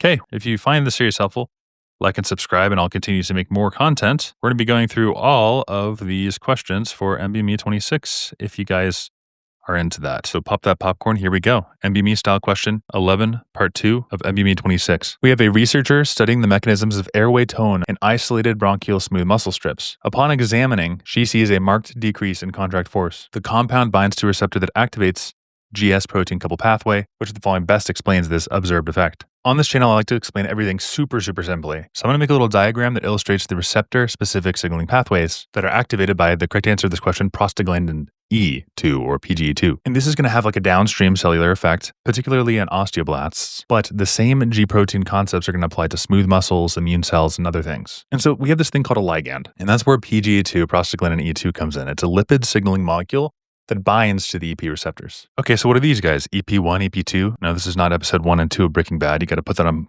pause while you're doing dedicated period. These guys are the receptors, and they have different coupled pathways. So let's look at EP1 here is coupled to PLC gamma phospholipase, that's phospholipase C gamma, and that will just increase the calcium. And then calcium leads to the activation of kinases, and then kinases have transcriptional changes, and those lead to biological effects like osteoblast differentiation. So in smooth muscle cells, an increase of calcium is going to promote your contraction. Let's look at this guy, E2, your EP2, your EP4. These guys are coupled to GS proteins, and so they activate adenylate cyclase. The effect is increased CAMP. What does increased CAMP do? Well, that activates protein kinase A. So now we've activated protein kinase A through CAMP because we activated our receptor through PGE2. PKA will then go along and phosphorylate CREB. Why is it called CREB? That's such a weird name. Like this video if your name is CREB. Well, CREB stands for the CAMP response element binding protein. And CREB is a transcriptional factor. And so that triggers your genes for cell survival and proliferation and differentiation. And so in the bronchial smooth muscle, PKA inhibits the myosin light chain, and that causes your relaxation. I'm just showing you how this all works. It's pretty much always the same. We have GS proteins, they activate adenylate cyclase. The effect is increased CAMP. CAMP activates PKA. PKA phosphorylates CREB, like if your name is CREB. CREB is a transcription factor. It triggers the genes for cell survival, differentiation, and then in the bronchial smooth muscle, what you need to know is that PKA inhibits myosin light chain kinase, so it causes relaxation. So smooth muscle contraction occurs when your myosin light chains are phosphorylated, right? Because then you get your cross bridge formations between your myosin head and your actin filaments. This reaction is facilitated by myosin light chain kinase. And what do you think opposes it? Well, it's myosin light chain phosphatase. And then in this question, we're talking about PGE2. Why? Because that stimulates adenylyl cyclase in smooth muscle cells, and that leads to an increase of CAMP inhibits the activity of myosin light chain kinase. And so you decrease the phosphorylation of your myosin light chains. It just helps you just chill out. So your myosin light chains are trying to be cross-bridging. They're trying to be activated by their kinases. And in this question stem, we have a GS protein coupled pathway, something that mimics like PGE2.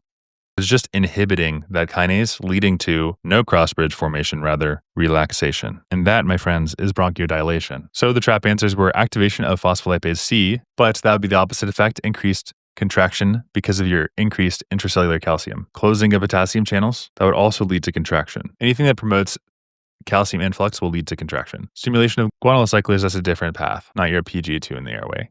Inhibition of myosin light chain, well, if you're taking away the phosphatase, then it's going to be sustained contraction. The phosphatase kind of has the same interaction as like inhibiting that kinase, the MLC kinase, which causes the cross-bridging. So before we move on, let's just recap what we now know. Your lungs, they can relax on command thanks to prostaglandin E2. Woohoo! PG2. That induces bronchodilation by hijacking your smooth muscle cell signaling machinery. Cells are comprised, you have your ligands, receptors, kinases, transcription factors, and then the effect on the body. So when PGE2 binds to the EP2 or EP4 receptors on bronchial smooth muscle, it activates a GS protein. That revs up adenylate cyclase, which then revs up your cyclic AMP, right? The spike in the CAMP then goes straight to the heart of the muscle contraction, and it shuts down those myosin light chain kinases. It's like, you guys are having a party here? Not anymore. Shuts them down. That causes relaxation. So in our question, a researcher observed reduced contraction after applying a GS-linked compound. Well, reduced contraction, less kinase, less cross-bridging. PGE2 certainly does that, and it does that through CAMP. Why? Because CAMP says, hey guys, time to camp it up. Yes, sir, because the MLCK is blocked, the myosin light chains aren't phosphorylated, and so the actin-myosin cross-bridge cycle can't proceed, and you get relaxation. Now, let's compare this with thromboxane. That does the opposite, right? That activates IP3 to release intracellular calcium. And intracellular calcium is going to rev up that kinase. That'll cause more cross-bridging. So you have reduced after applying a GS, so it's going to be the CAMP activation. And the CAMP is going to be stimulated through the EP2s, EP4s of your PGE2s. All right, that was your first question of part 2 of NBME 26. Moving on to the next one. We'll just zoom in right here. I'll call this one question 12. Look at that. A friend of mine recently took the STEP exam, and you need to know this as of 2025. Okay, so herpes, what does this do? It causes genital ulcers, cold sores, and how does it act? It's latent in your neurons. Thymidine kinase, that's a viral enzyme that phosphorylates prodrugs like acyclovir. And so we use guanosine analogs like acyclovir, and those require thymidine kinase for their activation. So if you have resistance, you have the loss of the viral kinase, and then the drug will fail to activate. Now, before we proceed, I've gone through first aid, and I'm going to tell you everything you need to know about thymidine kinase.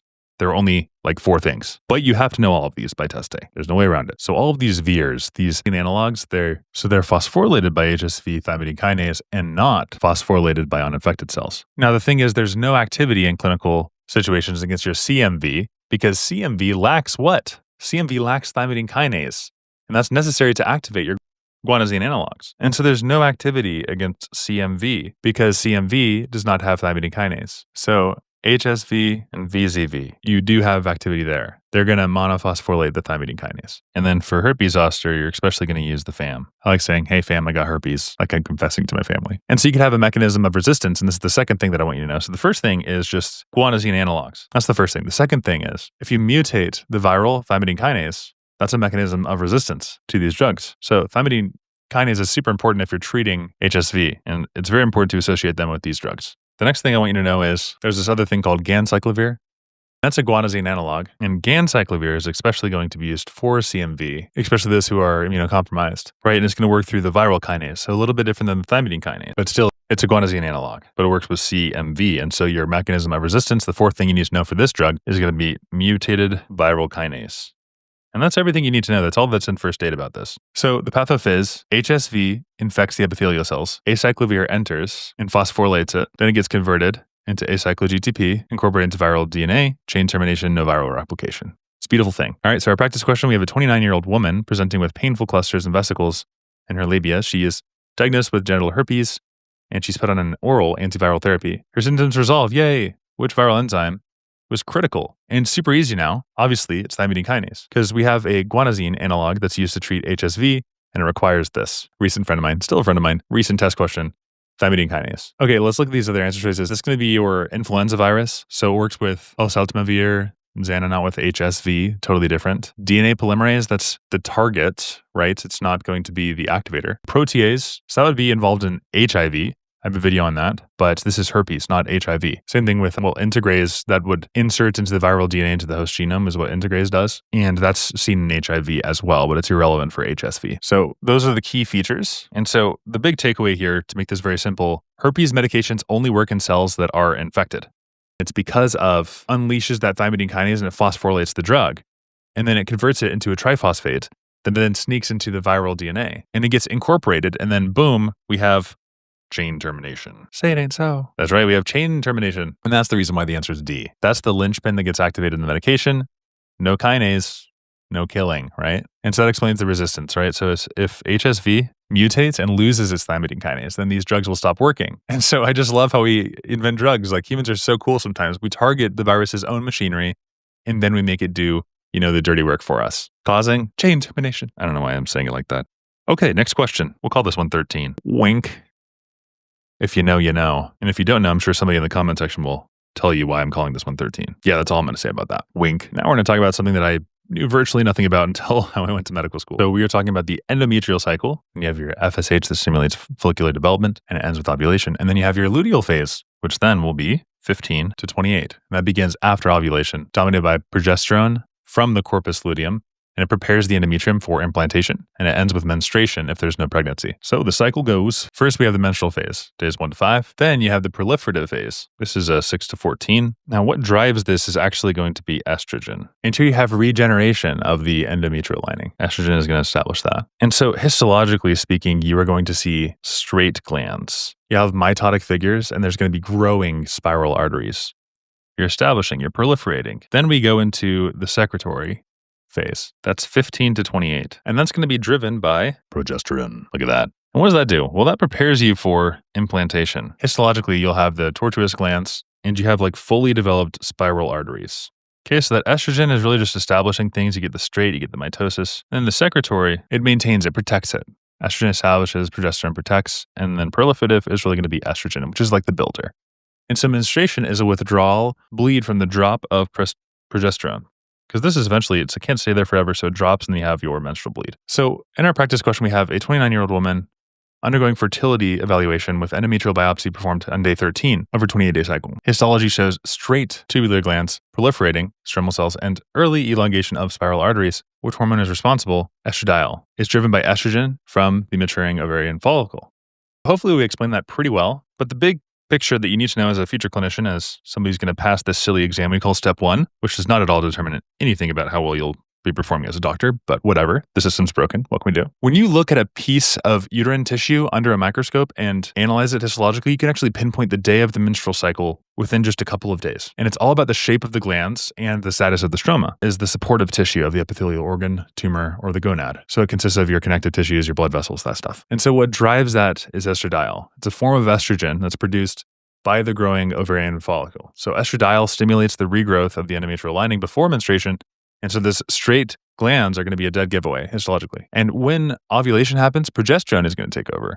And that will then transform the endometrium into a nice little home. And that is the reason our answer is going to be estrogen. Hopefully that makes sense. Once again, I have 5 brothers. I knew none of this before coming into medical school, or at least so little that I'm embarrassed to say. But it can be confusing until you realize that these are the 3 main phases, proliferative, primarily driven by estrogen here.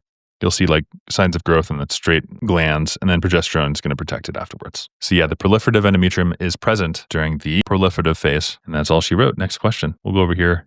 We'll call this one 14. Somebody told me I'm really bad at winking. I don't know. So here we have a 3-year-old girl, and she presents with confusion, vomiting after she skips breakfast. Sounds like me, honestly. I just had a banana this morning. However, exam shows hepatomegaly, and the labs show decreased glucose, decreased ketones, increased dicarboxylic acid in the urine, and decreased serum carnitine. After IV dextrose, she improves rapidly.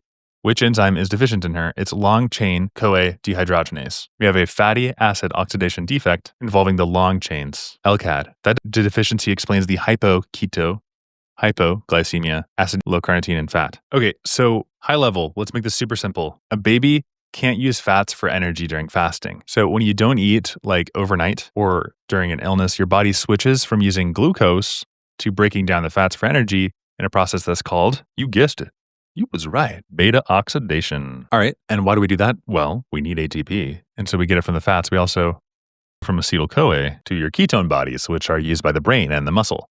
And so if you can't break down long-chain fatty acids, then you run out of energy really, really quickly. And that's what happened to this baby who skipped breakfast. And so your baby is going to have, confusion, lethargy, hypoglycemia. But then they respond whenever you give them IV glucose. They just light up again, right? Why? Because that gives you immediate energy. Why? Because it's medium-chain triglycerides. This bypasses the defective enzyme, which is the long-chain LCAD. And so our medium is a different mechanism, right? That bypasses the defective mechanism.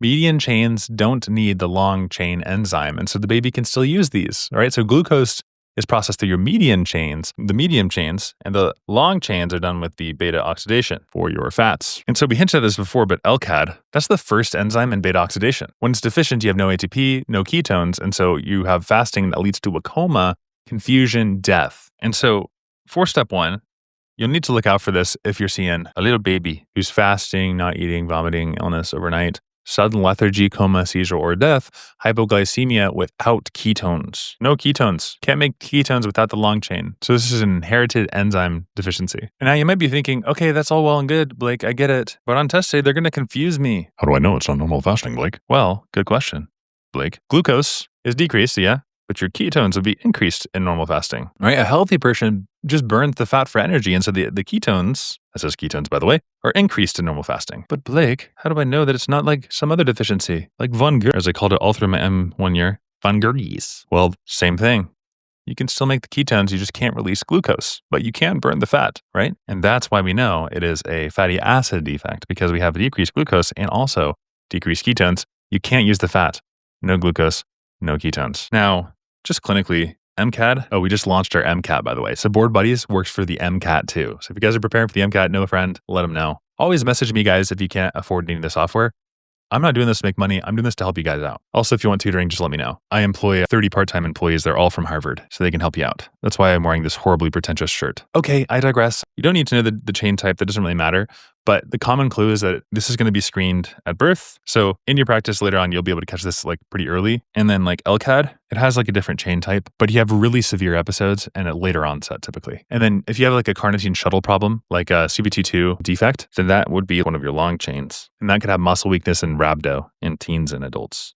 The onset is important for you to think about clinically. When is this happening could really key you into different diagnoses. Really, the big picture here and how you can not miss this on test day to really just dial in if you weren't even listening or you just were doing push-ups, you're like lifting weights or something, and now you're back, you're locked in. Well, what you need to know is ketones missing, you got a fatty acid oxidation defect. That's what I want you to know by the time you finish NBME 26. Question 13, because now we're on 14. Also, I made that pretty big. Looks like we're gonna fill up all of this by the time we finish this exam. Like and subscribe if you're into that. We are on question 15. So for question 15, we have a researcher that is studying the epigenetic regulation of gene expression. She finds that the treatment with a certain compound causes increased expression of multiple previously silent genes. The compound is later shown to acetylate histone lysine residues. Definitely one of your positives, right? Man, I still remember all of those from the MCAT days, amino acids. What is the most likely effect of this modification? So this is all about acetylation, right? An acetylation of lysine, it says here, neutralizes their positive charge, weakening their attraction to negatively charged DNA, loosens the chromatin structure, allowing transcription to bind. If the trap answers that, I'm going to explain this in my own words here. Promotes histone removal. Acetylation alters interaction, not removal. Just alters, doesn't remove. B, increased methylation. That would repress it. You methylate, you're constricting it down really tight. Increase histone binding. Deacetylation. That increases histone DNA interaction, restoring your positive charge. Nucleosomes stay intact for the inducing of nucleosome disassembly. Acetylation just makes them more accessible. So the way to think about this is you got your windy DNA. And so histone acetylation is when you have your chromatin unwinding, euchromatin. If you guys check out First Aid, it's like one of the first book. I know this because like over the summer, I would sometimes be like, I'm going to learn the whole first aid. And then I would keep reading like that page, just never getting past it. You can do it. But yeah, so increased gene transcription by decreasing DNA histone affinity. So your histones, they're loving it. They're having a good time at the party. They're just binding super tight. And then histone acetylation is like, guys, chill, daddy, chill. That's what it does. And it relaxes that chromatin, right? It switches from hetero to euchromatin, and it will increase the transcription. That's what we need to know about acetylation.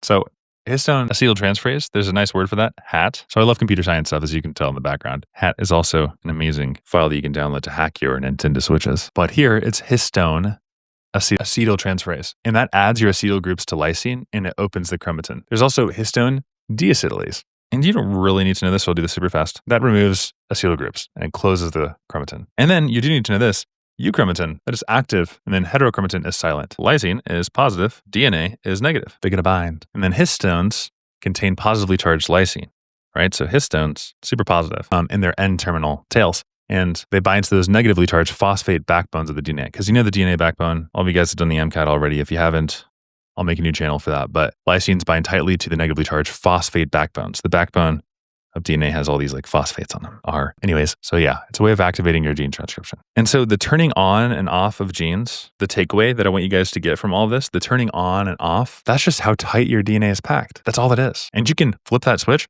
with an acetyl group. And that's histone acetyltransferase, HAT. It adds acetyl groups to lysine residues on histone tails. And so normally your lysine carries the positive charge and it clings super tight to the negatively charged DNA phosphates. And so it keeps it wound up as like inactive heterochromatin.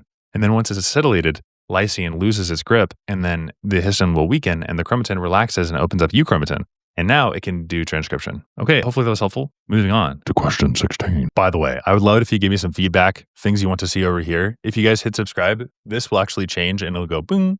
It'll light up because I built a server that will get all of your subscriptions and it like flashes every hour that I get a subscriber. So if you want to just like wake me up randomly in the night at like 3 a.m., then just like wait until 3 and then just subscribe. Okay, 16. By the way, some of you guys who are wondering what you should do with your phones whenever you're studying, you should do this. Ready? Put it on silent, throw it across the room. Question 16. 62-year-old man with COPD presents with increasing leg swelling and fatigue. His respiratory rate is 18. There's a prominent thrusting impulse is palpated at the lower sternal border. There are no murmurs. Which of the following is the most likely underlying cardiac change. Now, one thing in med school that you'll have to do is you'll have to upgrade your stick figures into anatomically correct, fully fleshed out diagrams like this. It's a secret that they don't teach you before you start rotations, but very important to master like I did here. Now, this person feels a thrusting impulse along their left sternal border. So we got some heart stuff and we also have some edema.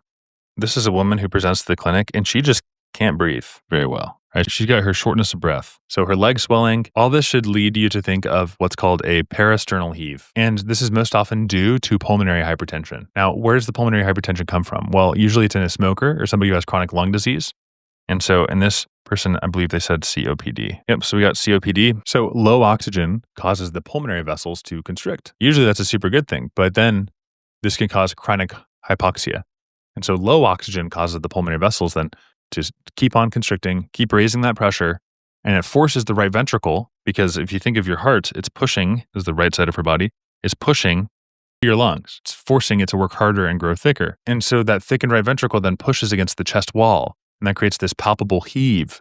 So you have no murmurs necessarily, but you have the pressure and the overload, and you have that adaptation of the right ventricle. And so you can actually feel the impulse, and so it's going to be right ventricular hypertrophy caused by like some lung problems. Okay, so here are the trap answers. Left atrial hypertrophy, not really trap answers, just wrong. Mitral stenosis. That makes sense because left atrium, left ventricle stenosis here causes left ventricle hypertrophy. That's just displacement. Aortic aneurysm, not palpable externally. Beck's triad would have hypotension, JVD, and muffled heart sounds. You'd have the distant sounds, low voltage. Okay, hopefully that made sense as we kind of drew out this little patient here. That's question 16. Maybe one last thing before we just move on here. This is kind of like your rib cage, more or less, clavicle. So the right second interspace here, so 1, 2, right here, that's your aortic area.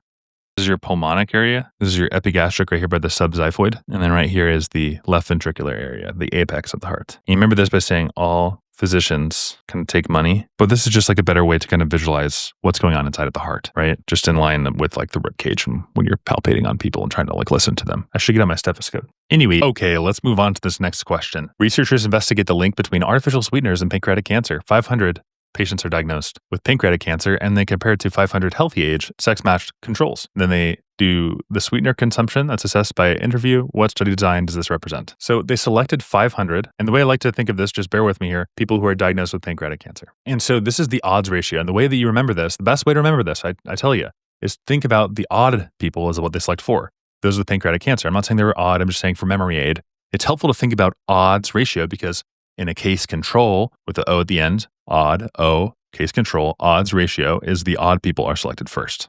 That's the best way to think of this. I'm telling you, this is going to be a case control. And you just have to know that case control, like in my head, I just associated with O really strongly. I think it's because this O right here. I mean, there's an O there and there's an O in cohort. There are two O's. It makes me think of odd.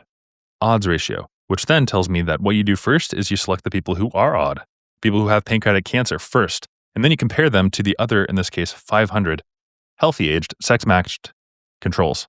And then you assess the sweeteners. So this is obviously going to be a case control.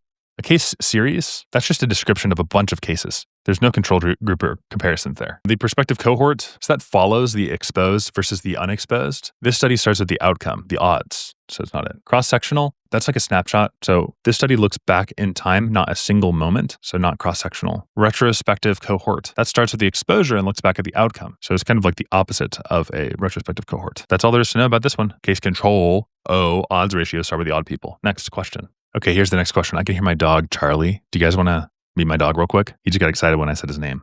I'll show you my dog. This is Charlie boy. We went on a walk this morning, so he's well behaved. Charlie, can you sit? Who's a good boy? All right, so it sounds like this guy's got some poison ivy going on. Poison ivy affects 50 million people every single year. And the best treatment is going to be corticosteroids because those guys inhibit phospholipase A2. And that's the enzyme that kicks off the entire arachidonic cascade. At least that's what Charlie told me. So no phospholipase, that means there's not going to be any prostaglandins, no leukotrienes, and definitely no cytokine storm. And so it's that upstream blockade that really sets your steroids apart. So your NSAIDs, your asthma medications, those would hit later targets like your COX or your leukotriene receptors, but your corticosteroids just shut off the entire, think of it like the entire faucet. It's just all shut off. So if they ever ask you for a mechanism of a poison ivy rash, then you shouldn't just be thinking of like the more downstream things like COX or leukotrienes. It's the inhibition of phospholipase A2. And that helps you stop the inflammation before it even starts. I'm going to take Charlie outside and then I will show you a graph of this. Okay, I think the camera's good. So the graph I want to show you kind of starts with the cell membrane. And here you have your lipooxygenase. And that will into your leukotriene. The cyclooxygenase is gonna your prostaglandins over here, and these guys interface with tissue receptors. And so corticosteroids, these guys are therapy for allergic contact dermatitis. And where do you inhibit phospholipase A? 2. So you're cutting off the entire faucet. No downstream effects. So like your NSAIDs, except for XIB, are going to be non-selective COX inhibitors of 1 and 2. Xylutin is a selective inhibitor of lipooxygenase, and those are going to reduce inflammation. That's great. But steroids are even more upstream. That's 18. We're moving on. 19. Now for this one, I start with a question. What keeps your lungs from collapsing? Surfactant is super critical for reducing alveoli surface tension, and that's like going to mitigate that collapsing pressure. So we have a 30-week-old premature neonate delivered via emergency cesarean section within minutes of birth, tachypnea, nasal flaring, intercostal retractions. Arterial blood gas shows hypoxemia. Which best explains this? Answer is increased lung elastic recoil. Now, surfactant is made by your type 2 pneumocytes, and it lowers your surface tension inside of the alveoli and it keeps them open. And without it, those tiny air sacs just collapse like popped balloons, and it makes it just impossible for a baby to be able to breathe, to oxygenate. And when the alveoli collapses the lungs, what happens is they become super duper duper stiff and resistant to inflation. They just collapse, right? The lungs' elastic recoil is going to increase, and it increases like a whole bunch. So it basically like snaps shut after every single exhale. And that's why the babies are going to be grunting and flaring their nostrils and retracting their chest. They're just trying to reinflate, but they can't. Now, there's a key distinction I want to make here, because I know some of you are going to be a little bit confused about elastic recoil and lung compliance, because they seem like opposites kind of. But elastic recoil, that's the tendency of the lungs to collapse inward after they're stretched. So you stretch and then they recoil inwards. So it's that recoiling, which is going to be seen in this patient. It's like a rubber band. It snaps back. That's the elastic recoil. Compliance is the ease with which they expand. So high compliance, super easy to inflate. That's the first part, and then the recoil comes back. And so in neonatal respiratory distress syndrome, which is what this patient has, it's a decreased surfactant, and so you have increased surface tension in the alveoli. And so they're going to collapse super readily, and then the increased elastic recoil is going to cause them to snap shut, because the surfactant resists that. And so once they're collapsed, it takes a lot of effort and pressure to reopen them. Elastic recoil is the alveoli wanting to collapse, and in respiratory distress syndrome, it's really increased. And then compliance is about how easily the lungs expand. So more negative pleural pressure would be needed to expand the lungs because of the poor compliance. So no, that's not the reason behind his respiratory difficulty. Increased surfactant production? No, it's the opposite. It's decreased the surface tension. Increased lung compliance. Their collapse, so compliance is reduced. All right, last question. For this question, we have a 60-year-old woman presenting with fatigue, bone pain, and recurrent episodes of nephrolithiasis. Labs reveal serum calcium of 11.8, which is elevated, phosphorus, which is low, and elevated intact PTH. DEXA scan shows signs of cortical bone thinning. What is the most likely cause? It's going to be parathyroid adenoma, bones, stones, and psychiatric overtones. So it's primary hyperparathyroidism. It's chief cell adenomas. Now, up to 85% of all primary hyperparathyroidism is going to be caused by your chief cell adenoma. So we get a person who's got a lot of fatigue, bone pain, kidney problems, elevated calcium, low phosphates, and high PTH. And then you look at the exam on imaging and you see osteitis fibrosa cystica. That's going to be long-term unchecked bone resorption. And so excess PTH revs up your elevated PTH, elevated osteoclast activity. That dumps your calcium into the blood, and that promotes the renal calcium reabsorption, and it dumps the phosphate out. PTH, phosphate trashing hormone. And so you get stones, bones, groans, and psychiatric overtones. So it's going to be a parathyroid adenoma is the answer to this question. Okay, trap answers. Hypervitamin D shows high calcium and high phosphate, but suppressed PTH. Multiple myeloma, hypercalcemia, but would also have anemia, fractures, and M spike. So I like it that you think of the high calcium, but also got the anemia and the M spike. Chronic kidney disease, hyperparathyroidism would be secondary though. That's if you have a kidney problem. So chronic kidney disease, you have a low GFR. And so you have decreased phosphate excretion. You can't get it out. And so the kidneys also fail usually if they're in chronic kidney disease to activate vitamin D, because they have to do that too, right? Calcitriol. And, the mechanism of that is 1-alpha hydroxylase. That activity decreases, and then you have a decreased 1,25 dihydroxy vitamin D, all because that is decreased here. And so you have less vitamin D, and then you have decreased calcium absorption as well. So the parathyroid glands sense the low calcium, they secrete more PTH. That's secondary hyperparathyroidism because of that low calcium first, and then PTH second. Okay, this has been NBME 26, Section 2, 11 to 20. We have tons of videos on this channel. Like and subscribe if you found this helpful. Let me know in the comments how I can improve these videos. Hello everybody, welcome back to NBME 26. I'm going to be explaining 21 to 30 of Section 2 of this test. Just to preface, all of these questions are my own. Go take the NBME yourself, then come back here. Let's not waste any more time. Question 21. 21? Okay, I gotta lock in here. Whenever you see cystic fibrosis, on test day, you should think of fat, soluble vitamin loss, and that should make you think of ADEK. Cool. Why does that happen? Pancreatic insufficiency. So the fat soluble vitamin loss, especially vitamin K, occurs because in cystic fibrosis, you get the thick mucus blocking your pancreatic enzymes. So all this mucus just blocks up these pancreatic enzymes, can't get out. And those enzymes are important for digesting and absorbing fats. So now we don't have A, D, E, and K.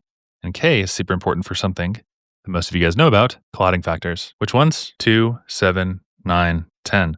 Also, factors C and S. And so without vitamin K, the liver can't properly carboxylate those factors. And so the result is, what? We'll check this out. Prolonged bleeding time and also easy bruising. So your job is to connect the dots between CF, pancreatic problems, fat-soluble vitamins, which factors are impacted, what they do, coagulation factors, and how they prolong bleeding. Also, think of foul, smelling, bulky stools. That's diarrhea from fat malabsorption, easy bruising, ecchymosis, without trauma. So ecchymosis is going to be the discoloration of the skin that results from the bleeding that happens underneath, and it's typically caused by bruising. But in this case, it's going to be without trauma, just bleeding. So it's a vitamin K deficiency in the context of malabsorption. So cystic fibrosis, here are the associations and the pathophys. The big things to know is thick secretions block those pancreatic ducts. You get pancreatic insufficiency, so that's poor absorption, and fat just is not going to be absorbed like it should.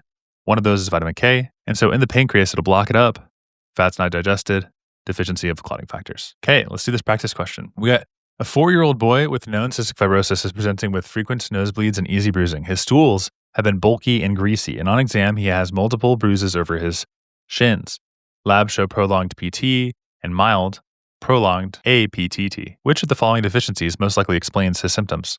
The answer is going to be vitamin K deficiency. And the reason why is because cystic fibrosis leads to a fat-soluble vitamin deficiency, and we've explained this several times. Now, what about these other answers though? Vitamin B12. So that's going to cause macrocytic anemia, not bleeding. How about platelets? Well, that would cause petechiae and mucosal bleeding, but you'd see a normal PT, APTT. And petechiae is the small red and purple spots that are caused by bleeding to the skin. However, deficient platelets, you'd see the normal kind of clotting factors there. So the clotting factors really cues you into that. How about antithrombin? That would lead to hypercoagulability. There's not going to be bruising or bleeding. Next question, 22. I don't know if you guys ever watch Phineas and Ferb, but there's a funny episode with Doofenshmirtz is at the bottom of the lake with the Loch Ness Monster, and he's all like, zinc. What's the importance of zinc? Well, we're going to talk about that today. Steroid hormones act on the intracellular receptors, and they have zinc fingers. So let's say we have like a steroid like cortisol, for instance. Cortisol enters the bloodstream and it doesn't need a membrane receptor. What happens? It just goes straight into the cell, straight through the front door. Hey, DNA, how's it going? And that's because steroid hormones, they're lipophilic, and that allows them to just diffuse straight through the plasma membrane and then bind to receptors inside of the cell. And these receptors have a unique tool. It's called zinc finger motifs. And that stuff, the finger motifs, allows them to clamp onto the DNA and change gene expression. So you don't need second messenger stuff. You don't even need any of that fancy GS stuff that we were talking about in the other video. It's just direct gene transcription control. And that's why the effects are slow, but they're super long lasting, because you're affecting like the DNA transcription. So what do all steroid hormone receptors have in common? Well, zinc finger DNA binding motifs. Okay, I just wanted to explain that before diving into this practice question. Which of the following structural feature is common to all receptors of cortisol, aldosterone, and estradiol? So we know by now it's the zinc finger binding motif, but why are the other answers incorrect? So GTP neutralizing domain is found in G protein coupled receptors. So peptides. Transmembrane alpha helical, no, because they're not membrane bound. Tyrosine kinase, seen in insulin growth factors. Second messenger binding site, nope, straight to the DNA. So just remember those zinc binding motifs straight to the DNA. It just walks right in, diffuses through because it's lipophilic. Get those zinc finger motifs. That's the answer. All right, there's 22. Let's just start 23 right here. And for this one, we're going to have to be real familiar with TB. Let's start with our practice question. 40-year-old man, history of homelessness, worsening thoracic back pain. We have anterior vertebral body destruction at T9, T10, narrow disc space. What's the cause? Answer is tuberculosis. Pyogenic osteomyelitis. So that would be rapid onset with fever, not gradual. Multiple myeloma. That would cause lytic lesions, but it spares the disc. So you'd have anemia, renal failure, protein gap. Metastatic prostate cancer, that causes your sclerotic lesions. So often lumbar would not involve the disc space itself. And osteovertebral compression fracture. That's sudden onset, wedge-shaped, no disc space narrowing. So what we have here, this is tuberculosis, and it's going to be Pott's disease. All right, so Pott disease, Mycobacterium tuberculosis just silently infiltrates into the vertebrae and it destroys the bone and the disc space over the period of several months. And it's not just like usual back pain, it's often localized and it's also insidious. So it's pretty gradual and it loves high-risk patients. So homeless, you'll see history like that, incarcerated, immunosuppressed. And on imaging, you're going to spot the disc space narrowing with vertebral destruction, especially in the thoracic spine. So there's no trauma, no fever, just a slow kind of grinding collapse. And that's going to be vertebral tuberculosis. You have your latent TB, and then the thoracic vertebrae are affected. You have the spinal TB and extrapulmonary TB, all these TBs, CNS, kidneys, adrenals, bones. Then you also have a risk of compression. So like kyphosis, cord impingement, neurological defects. So look out for gradual onset, localized back pain, vertebral body, homeless, immunocompromised patients. There you go. That's Pott's disease or Pott disease, tuberculosis, spondylitis. Now this is one of the most conveniently named nerves in the body, pudendal. I know these are sometimes long videos, but keep holding it together. Voluntary defecation control, the pudendal nerve. Origin, S2 to S4 for continence. Somatic nerve that lets your brain voluntarily control the external anal and urethral sphincters. And so if you get a patient who is experiencing pelvic trauma and surgery, the pudendal nerve can be damaged. And so they still sense the need to go, but they just can't. They lose the ability to hold it voluntarily. And so sensation and reflex tone can remain intact. Why? Because the pathways, like the pelvic, are still intact. So whenever you think of the pudendal, you're almost always going to also be confronted with the pelvic splenic. So the autonomic is the pelvic splenic, and that's still fine. And so in step 1, you'll see a patient who has the wink reflex and he has basic tone, but he loses voluntary control. So it's going to be pudendal from S2 to S4. And so the wink reflex, there's the anal wink and the jaw wink, the Marcus gun phenomena.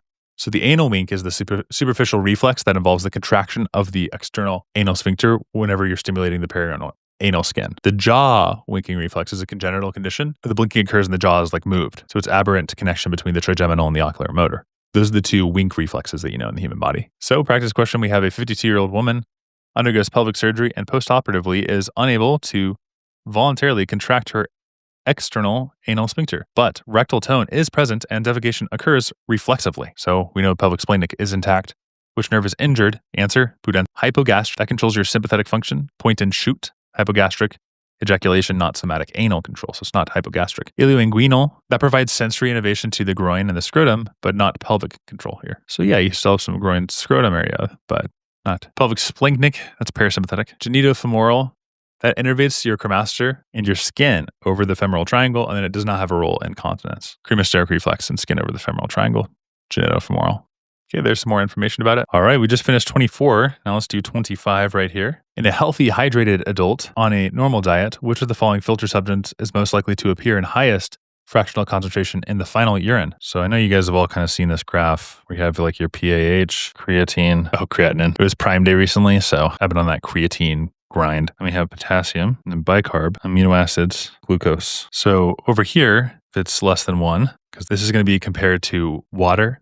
And so when the solute is reabsorbed more quickly than water, then it's down here, like bicarb, amino acids. And so what's interesting here is we don't actually reabsorb a lot of that urea, but half of it ends up in the toilet. So urea is the byproduct of nitrogen metabolism, right? It's the highest fractional excretion among any filtered solutes in healthy individuals. So glucose is super reabsorbed. It's almost 0% in the urine. It's going to be just dumped. And so urea actually helps you build the medullary concentration gradient in the nephron.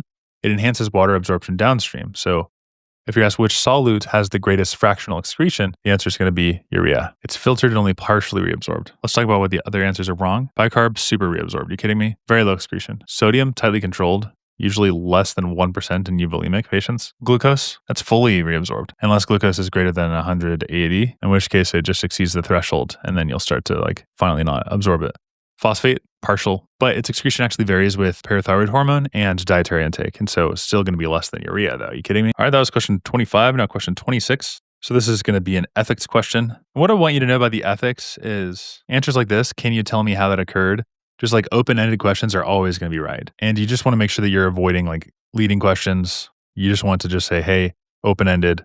What do you got? And this is actually going to be very important because every minute, 20 people in the US are physically abused by an intimate partner, and they won't say a word unless asked about it. So it's truly a horrific thing. So if you can spot multiple bruises, especially in high-risk areas like the neck or the face, then don't be accusatory necessarily. It's just observation and invitation. For instance, can you tell me how they occurred? Neutral, professional, and you definitely don't just want to avoid it. All right, 27. So be sure to comment if you prefer me to explain first and then question later, or question first, explain later. Probably the latter.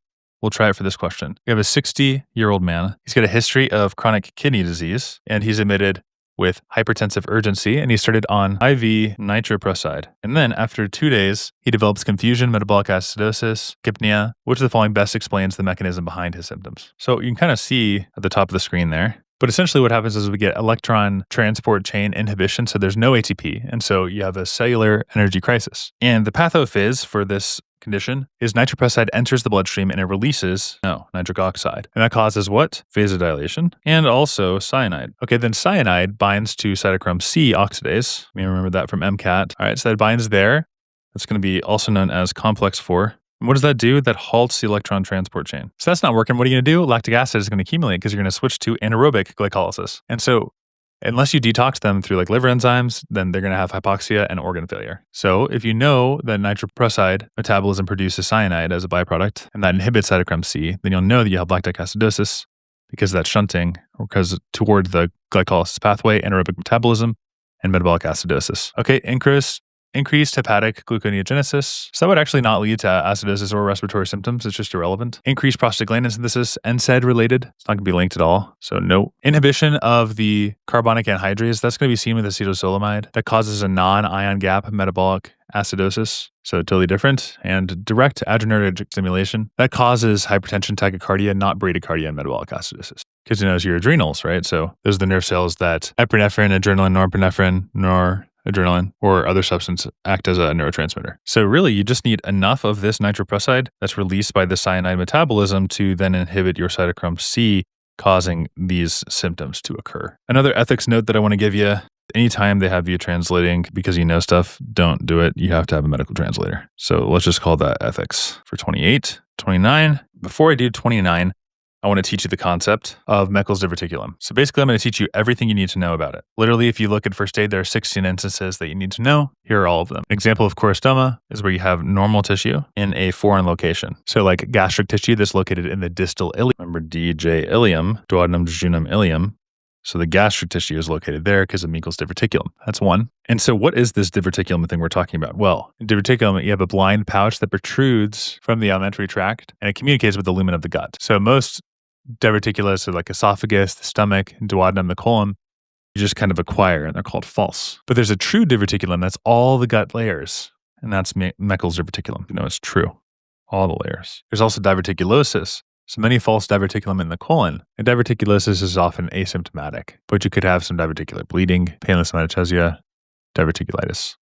And diverticulitis, that's inflammation of the diverticula with wall thickening, and diverticulitis can cause some left lower quadrant pain, fever, leukocytosis.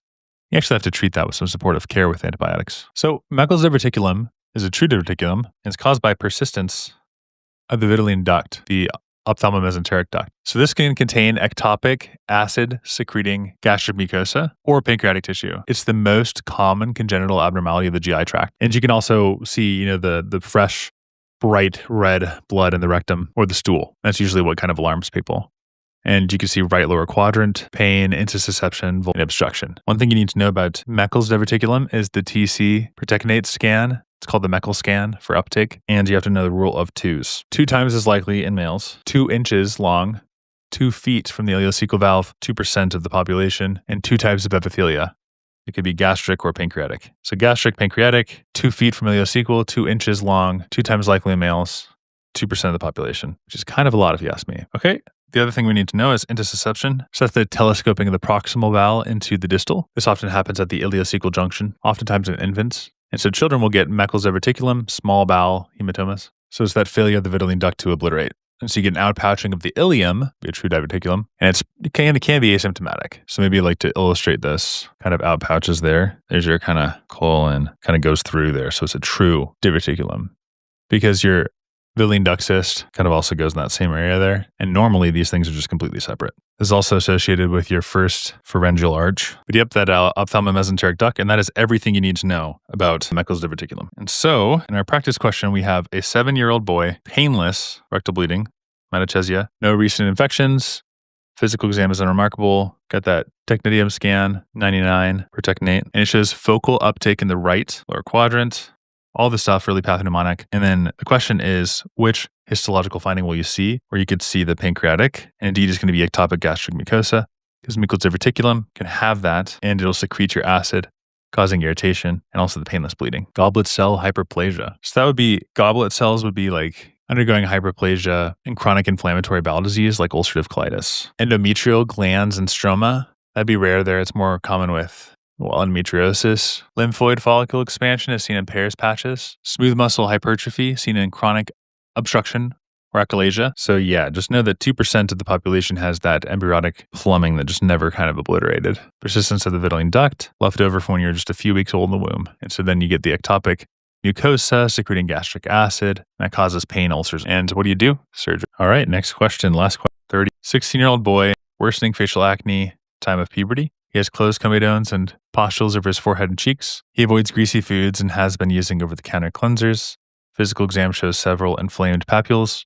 The following is the initial pathogenic mechanism. Well, this guy is one of the 85% of teenagers who experience acne, and it starts like deep in the hair follicle. In acne vulgaris, you have a microscopic little traffic jam. The keratinocytes start piling up inside of the follicle.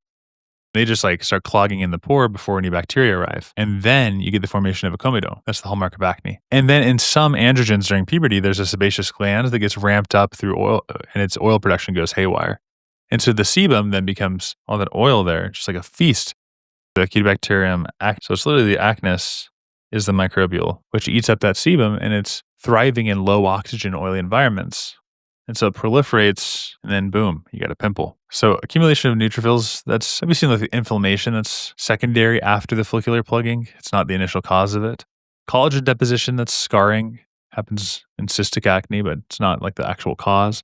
Melanocytis hyperpigmentation, so that's going to be associated with your post-acne marks. UV oxidation is going to be photoaging, so it can worsen with hyperpigmentation after inflammation. So indeed, it's hyperkeratinization of the follicular endofinibulum leading to comedone formation. So it's that follicular plugging due to the hyperkeratinization.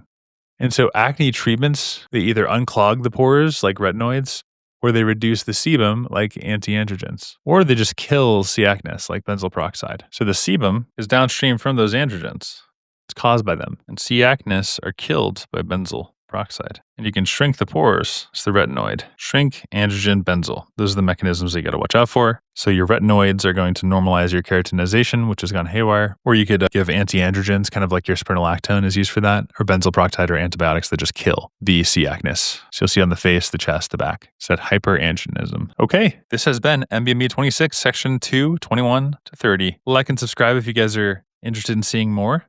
We'll see you guys in the next video. Hi, med students. Welcome back. This is a review of NBME 26, questions 31 to 40. We are on section 2 if you want to follow along at home. These videos take a tremendous amount of time, so if you want to see more of them, like and subscribe. All right, let's get right into it. You have a 34-year-old woman undergoes emergency surgery for a perforated sigmoid diverticulum. 4 days later, she develops a fever and left lower quadrant tenderness. E shows 5 centimeter pericolic abscess containing air fluid levels. Aspiration shows thick, malodorous. Gram stain reveals many segmented neutrophils, a few gram-positive cocci, and numerous pleomorphic gram-negative rods. Aerobic culture, Hemiconchi agar, remains sterile, so it's anaerobic. Which organism is the most likely pathogen? So it is obliged to be an anaerobe. So this person had a gut perforation, and it's got some polymicrobial feels to it.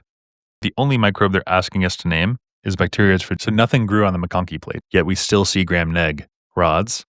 That's how I know it's obligate. Also, anaerobes, they usually generate volatile fatty acids, and that's why it's foul smelling, because they undergo those fermentation pathways under low oxygen. Especially in like your colon, B. fragilis is going to be the king and the anaerobe king. And so there was perforation, so it got to escape. So obligate anaerobes are killed by oxygen because it lacks superoxide dismutase and catalase. So if you're confused on this question, the way to break it down is step 1, there's a breach. Got to give myself some room here. What usually happens with this is there's an appendix wall burst. Maybe there's a colon wall tear. And so your gut context mixed aerobes and anaerobes.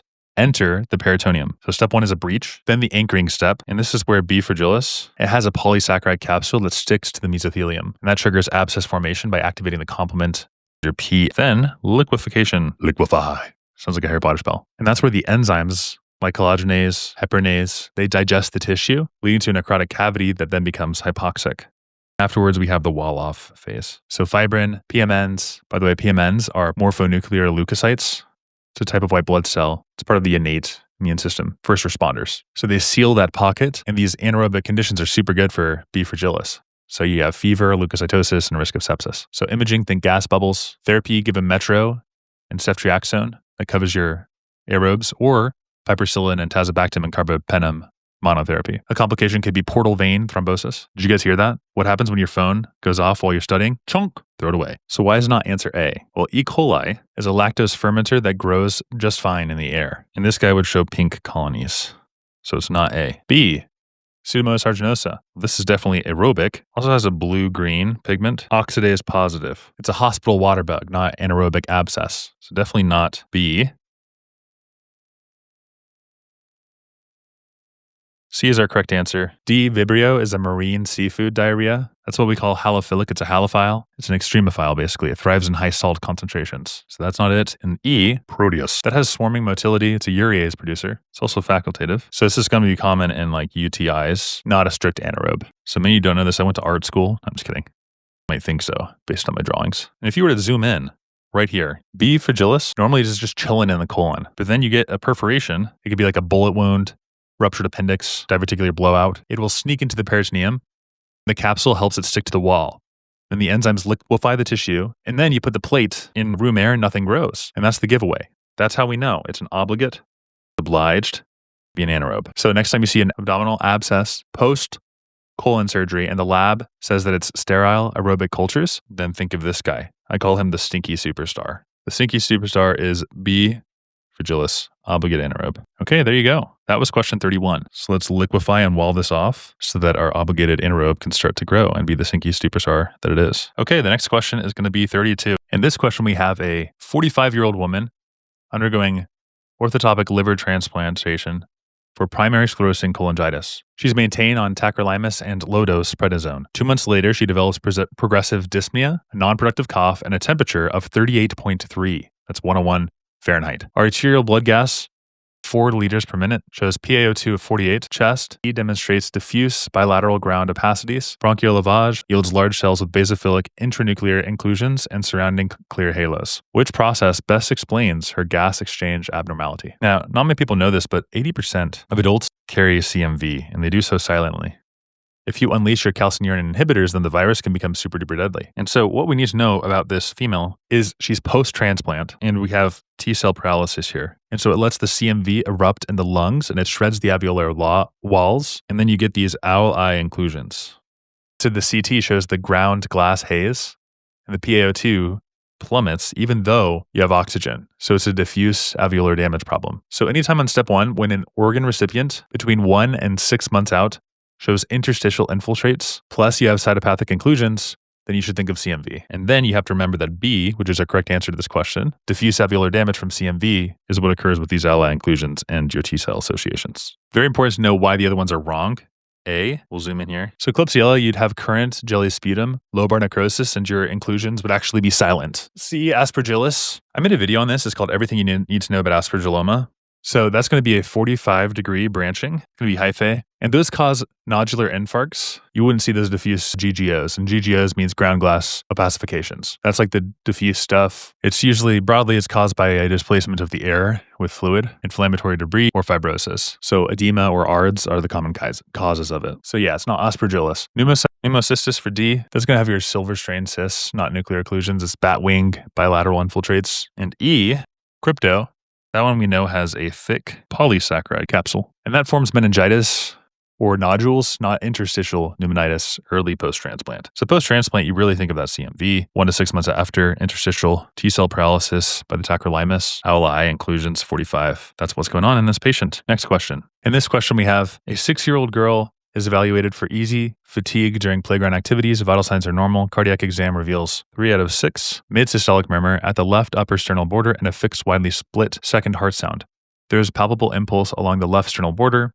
Chest x-ray shows mild cardiomegaly with a prominence of the main pulmonary artery. Which congenital lesion best explains these findings? Well, I already wrote it down while I was taking notes for this question. It's an ASD. Anytime you see that fixed S2 splitting, you should really be on the lookout for your ASDs. And if these guys are untreated, it can actually pump basically double the normal pulmonary blood flow every single minute. So in the ostium sagundum ASD, you get high pressure left atrium blood that pours over here to the right atrium. And the right ventricle now ejects expanded stroke volume. And then so you get a signature fixed, widely split S2. That's what you hear on the stethoscope. So it's all that extra blood that's just whooshing around the pulmonic valve that generates the mid-systolic murmur, hence the 3 out of 6. The valve is fine though, just overworked.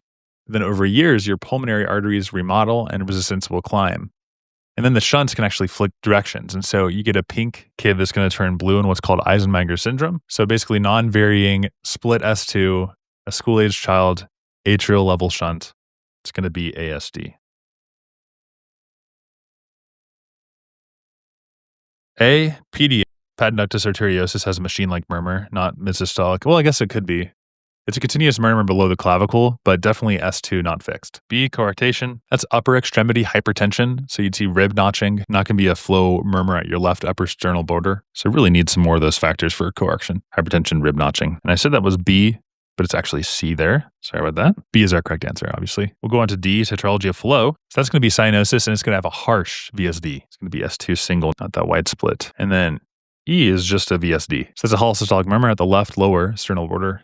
And the splitting pattern is, all right, moving on. 34. Here we have a 48-year-old man on a chronic hemodialysis. He's had a left forearm AV fistula for 6 years. Over the past month, he notes exertional dyspnea and new ankle swelling. 128/48, heart rate 96, resting 22. His extremities are warm with bounding radial pulse and continuous thrill over the fistula. We got an S3, basilar crackles, right heart cath shows high right atrial pressure. Pulmonary wedge is 20, so also high. Cardiac output is high. Which hemodynamic change is most characteristic of the underlying pathophys? Now, the best way to answer this is kind of with an analogy. I'm not a big car guy, but bear with me here. Imagine you rev up your engine every single day at redline. Well, eventually the motor is going to fail. And that's what happens when you have an arteriovenous fistula. It dumps the arterial blood straight into the venous system. And so the mean arterial pressure is going to crash. So stroke volume is going to go way up.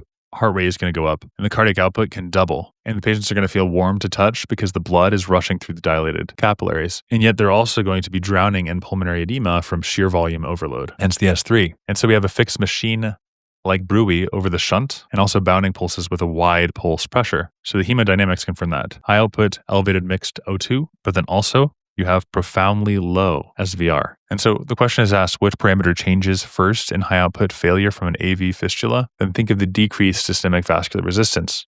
Here are the other answers and why they're wrong. But the big takeaway here is you need to know an AV fistula is basically a shortcut from an artery to a vein, and it skips the arterioles. And so the heart, how does it react? It just pumps faster and harder, like Boxer from Animal Farm. So it gives you a high output state, low SVR, fistula. Question 34, done. Now I'm going to tell you about a retirement home, but first, incidence. Incidence is equal to the new cases over the total people at a given time. So it always updates the denominator. So the incidence here in this practice question, 2025, in a retirement community housed 2,000 residents. Now we have 50 were diagnosed here, and so we change the denominator as well. If we keep that same rate, then we get 0.025, 1,950, 48.75 rounding to 49. C. And so the only hard part about this problem is just adjust the denominator, change the denominator, and then you apply the incidence rate. That's it. All right, question 36. We have a 70-year-old man undergoes open repair of AAA post-op intravenous anticoagulant to prevent graft thrombosis. On day 7, the platelet falls from 220,000 to 90. Doppler ultrasound reveals a new occlusive thrombus in the left popliteal vein. Which drug mechanism best matches the agent responsible? Now, this is kind of paradoxical. One of the paradoxical things of medicine. The drugs we give to stop clots can actually ignite clotting cascades and crazy, just clotting friggin' wildfires. So when unfractionated heparin latches onto platelet factor 4, then it can create this complex that is like alien to the body. So by day 5, the immune system floods the bloodstream to try to attack this new alien with its IgG missiles. And so it locks on to the PF4 heparin, that complex that was formed, and it flips the platelets into overdrive. Kind of ironic. So they're going to spew out the prothrombic granules, and they form clots in the limbs and the lungs. And they also get chewed up in the process. And so the count is going to crash even though the thrombosis is raging. And so how do we save these patients? Well, we have to yank every form of heparin and then shift it to a direct thrombin inhibitor like agatroban. So a 50% platelet drop between days 5 to 10 plus new thrombosis is going to be hit until proven otherwise. And so the guilty mechanism is the potentiation of antithrombin 3. And that's why our answer is B. Direct inhibition, that treats HIT, it doesn't cause it. So A is wrong. C, factor 10A blockers like apixaban, those lack your PF4 binding. And so you don't get hit from those direct ones, at least like almost never. D, warfarin, that affects vitamin K factors.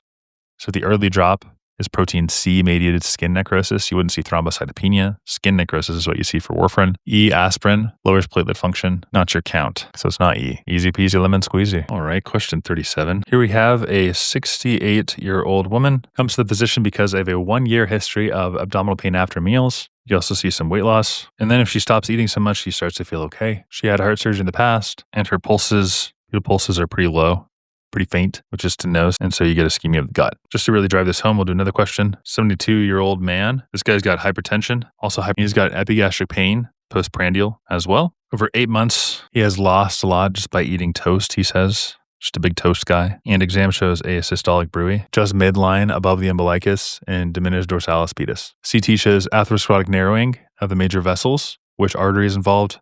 Again, SMA. Celiac trunk affect the stomach, not the small bowel. Splenic supplies the spleen, the pancreas. So how you think about this question is after a meal, your intestinal oxygen demand goes way up. But if you have like a super tight SMA, then you just can't meet that demand.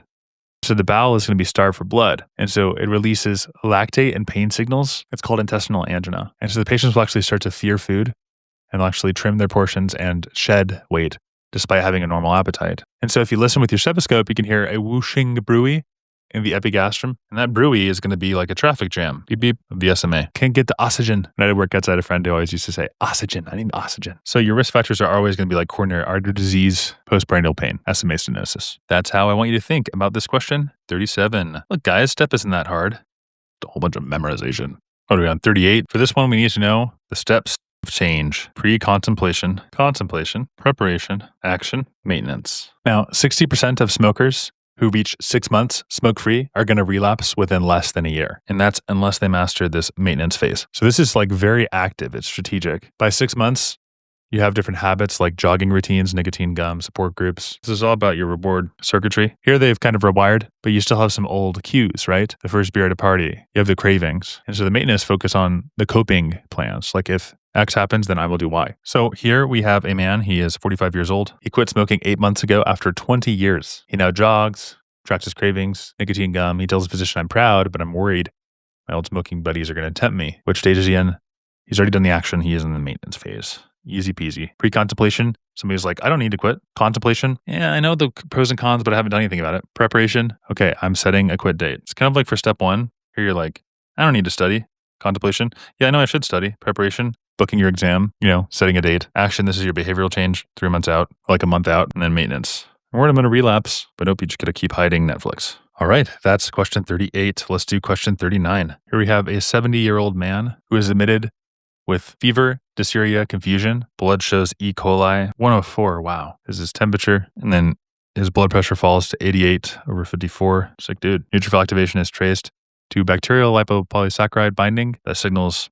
Okay, so here we already know the answer is toll-like. LPS is signaled by TLR4 on innate immune cells, and that triggers D88. So it's the pro-inflammatory cytokines. That's the answer. Toll-like receptors. Done. So here's what's interesting is 1/1000th of a gram of endotoxin can cause a fever, which this person clearly has. And so E. coli spills lipopolysaccharides into the bloodstream. This toxin gets shuttled to your CD14s and it docks onto the TLR4s. And so that causes dimerization. Then MyD88 can rush in, and then IRAC, IKB, all that cascade effect happen. Your IL-6s, blood vessels just dilate, neutrophils swarm, fever spikes, sepsis. So whenever they mention 8 gram negative, PMPs, FKB, then the answer is just toll-like receptors. So you block the TLR4, toll-like receptor 4. If you block that, then even just tons of lipopolysaccharides aren't going to do anything. And that's the power of the innate immune system. Okay, that's 39. Last question, guys and gals, 40. So for this question, we have a 32-year-old woman, no past medical history, seen for headaches and persistent blurred vision. Blood pressure, holy cow, 200 on 3 separate visits, despite maximal doses of amlodipine, metoprolol, Oh my goodness. Pulse 56. Physical exam shows low-pitched continuous bruit, 2 centimeters left of the umbilicus. Fundoscopy shows bilateral cotton wool spots. Duplex demonstrates peak systolic velocity, 350 centimeters in the left renal artery.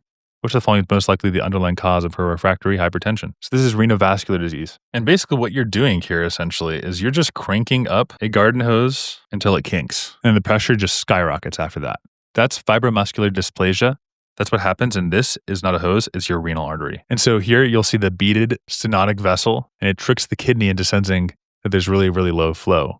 And so then your juxtacellular glomerular cells, they go berserk. They just start pumping out renin like crazy. And then angiotensin 2 will tighten every single arteriole it can find. And aldosterone is just going to hoard your sodium in your water.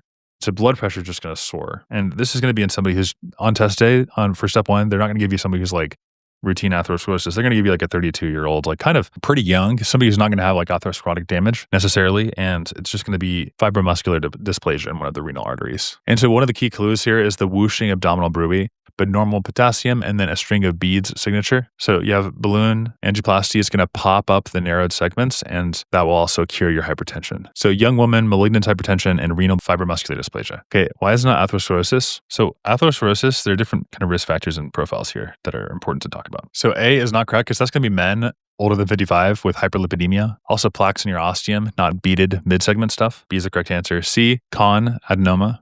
That causes hypokalemia. So it's like alkalosis, and the labs showed normal. And so it can't be cons. Pheo. A lot of people choose pheo for this stuff, but that's paroxysmal hypertension, episodic headaches, and palpitations, and catecholamine excess, not renin. So that would be catecholamine, not renin. Coarction. That's like an arm-leg by blood pressure gradient. So that gradient there, and a coarction. Also, you have diminished femoral pulses and rib notching as well. Rib notching. And so a lot of these themes are just going to come up. You just have to keep grinding them out and memorizing this. This test is not about how smart you are. It's about how much you grind and how you know all these buzzy words. Wow, look at that. We hardly took up any room at all. How does rheumatoid arthritis present, by the way? MCP, PIP swelling, spares the dip, stiffness, less than 30 minutes after awakening, related ESR. You give them methotrexate and NSAIDs, if intercept. See, it's just a bunch of memorization. That's all it is, which is stupid because we can just use artificial intelligence. We don't need to become redundant data repositories. But that's neither here nor there. This has been NBME 26, Section 2, 31 to 40. As I said before, this kind of takes a tremendous amount of effort. So if you got anything out of this video, please raise awareness of this channel, like and subscribe. Let me know how I can improve these videos. Next, we'll do 41 to 50, and then we'll do 27. Would you guys like me to do 27 all in one go? Like all of it? And maybe go faster? Want me to go slower? Want me to go in more detail?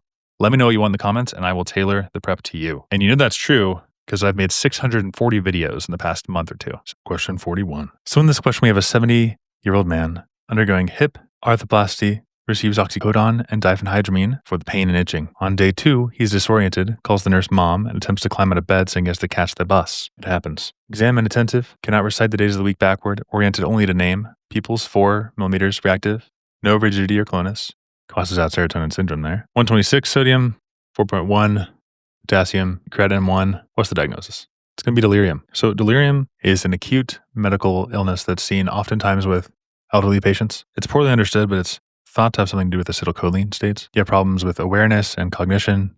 You have a baseline that fluctuates in severity over time. You can have visual hallucinations and paranoia. It's not Alzheimer's. It's going to be progressive memory loss, chronic, not abrupt and acute. Serotonin syndrome would be the clonus. That's why we canceled it out. Key encephalopathy, ataxia, and thiamine deficiency, and vascular dementia is a stepwise decline after a stroke. So look out for that waxing and waning focus. Triggers UTI, drugs, because it floods your CNS with cytokines and cortisol, neurotransmitter imbalance. If uncorrected, you get false aspiration problems, persistent cognitive decline. Very common in ICU patients, because sleep fragmentation and anticholinergic burden can precipitate delirium. All right, folks, that's delirium. 41. I'm going to make this one really simple.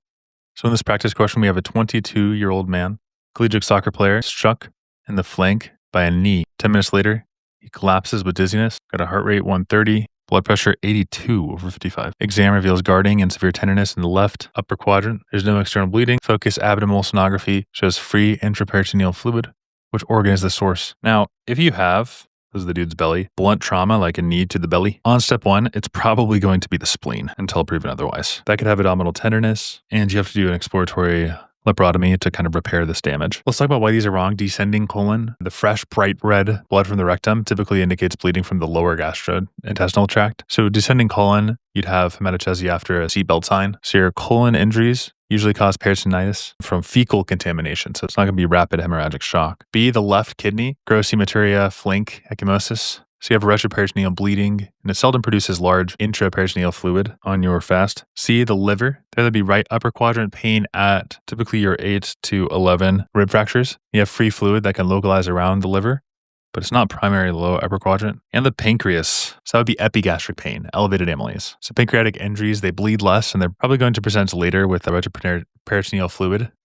Enzymatic peritonitis. So if you think about the spleen, it sits beneath 9 to 11 ribs. And if you just hit it bluntly, it can cause a capsular laceration, and that'll just release a ton of blood into the peritoneum. You get tachypnic hypotension. And so the hallmarks here are going to be left upper quadrant tenderness, also Kerr sign. It's going to be like shoulder pain from your diaphragmatic irritation, and low ribs through 9 to 11 are fractured. So if he's stable, then you can call an interventional radiologist and they can coil up the splenic artery. But if the vitals are going way down, you just got to get the knife out and go to maybe do a splenectomy or just try to repair it. Post-op, you actually have to do some stuff because if they have no spleen, that means they have no IgM, clearance of your encapsulated bacteria. And so that means we have to do the vaccines, pneumococcus, meningococcus, HIV. And then if they have a fever, they definitely have to get in touch with their physician. So hypotensive soccer player, lower upper quadrant pain, it's going to be the spleen. It's the most vascular, solid organ in that quadrant. And it sits right under, your 9 to 11.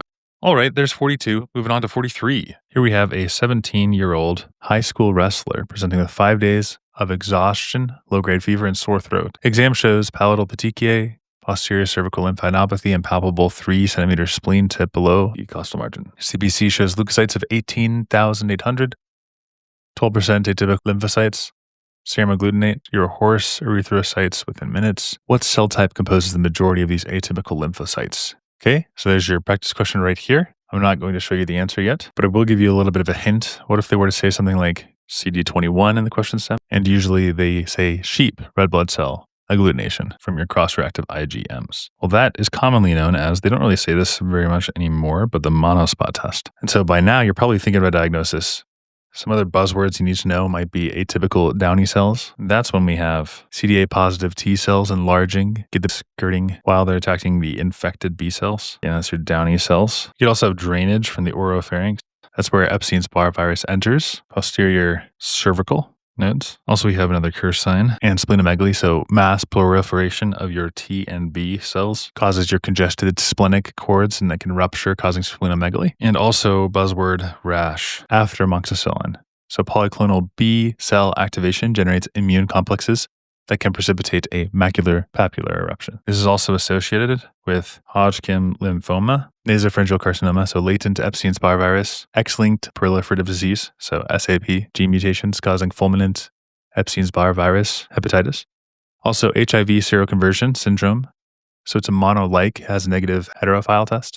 And autoimmune hemolytic anemia, so the cold agglutinin IgM agonist. And the pathophys, this guy's a wrestler, but kissing. It's the kissing disease. Epstein-Barr binds to the CD21, and then you get B cell blasting in your antibody flood, so the heterophile IgM. MHC1 presentation attracts your CD8 positive CTLs, so you get a T cell response and atypical cells. And then the latent Epstein-Barr virus in memory B cells means the reactivation is possible. And so our answer is indeed going to be C. Now let's look at those trap answers why they're wrong. B lymphocytes. Yes, CD21 is involved. So the CD21 are the targets and they're infected, but they appear normal. So it's not going to be your atypical answer. So A is not correct. B, CD4 positive, those are your IL-2 helpers. They help out with class switching. Not going to become your Downy, so not B. D, your FOX, so that's your immune breaks. Those are suppressors, so no. And natural killers, if your MHC1 is missing, it's going to be your buzzy association with your natural killer cells and your perforin, granzyme stuff. So those guys don't have your heterophile links and atypical morphology. So basically how this all works for question 43 is we have Epstein-Barr virus sneaks in through the saliva and it hijacks CD21 on the naive B cells, and then it pushes them into overdrive. The immune system calls in the big boys, CD8 positive T cells, and those swell up into those famous Downy bodies, and then they jam the cervical nodes and the spleen. CD8 swells up Downy, Robert Downey Jr., CD8. The powerhouse of the CD8 comes in after the CD21 infection by Epstein-Barr through the saliva. So look out for those posterior cervical nodes, a fever that lingers, and splenomegaly, and also avoid amoxicillin, unless, of course, you've got that group A strep. All right, for our next question, 44, we've got a 68-year-old, 15-year history of non-alcoholic steatohepatitis, presenting after collapsing at home. She is pale and diaphoretic. Low BP, bright red blood is pooling, and her exam shows abdominal ascites, spider angiomata, distended veins, so cirrhosis. Endoscopy confirms esophageal varices. Which vascular process most directly produced these varices?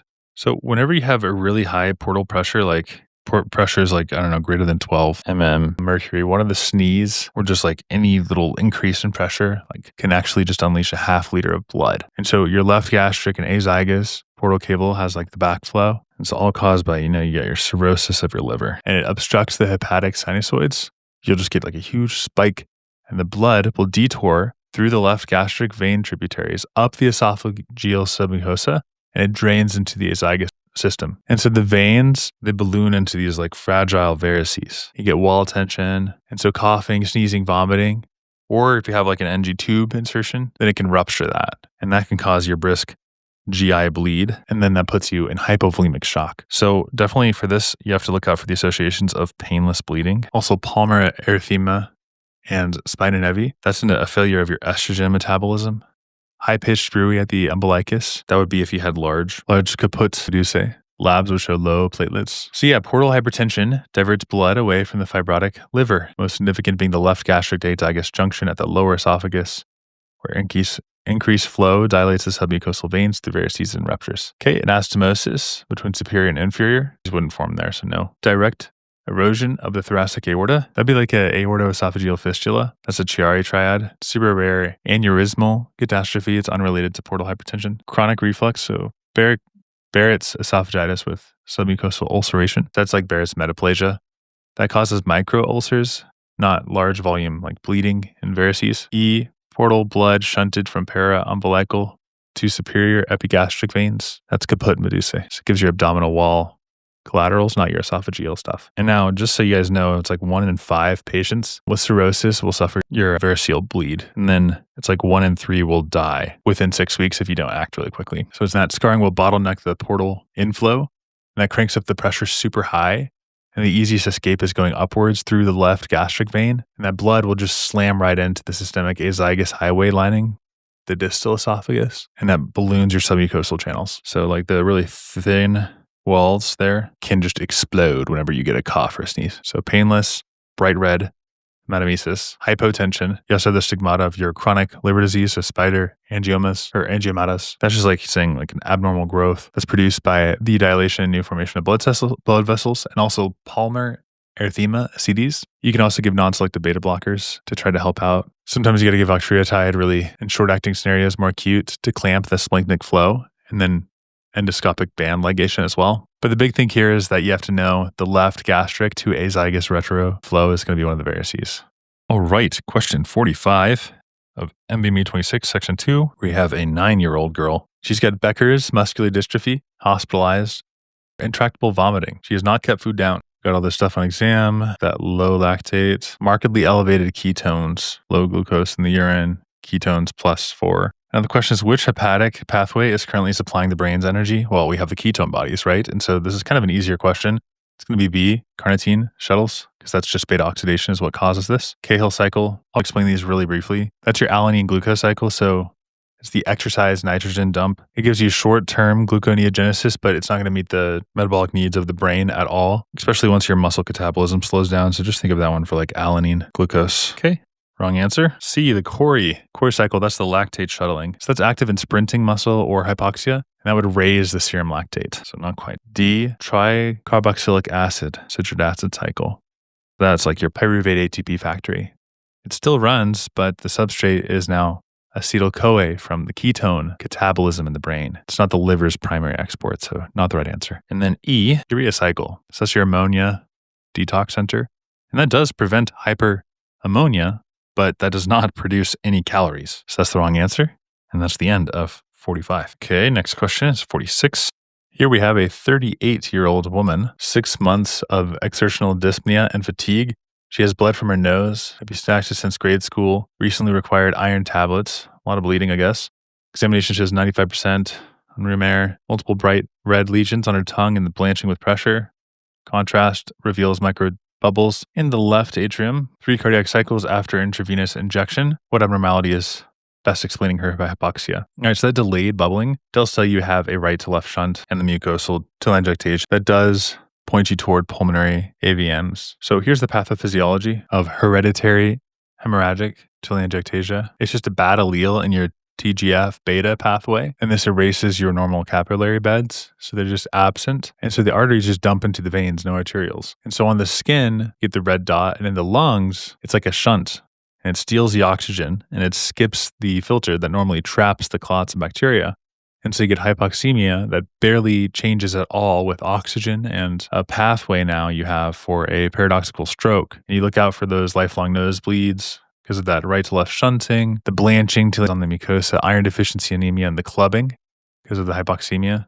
And then the bubble echo that lights up in the left atrium after a short amount of time definitely is going to kind of tell you that there's this intrapulmonary shunt. So we got this woman with epistaxis, nosebleed since childhood, tongue, telangiectasias, clubbing, late arriving echo bubbles. So like if it takes a while to get there, then the bubbles should also make you think of pulmonary arteriovenous malformations. So it's that TGF beta mutation, autosomal dominant, where you get the AVM that bypasses the capillary filter, letting the emboli slip into the systemic arteries. That's the shunting, folks. All right, so here's our practice question. Moving on to 47. 58-year-old man, he has Crohn's, underwent ileocecal resection 6 months ago. Now he has high output ileostomy. The past week, he's felt fatigued. Labs, the labs here. Arterial blood gas, 7.3. Which acid base disorder describes this guy's status? So ileum is diverted to an artificial opening in the abdominal wall. And so actually each liter of your ileostomy fluid that's carried away is enough to neutralize a full tablet of antacid. So if you lose 2 liters, then your blood is just going to be super duper acidic. So we have hypercholoremic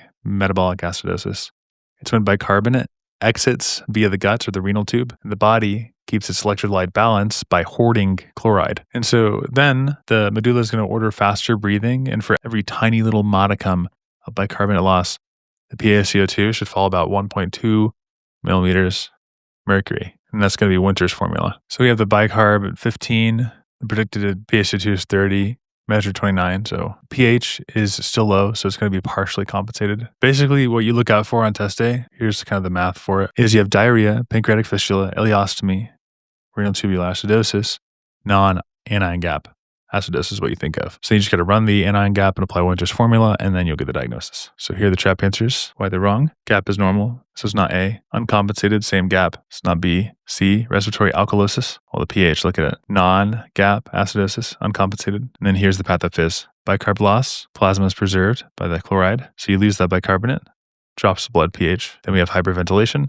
Can these enhance the ammonium and the titratable acid, generating new bicarbs that it can't catch up. It's only partially compensated. All right, question 48. So let's just dive right into this practice question. 70-year-old woman, newly diagnosed IgA multiple myeloma. Nice they tell you that. They could have just given you like calcium or IgG. But yeah, they begin a combination therapy that includes reversible 26S proteasome inhibitor. 48 hours later, repeat exam shows rising potassium, phosphate, and uric acid levels, which intracellular change in the malignant plasma cells best explains this rapid shift. Now, before we answer this, I just want to say a little factoid about multiple myeloma. The average myeloma cell produces more protein per minute than any other cancer cell. If we turn off the garbage disposal, so to speak, and your body self-destructs. So proteasome inhibitors, bortezomib, what it does is it slips onto this 26S proteasome, and then it freezes the blade. It's like the garbage disposal. It freezes it.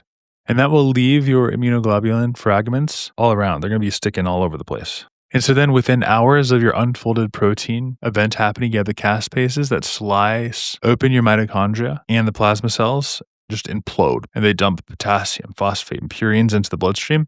And that is what we call tumor lysis syndrome. There's another question in the word bank where they're just all elevated. So for that, you got to hydrate and give allopurinol. And so a patient with myeloma starts a proteasome blocker, then the labs will just go crazy. So it's the accumulation of your ubiquitinated misfolded proteins that are going to target your apoptosis.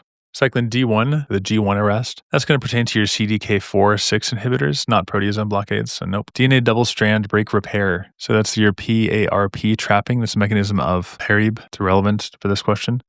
Intracellular calcium release from the ryanodine receptors. Calcium surge, yeah. RYR leak. So that's going to be malignant hyperthermia, though, and digoxin toxicity. So that's kind of a different mechanism. Amylase synthase activity impairing DNA. So that's the 5-FU effect that targets your DNA synthesis and solid tumors, not the plasma cells. So that's not going to be the right answer for this question. So the key stuff here is you have the proteasome inhibitors, and they block the degradation of your ubiquitin tag proteins. So you get that massive cell death. And then, tumor lysis syndrome. Cool beans.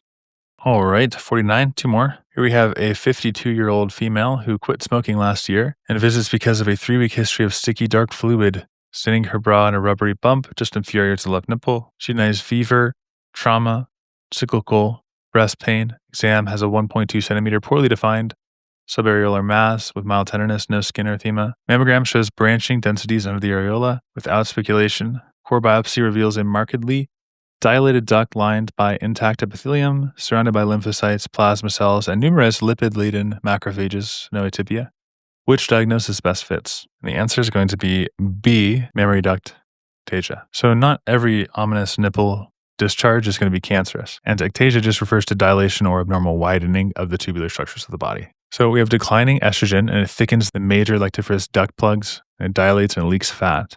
So the plasma cells just swarm, and the macrophages start to drink up the lipids. And then the fibrosis will tug the nipple inward. And so on mammogram, the subareolar branches are going to mimic carcinoma. But on the biopsy, you see no atypia, just foamy macrophages and chronic inflammation. And then clinically, you got that green-brown discharge, the periareolar tenderness. And then typically, it's going to be like a 50-something smoker. So you just reassure them, give warm compress and excision only if the symptoms persist or the imaging says that it's suspicious. This is just a dilated duct, plasma cell infiltrate. But we have to be able to rule out these other answers here. So acute mastitis, so that'd be a red breast and lactation.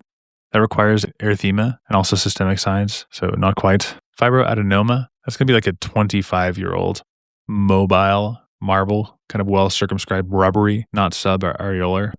Intraductal papilloma, that's the bloody unilateral discharge, so the papillary fronds with your fibrovascular core, not lipid. Fibroblastic. Invasive ductal carcinoma. That'd be a hard rock-like mass that's speculated on your mammogram. That shows your malignant cells that invade the stroma. So here, the majority of cases, it's like 90% are going to have thick, green-brown discharge. And it's poorly circumscribed periareolar mass that's tender. The subareolar branching density, it's just basically you get the dilated duct and the plasma cells and the foamy macrophages. Usually it's just going to resolve with warm compresses. And that's it. That's 49. Last question, 50. Now, this is just like a huge memorization question, but what you have to know is patent ductus arteriosus, that's the machine-like murmur, kind of systolic. They're going to find new ways to ask you this because that's too easy and pathognomonic. But one of the ways that they can ask you is the embryologic origin of that anomaly. And you think of, you get the 1, 2, usually they'll ask about the 4, 5, and 6, and you have to decide, hey, which of these arches is associated with which thing? And PDA is always associated with 6. You should have memorized that. There's no way around it. Patent ductus arteriosus is from the left, 6th aortic arch. There's your memory. Beautiful thing. Prostaglandin E2 keeps it open. NSAIDs closed at PGO2 after birth. Keep the closure. So it's that decreased PGO2 after birth. So yeah, like I said, the machine-like murmur, preterm infant worsening to tachypnea. Indomethacin turns the murmur off. NSAIDs, they block that COX, lowering PG2. And it causes the constriction. Differential cyanosis, reversal can happen. Associations, maternal rubella, higher PDA incidence. High altitude birth because of that persistent PGE2, because of that altitude, keeps that open. Congenital heart lesions needing PDA to survive. Prostaglandin infusion. Left recurrent laryngeal nerve. So it's that 6th left aortic arch, forms the ductus arteriosus in proximal left pulmonary artery, and it can cause the shunt reversal eventually. So here is your practice question. Look at all these arches. The answer we already know is E, and there's a continuous murmur. They're just saying, hey, which does it arise from? But what we need to know is why the other ones are wrong. All right, so this first one is maxillary artery. So that supplies your face, just totally unrelated here. The second arch is the stapedial hyoid. It's the tiny neck vessels. Not the fourth is the part of the aortic arch. And the fifth, that's just kind of nothing. There's not really anything there. Like rudimentary, it's just going to kind of go away. It's just gone, Nothing really for 5. But these are the ones you have to know. Maxilla, stapedial hyoid, aortic arch, and the right subclavian. And then PDA is 6. They always ask about PDA for some reason. I've seen also maxilla and stapedius, but I digress. So typically it's the inflation of the alveoli and the oxygen climbing, the PG plummeting that causes this to shut. But if you have a preemie baby, then they're not primed for that. So we have to give them indomethacin to turn off the COX, dropping the PGE, causing the ductus to snap closed. So that left 6th arch, ductus arteriosus, and that, my friends, is the end of this little series, NBME Section 2. 34-year-old woman presents with 2 weeks of progressive pruritus and dark urine. She denies alcohol use or new medications. Physical exam has mild scleral icterus and scoriations on her forearms. Here are some lab studies. Elevated total, elevated direct, AST's up, ALT's up, ALP's up, CGT's up. What best explains why both the ALP and the GGT are ordered when evaluating somebody with an elevated ALP? So probably because ALP is nonspecific. So before I explain this little thing, let's just talk about some levels. Not Avicii's, oh, sometimes I get a good feeling. By the way, before we start, what do we do with our phones? We turn them on silent and we throw them across the room. Okay, ALK, phosphatase. So this guy is going to be involved or associated with metastasis to the bone or the liver, Paget's disease of the bone, and a seminoma. That is to say, several things. And so you can exclude the hepatic origin by checking the LFTs and the CGTs. So ALK phosphate metastasis to the bone, non-specific. Real quick, just because you have to know this for step one, I might as well. Alpha-fetoprotein. That's associated with hepatocellular carcinoma, endodermal sinus, so yolk sac tumors, mixed germ cell tumors, ataxia telangiectasia, and neural tube defects. Might as well do one more. HCG, what's that associated with? Hytidiform moles, choriocarcinomas, so gestational triploblastic disease, testicular cancer, and mixed germ cell tumors. Okay, that's good enough for now. So the answer to this question is indeed A. They're co-located on the apical membrane of the hepatocytes and the bile duct epithelium. That explains why they are both ordered. So alkaline phosphatase and glutamyltransferase both reside on the apical surface of hepatocytes and bile duct epithelial cells.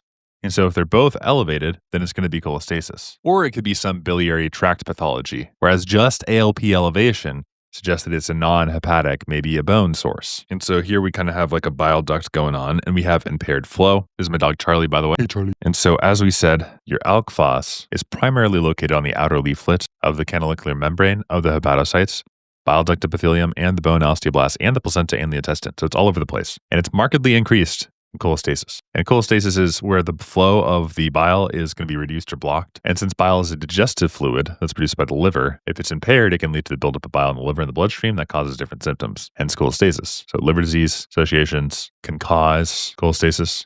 Also, some drugs that affect bile flow, pregnancy can cause it, genetic factors. So yeah, that's ALK phos, so markedly increased. And then also we have your GGT that we talked about, gamma glutamyltransferase, and it's got the same membrane, right? But it has negligible expression in the bone. And so it's increased in cholestasis, alcohol liver disease, and not elevated in isolated bone disease. So it could be bone disease and this is high, but then this is normal. But if they're both high, then it's a hepatobiliary origin. So it helps determine kind of the source here. It's like a Gmail and an off key. Cool beans, brethren. Now let's go to 12. Here's the next practice question. 60-year-old man, 3-year history of alcohol cirrhosis, complicated by large esophageal varices, presents for routine follow-up. He reports 1 month of worsening fatigue, easy bruising, and few petechiae under his lower extremities. Physical exam shows scleral icterus, spider angiomas, firm nodular liver edge, 3 centimeters below the costal margin, tip of the spleen palpable. A lot of buzzy things going on here. Anemia, hematocrit is low, leukocyte count low, platelets low, retic count normal, mean corpuscle slightly elevated, prothrombin elevated, PTT is normal. Fibrin degradation, less than 10. What is the most likely mechanism responsible for this patient's simultaneous anemia, leukopenia, and thrombocytopenia? Well, if we have a big spleen, that means we are having big sequestration. So I'll draw this really big so you can see when the spleen grows, then it stores and destroys more blood cells, white blood cells, and so it leads to an all-line cytopenia.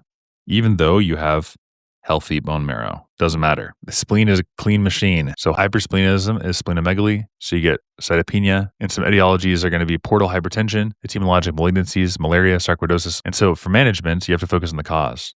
Do you do a TIPS or transplant for portal hypertension that's causing this stuff? You do a splenectomy or splenic artery embolization in really refractory cases. Okay, so why is not DIC? That's like a pretty intense one, right? Well, good question, Blake. And viewers like you, thank you. Consumptive coagulopathy, that would show decreased fibrinogen, increased D-dimer, and also more profound PT to PTT prolongation. Okay, what about iron deficiency? Well, that would cause microcytic anemia, so no thank you. How about alcohol-induced pyridoxine deficiency? Well, that's not it either, because that would produce sideroblastic anemia, often microcytic or dimorphic, without leukopenia or thrombocytopenia, so no.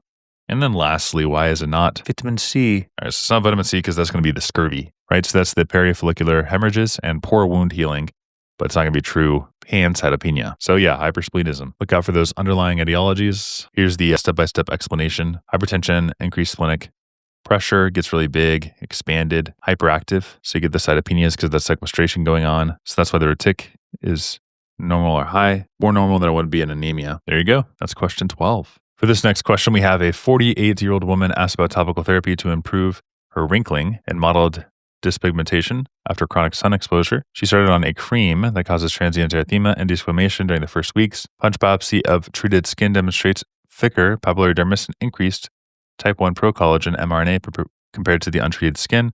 What best explains how this medication upregulates collagen production. The binding of nuclear retinoic acid receptors that dimerize with RXR to activate your collagen gene transcription. So tretinoin and other retinoids, they're going to bind transcription factors in the nucleus. So classically, like vitamin A is like your retinol with little help from our friends, alcohol dehydrogenase. Now it's retinol. And then it turns into all trans RA. And so you can see it's a vitamin A derivative. So this all trans, basically the downstream effect is you have penetration of the keratinocytes. So it binds the retinic acid receptor, the RAR, and there's the alpha, the beta, and the gamma. But all that is within the nucleus. Steroids, they go straight in. So this tells you why the other answer choices are wrong. Decreased CAMP, not central here, not G-coupled, they're ligand. Activated transcriptional factors.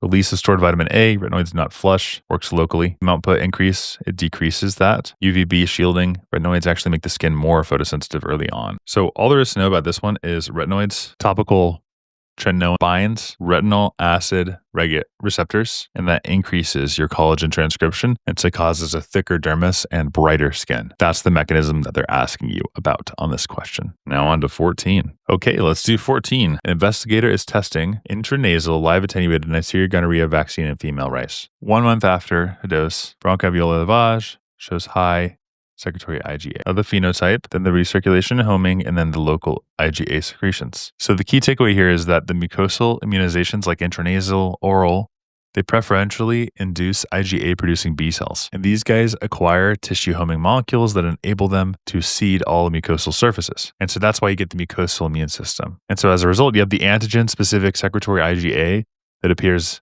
in the distant mucosa, like the genital tract, respiratory tract, and also the gut. So a good example of this is you have like an intranasal antigen causing the IgA plasmablast to accelerate. You get some cell trafficking and then immune coverage across every single mucosal entrance.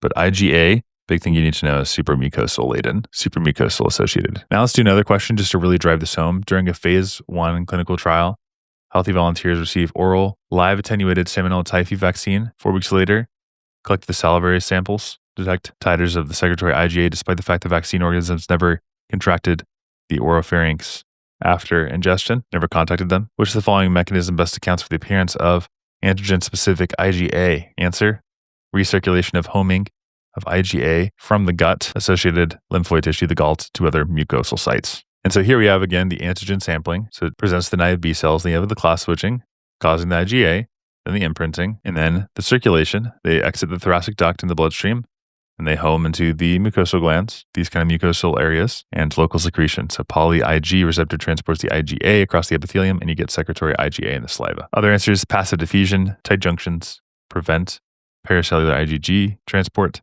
Salivary IgA is produced locally. Lymphatic spread of the bacteria. Live vaccines remain confined to the gut lumen. Shout out to Severance. Dissemination isn't needed for IgA and saliva.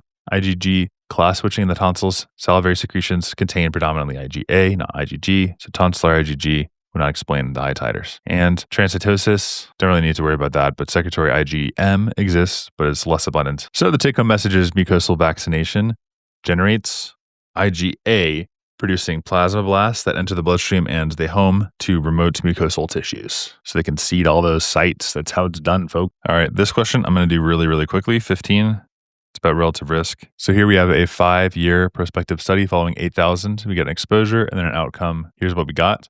Classically, it looks like this. A, B, C, D, exposure, exposure, outcome, outcome. It's just relative risk stuff. That's all it is. If the RR comes out as 1, there's no association. If it's greater than 1, it's harmful. Less than 1, protective. Okay, here we're going to talk about statins for question 16. Here we have a 42-year-old female with heterozygous familial hypocholesterolemia, baseline LDL C290, begins high-intensity statins. So HMG-CoA reductase is needed for cholesterol synthesis. By the way, it's regulated by insulin thyroxine, estrogen, and negatively regulated by glucagon and cholesterol. Which protein most directly upregulates or is upregulated by this medication's primary molecular effect? Well, there you go. Low density lipoprotein receptors. So if you inhibit this, you lower the intracellular cholesterol. So if we're thinking about like the pathways here in the body, got our glucose, which goes through a series of steps, glucose 6-phosphate, fructose 1,6, glyceraldehyde, 1,3-biphosphoglycerate, so on and so forth, all the way to PEP and down to pyruvate, then acetyl-CoA. So I'll just write at the end here, we know this acetyl-CoA. And you can do a lot of things from there, or we can get to acetoacetyl-CoA and then into HMG-CoA. And that's what we're talking about right now, because we're talking about statins. And so we use HMG-CoA reductase to turn this HMG-CoA mevalonate, which then can be used for cholesterol synthesis. That's the way the world works, folks. Also, HMG-CoA could then, if you don't go through this pathway through the reductase, get to acetoacetate, is transformed into beta-hydroxybutyrate, and that's used for ketogenesis. Isn't that cool? By a miracle, I mean tons of random events over billions of years of evolution. But that's HMG-CoA reductase for you. And what's interesting is if we give a single high-intensity statin, we can actually slash the LDL cholesterol by 50%. For like a Geico insurance for like statins. So like we said, statins barricade a valinate pathway of HMG-CoA reductase, and that starves the hepatocytes of bing cholesterol. And so that shortage trips your SREBP2 alarm. It tells the nucleus, hey guys, we need more LDL receptors. And so then you get more DNA transcription, and the ribosomes are just going to turn out those proteins. And then suddenly the cell surface is studded with receptors that vacuum up all of the LDL from your bloodstream, all because of that path right there. It's regulated. And so ask yourself, which protein led to the increase that made that happen? The only logical choice is the LDL receptor. ACAT esterifies cholesterol for storage.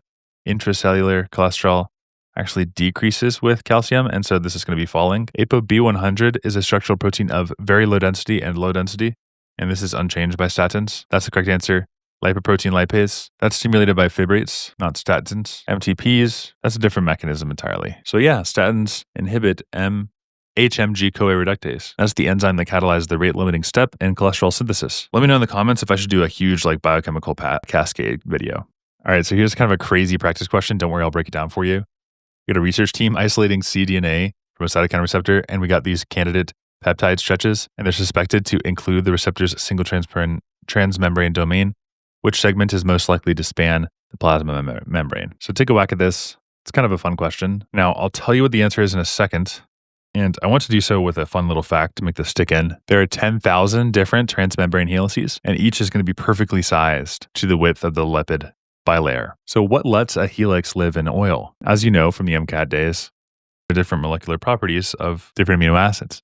And so you have a water-loving serine that you can replace with your hydrocarbon-loving leucine. And if you line up to 20 to 25 of them, then you've actually built a molecular equivalent of a Teflon rod. All right, so what we're looking for is this textbook hydrophobic run. Some answers are going to have, charged chaos all over the place, or acid overload, just crazy acids, or some different proline kinks like D here. And then here, this is just a lysine jungle of positively charged stuff. What we're looking for is B right here. So that spans the plasma membrane. Uninterrupted hydrophobic nonpolar residues. That's what this question's all about. All right, question 18. Oh, and by the way, you're not going to see proline unless you're seeing kinks for this test. So proline kink. Now, 29-year-old graduate has 3 episodes over 2 months. He stops writing, stares ahead, complete rubbing of the left thumb against the index finger. After 60 seconds, she appears confused and answers questions slowly. She smells burnt rubber moments before each spell. Which seizure best describes its focal impaired awareness? Complex partial. So for this guy, we have a trigger. So this is triggered by a focal hypersynchrony of the hippocampal insula area. Then we have a local spread. And that causes auras, so limbic output suppresses the retic activating systems, and so you have impaired awareness. And then you get the postictal inhibition. The GABA surge and the ATP depletion yields confusion. Postictal is the period of time immediately following a seizure. The ictus, when the individual is returning to their normal state. So it lasts for a few minutes to several hours, and it can expand several days too. So you usually have confusion, drowsiness, headache, anxiety, fear, irritability, agitation, not a comfortable time.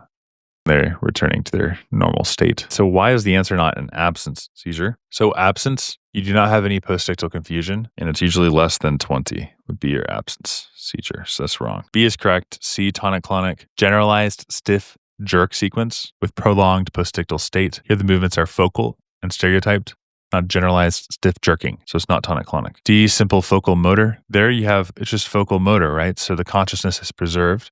but this person has impaired consciousness. E, psychogenic. That's in prolonged, inconsistent motor patterns, asynchronous thrashing, eyes are tightly shut, not seen here. And actually the majority, so 60% of adult focal seizures actually arise from the temporal lobe, and many go unnoticed because they think that they're just zoning out when they actually had a seizure. So it's the hippocampus, it has a spark, you have this weird smell or you have deja vu feeling, and then seconds later, that spark spreads and it flips off the awareness switch, and then your eyes will glaze over, your lips start to smack, your hands are going to fumble, and then less than a minute, you're groggy and you're saying, hey, what happened? So you have the automatisms, the actions that happen without your knowing. And also EEG shows a focal sharp findings, and you have carbamazepine. That's what you get from carbamazepine to calm it. Okay, that's 18. All right, 2 more. Question 19. So here we have a 48-year-old Sudanese fisherman noting intermittent bright red urine for 3 months. Wow. Denies pain, stones, medication use. Physical exam is unremarkable. Urinalysis, numerous erythrocytes, and greater than 10% eosinophils. Microscopy shows large oval eggs with a terminal spine. They're probably not going to give you that on test day. That's kind of nice of them, that terminal spine. So cytoscopy demonstrates keratinizing plaques, which of the following best explains the increased risk for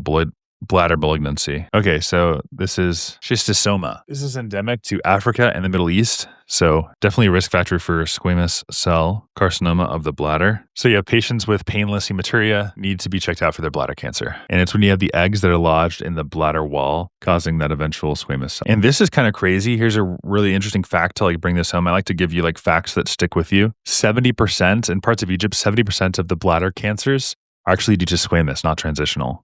And that's because of that little river fluke. So like you're swimming in the Nile and these little larvae just pierce your skin and then they hitch a ride to your bladder's veins and they start to lay their little terminal spined eggs. And then those eggs, year after year, spark granulomas, ulcers, and tissue repair. And then the epithelium is just like, fine, I'll just go squamous. But squamous under stress will turn malignant. So silly body, what have you done? Just cope. Once again, a motif in medicine is that the body is super stupid. So we see painless hematuria, maybe some frequency. Urine biopsy is definitely going to show terminal spined ova and eosinophils. Again, I hope they give you that on test day. They might not.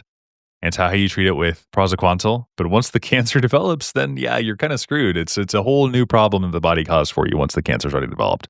So on exam day, African, Middle Eastern exposure, painless blood, squamous cells you should definitely think of schistosoma. And so the answer is going to be B in our vignette. So just lock that one in. Skin penetration, parasites migrating, granulomatous, cystitis, squamous metaplasia, accumulated DNA damage, transforming the metastatic epithelium to squamous cell carcinoma, freshwater snails, hydronephrosis, eosinophilic, elevated IgE, it's a Th2 response against the helminth. So it's the parasite's life cycle, right? Skin entry, venous plexus migration, and then chronic antigenic stimulation. Here are the high yield facts. If you want to check that out, Middle East, Egypt, really fascinating stuff, guys. Okay, last question. You're doing so good. Okay, now I just love the name of this question. It's kick out chemotherapy. And so you have your P glycoprotein. It's an ATP-dependent efflux pump, and it ejects chemotherapeutic agents, alkaloids, anthracyclines from malignant cells, lowering those drug levels. So here are the associations. And the pathophys is you have cytotoxic drug that enters the cells by diffusion and transport. MDR1 pump binds the drug in the inner membrane leaflet. ATP hydrolysis changes the pump conformation. Flip it out. Intracellular drug falls below the threshold. The tumor survives. So here's our practice question.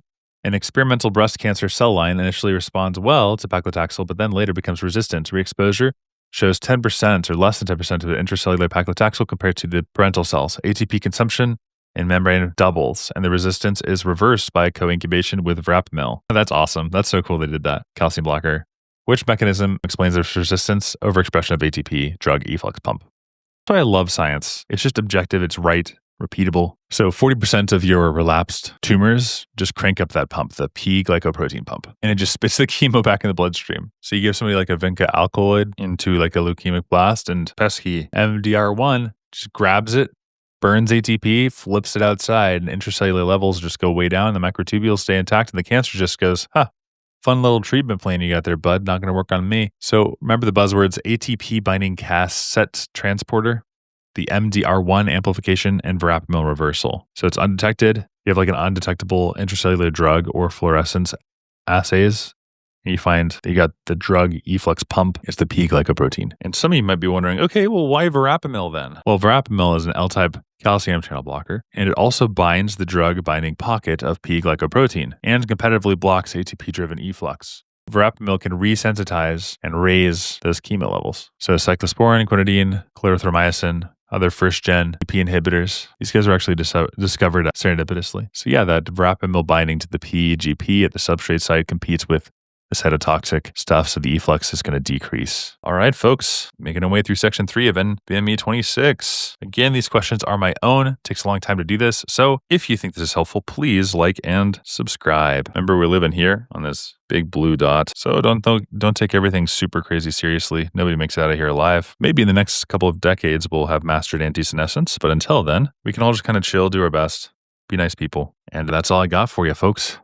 We'll see you in the next video. Hello, everybody. Welcome back to NBME 26. We're on section 3. Today, we're covering topics 21 to 30, trying to make this as easy, breezy, beautiful, and fun as possible. So here's our first question, 21. 7-year-old girl evaluated for rapid breast growth and pubic hair that began 6 months ago. She now complains of intermittent lower abdominal pain. Height and weight are in the 95th percentile. Pelvic ultrasound has unilateral 6-centimeter ovarian mass, no calcifications or teeth. Lab studies show elevated estradiol and inhibin B with suppressed LH and FSH for her age. Which ovarian neoplasm explains these findings? So we got precocious puberty and inhibin B, which tells us it's granulosa cell tumor. So I'm going to cover everything about the granulosa. So a big thing is the ceratoli and the Leydigs. Ceratolis, these secrete inhibin B. Ceratoli secrete B, inhibin B. And that inhibits FSH. They secrete androgen-binding protein, so they maintain the locals of testosterone, and they are temperature sensitive.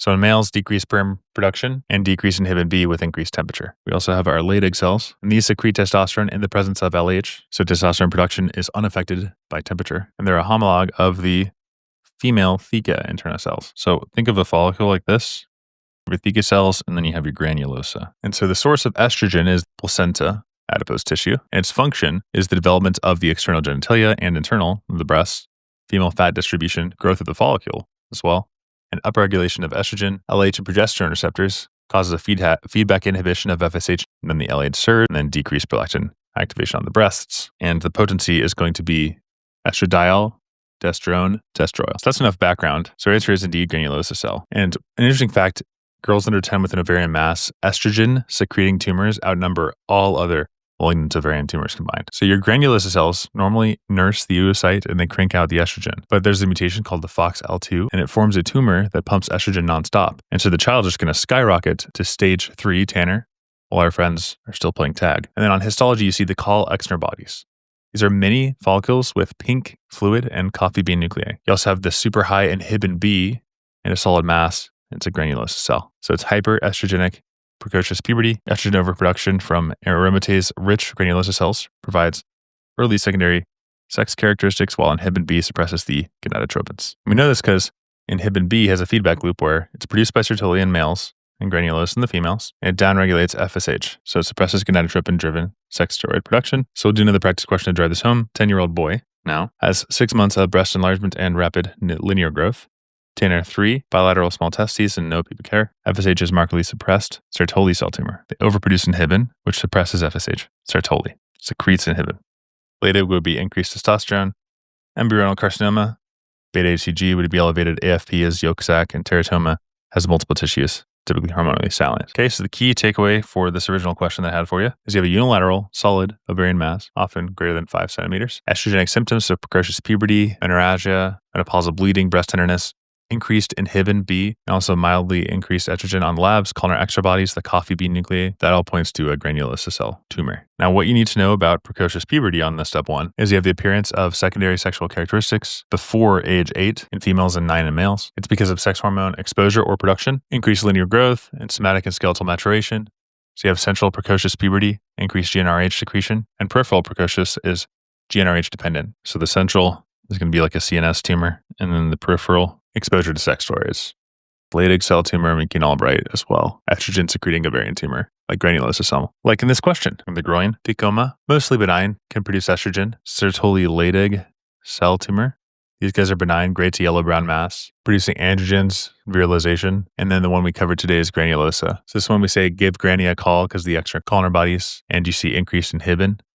Most commonly malignant, usually in females in their 50s, can be younger, postmenopausal bleeding, endometrial hyperplasia. And that's what we covered in this question, our granulose. Okay, that's the granulose cell tumor. Give Granny a call. So again, the Sertoli is homologous with your granulosa in the female. All right. That should be enough for this first question. Moving on to 22. One last question if you want it. Basically, estradiol, 8 times normal, inhibit elevated aromatase.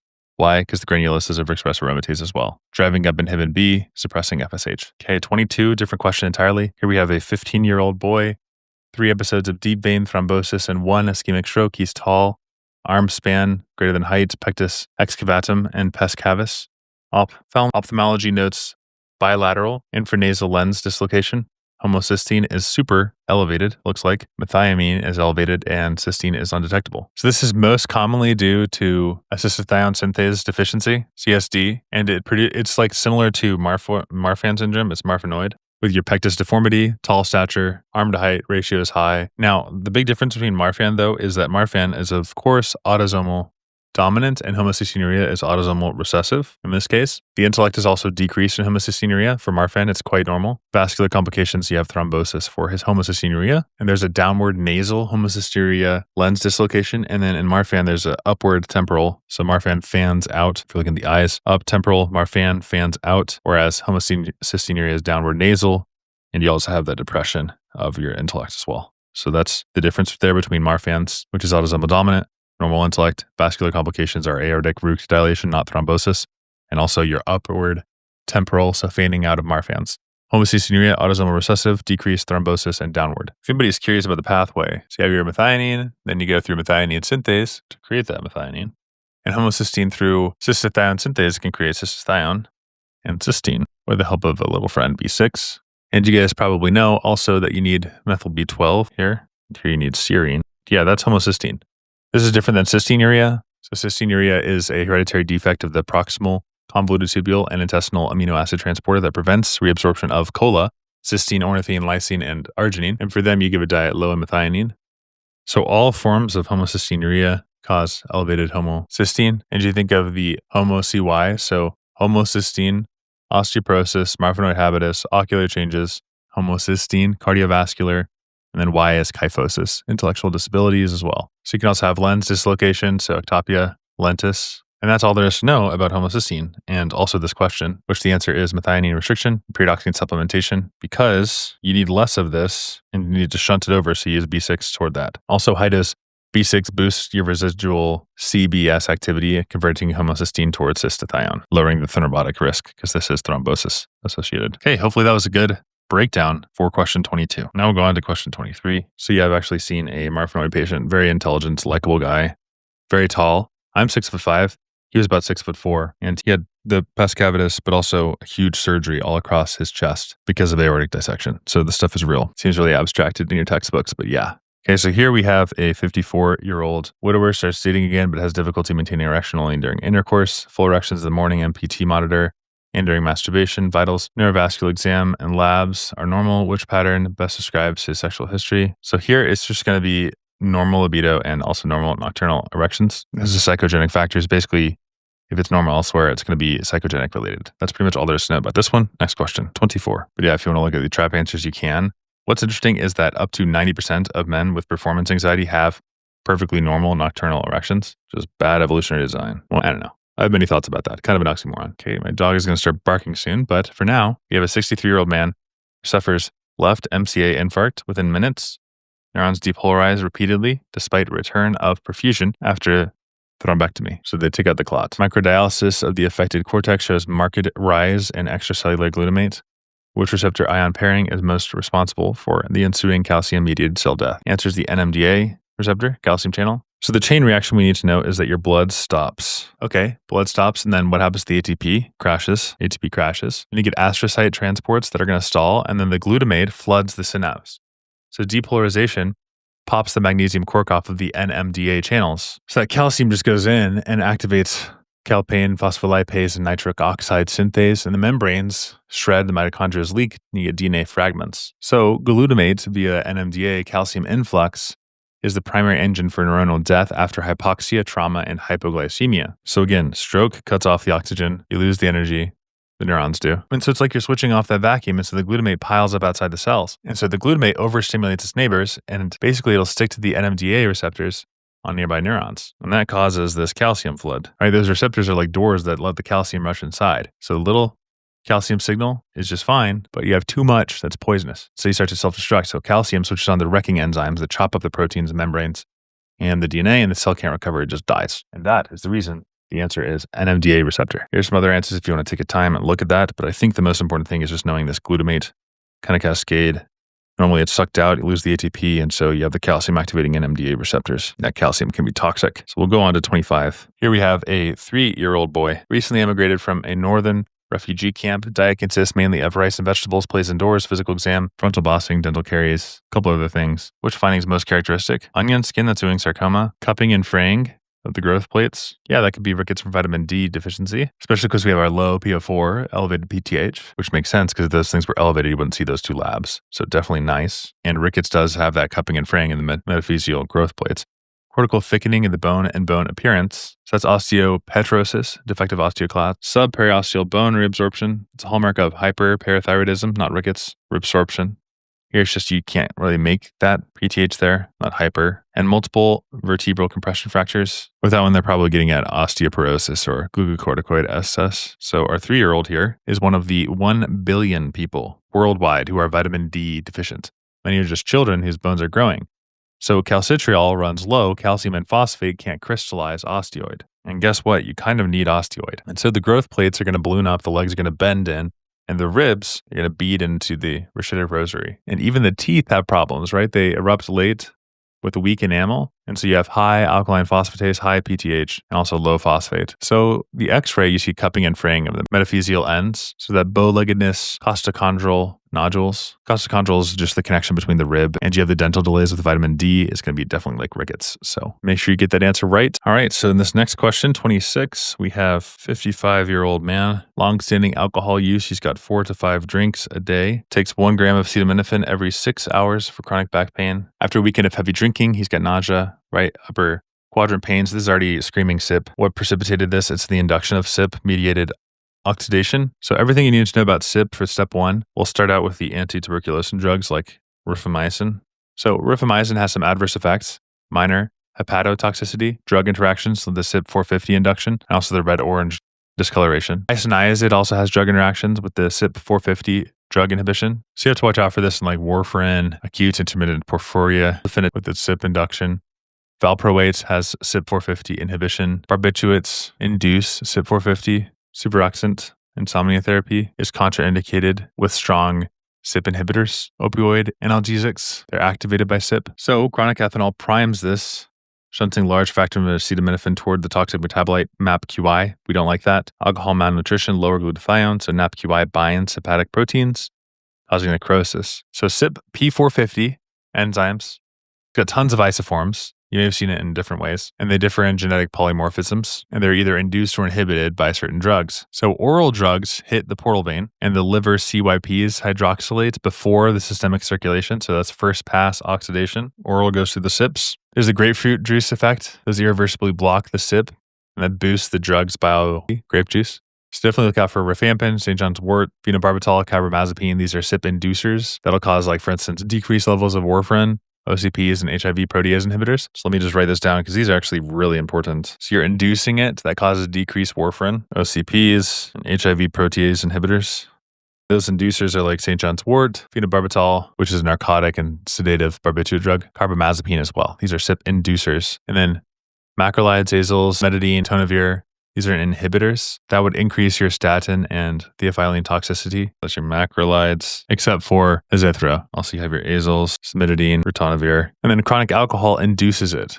So that explains the acetaminophen toxic NAPQ surge whenever you have a binge drink. So you induce that, causing more NAPQI to be generated, which is bad for you. So basically, the drug enters the hepatocyte, diffuses in the smoothie. CYP reductase shuttles the electron from NAPPH to CYP-heme iron, which then binds to oxygen, and one oxygen atom inserted into the substrate, while the second one forms H2O.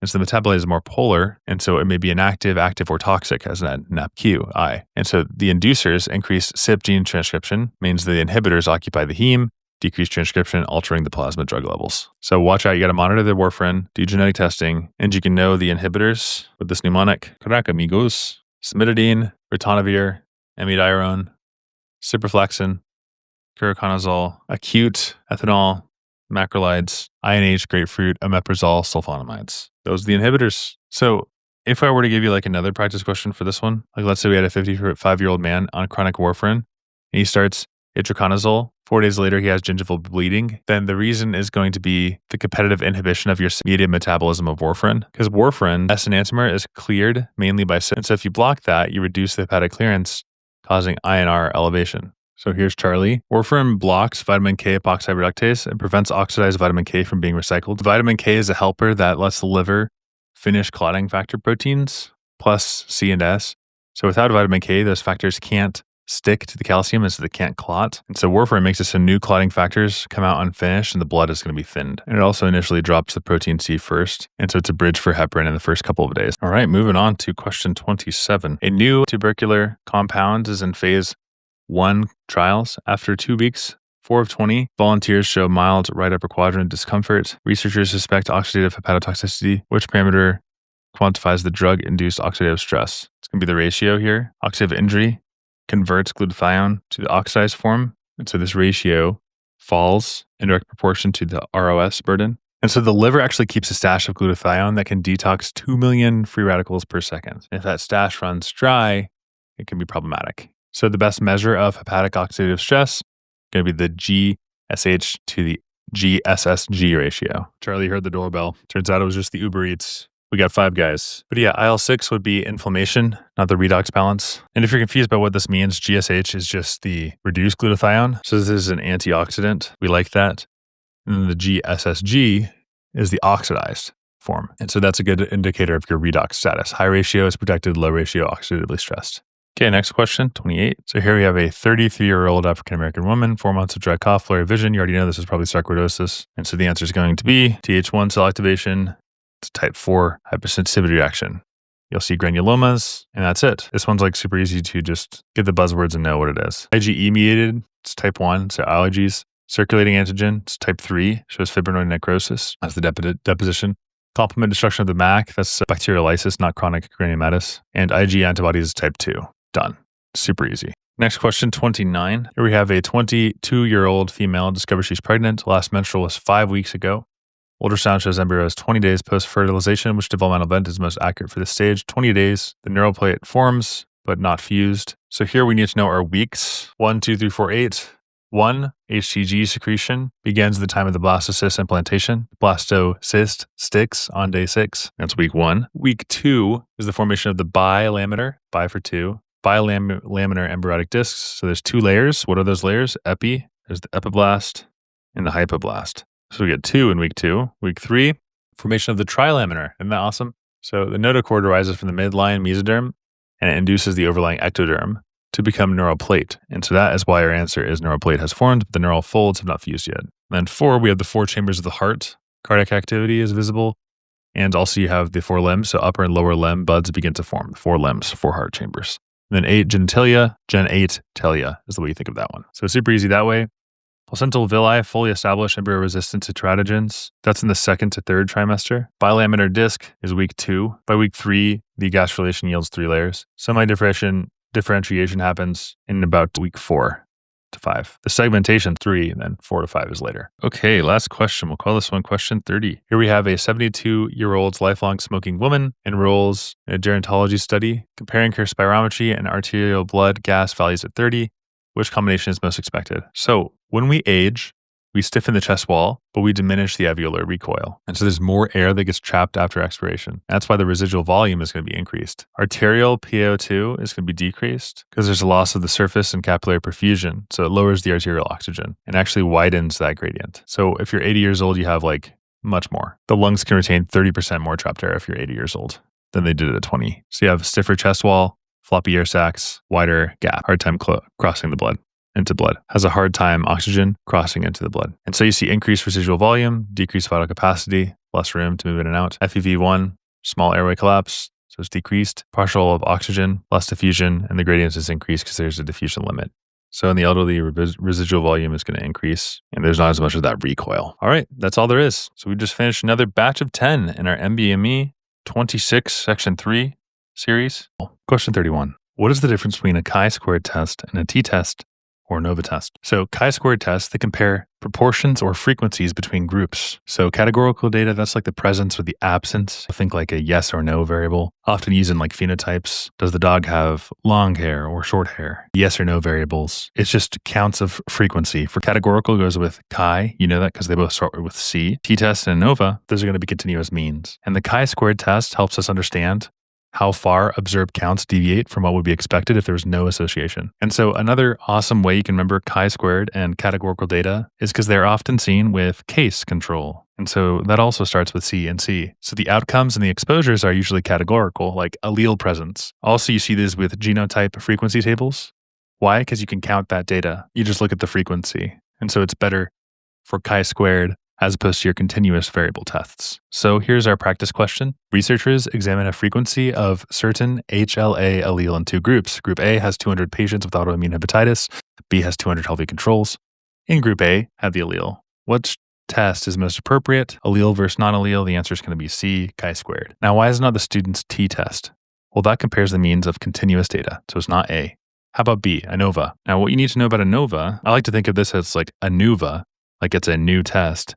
And they had to develop a new test because they got, so it's greater than 3 groups, continuous means. So it's not relevant here. How about linear regression? That's option D, and it's not right because that models continuous outcomes, not categorical ones. And then Mann-Whitney, that's a non-parametric test for medians of continuous variables, not counts. So it's not E. The answer is going to be chi-squared for our categorical data. That's 31. Again, these are just the concepts that you need to know by the time you finish NBME 26. 32. Now, in this practice question, we have a 29-year-old woman with a BMI of 38 kilograms per meters squared, reports daily pulsatile headaches and brief episodes of blurry vision. Fundoscopic exam reveals papilledema. MRI shows no mass lesions. LP opening pressure is at 30 centimeters. H2O with normal CSF composition. She started on carbonic anhydrase inhibitor, so acetazolamide. The medication improves her symptoms through which of the following mechanisms of action? All right, A, enhancing venous outflow from arachnoid granulations. So our answer is not going to be A, but let's talk about why. So how it works is acetazolamide, it blocks carbonic anhydrases in the chorioid plexus. That's the mechanism of action. So it reduces the bicarbonate formation and the osmotic gradient that drives the CSF secretion. So you have less CSF and lower intracranial pressure, which causes the symptom relief. And that's why the answer is B for this question. It doesn't increase the permeability, because if you increase the permeability, that might worsen it, not relieve intracranial pressure. So it's not going to be C. D, reducing sodium influx. That's also just going to be unrelated to the dynamics at play here. And then E, stimulating astrocytic water uptake. That's actually not going to be relevant for the step 1 exam. That's like an experimental mechanism that's used in treatment. So if you have super high intracranial pressure, even with a normal brain MRI, and very high opening pressure in the lumbar puncture, above 25, to treat it, we use acetazolamide, and you know the mechanism is carbonic anhydrase inhibitor, which acts in the chorioid plexus, and it disrupts the ion gradients that are needed to secrete cerebrospinal fluid. So you have less CSF, and so there's less intracranial pressure. That's how it works. So there's question 32. Moving on to question 33. The question says a 55-year-old man reports difficulty climbing stairs and getting out of chairs. That rhymes. He also notes dry mouth and occasional constipation. Neurologic exam shows proximal lower extremity weakness that improves after repeated muscle contractions. So it improves after contractions, and so you know that it's not myasthenia gravis. You know it's going to be Lambert-Eaton. Deep tendon is diminished. We have hilar lung mass. What's the pathophys? All right, so Lambert-Eaton is where you get the antibodies to the presynaptic voltage. LM in the alphabet, LMNOP. This comes first, and so it's the presynaptic. That's how you remember this. And that can cause proximal weakness, hyporeflexia, autonomic signs, and it's often linked. What is it linked to? Small cell lung cancer. Let's look at the other ones and see where they're wrong. So A, acetylcholine receptor antibodies. Well, the acetylcholine receptors are going to be myasthenia gravis. That's weakness that worsens with use. So it's not the right answer. B is correct. C, demyelination is Guillain-Barré. That causes ascending paralysis. Sufjan-Stevens had that. D is defective sodium channels. That's periodic paralysis. And this is not going to be exercise dependent, so no. And then E is the incorrect answer because GABA inhibition, that's going to be tetanus toxin. So you have the spasticity. there. And so with these patients, basically what happens is they're climbing stairs and it just starts to feel impossible. But then with each step, you actually get stronger. And that's going to be Lambert-Eaton's. Autoimmune condition, antibodies attack your presynaptic voltage-gated calcium channels, and with enough calcium influx, acetylcholine release plummets, and it leaves the muscles understimulated and weak. But as you keep contracting them, the calcium will build up inside of the nerve terminal. It releases more acetylcholine and improves the strength. And it's also going to present on board exams with a perineoplastic phenomenon tied with your small cell lung carcinoma. And the signs like the dry mouth, well, that's going to be an autonomic sign. And so it's going to be your antibodies against your presynaptic calcium channels. Lambert-Eaton. Okay, moving on to 34. Here we have, in this question, a 7-year-old girl is brought to the emergency department with 4 hours, shortness of breath, wheezing, rapid breathing, following a recent cold. Exam shows heart rate at 118, got 42 respiratory rate per minute, diffuse bilateral wheezes, and tactile phrenitis is decreased. X-ray is normal. What's the diagnosis? So she has sudden onset dyspnea, so labored breathing, and she has diffuse wheezes after a viral infection and decreased phrenitis with normal imaging. That's going to be asthma exacerbation. And this is going to be a reversible obstruction. And you might be wondering, okay, why is it not B, which is bronchiectasis? That's a chronic productive cough. This is not going to be acute, and that's why it's not B. C, pulmonary embolism, that's rare in children. It would show pleuritic pain and hypoxemia, not diffuse wheezes. So the wheeze kind of tells you differently for that one. D, pneumococcal pneumonia, that produces consolidation with increased phrenitis, fever, and focal crackles. Why is not left-sided heart failure? Your Rales, orthopnea, and cardiac history, not isolated wheezing in a child. So basically you have a kiddo, previously healthy, they come in gasping with rapid breathing and diffuse wheezes. It's going to be asthma exacerbation. It's inflammation and bronchial hyperactivity that narrows the airways and it causes turbulent airflow. And you can hear that wheezing, the wheeze. Because as the air gets trapped, the lung tissue is less dense and then you get tactile phrenitis that drops. And so a trigger can be a viral infection. And so you give them proper treatment would be like an inhaled beta agonist and then the obstruction is reversible. So exacerbation after respiratory infection, definitely think of asthma. Now, what is tactile phrenitis? Easy to be confused about that, tactile phrenitis. So it's the vibration that's felt in the chest wall when the patient speaks. They usually say 99. It's that vibration. So air and tissue in the lung, they transmit sound vibrations differently. And so changes in the lung density or airway obstruction alter how we feel those vibrations. So you place the ulnar edge of your hand in different areas in the patient's chest, and then they say like 99, and you feel for the intensity. And so what you need to know about this, like intuitively, is vibrations, they transmit better through solids than air. That's always true. And so anything that makes the lung tissue more solid or dense is going to increase the phrenitis. And phrenitis is just another way of saying roar, or like a snorting sound, right? So it's like vibrations. And so consolidation, like lobar pneumonia, is going to be increasing the density, and a lung mass or a tumor also is going to be contacting the pleura, and that will increase the phrenitis. But when is the phrenitis decreased? Vibrations are going to be dampened if you have extra air or fluid between the lungs and the chest wall. And so you'll have like a pleural effusion where fluid is going to block the vibration. Also pneumothorax, you have air blocking the vibration. Air trapping, for instance, that's with asthma, you have the air trapped. So it reduces the effective transmission of the air. So it's like trapped there. And obstruction of the bronchus, right? That causes your lectasis and you have no patent airway. And so here in asthma, the lungs are hyperinflated. Why? Because they have trapped air, can't get out during an exacerbation. And so more air means less density. And so then less density means the phrenitis is going to go down because it can't kind of pass that vibration on. And so you compare that with like pneumonia with consolidation. You have a dense lung and then the phrenitis would go up if it's dense. So dense lung, more vibration.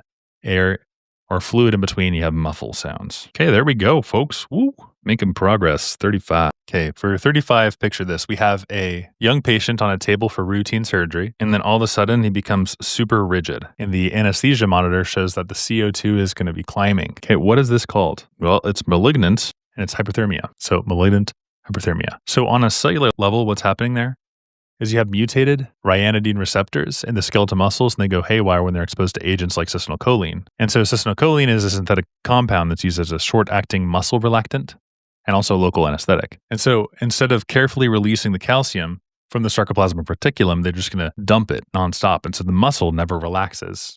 It just burns through the ATP. And then it releases the potassium and also the acid in the bloodstream.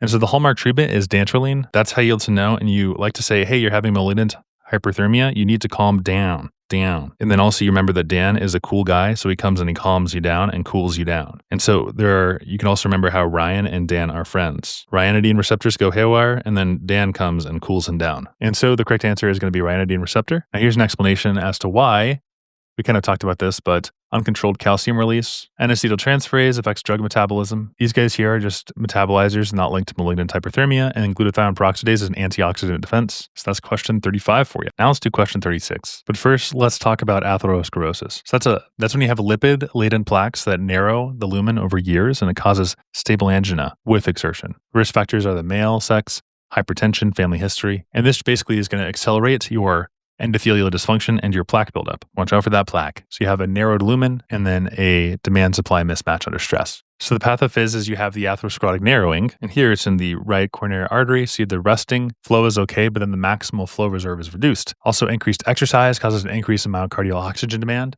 and so the supply can't meet the demand, so you have regional ischemia. And the ischemia of the posterior left ventricular wall becomes hypokinetic on imaging, and this is reversible with rest or nitrates, whereas like an infarction would cause necrosis, and so it would not be reversible in the same way with rest. The key features of atherosclerosis would be like a flow-limiting stenosis of greater than 70% occlusion, most commonly the right coronary artery and right dominant hearts. And so our practice question we have, a 54-year-old man with hypertension and a family history of early myocardial infarction reports chest tightness and dyspnea upon walking uphill, stable angina, heart sounds are normal, clear lungs. A stress echocardiography demonstrates hypokinesis of the inferior and posterior left ventricular walls during peak exercise. What most likely cause? All right, so a couple of answers. A here, that'd be apex hypokinesis after some sort of a emotional stress, heartbreak, right? Subo is your emotional stress, like a whole family died. You know, the woman was the only one to survive, and so she just dies. It's not exercise induced at all, so it's not A. B, systolic compression that occurs normally in systole, and it doesn't cause regional ischemia. So B is kind of a weird choice. Definitely not the right answer here. C, increased end diastolic pressure. That's seen in diastolic dysfunction, which we don't see here. And there's also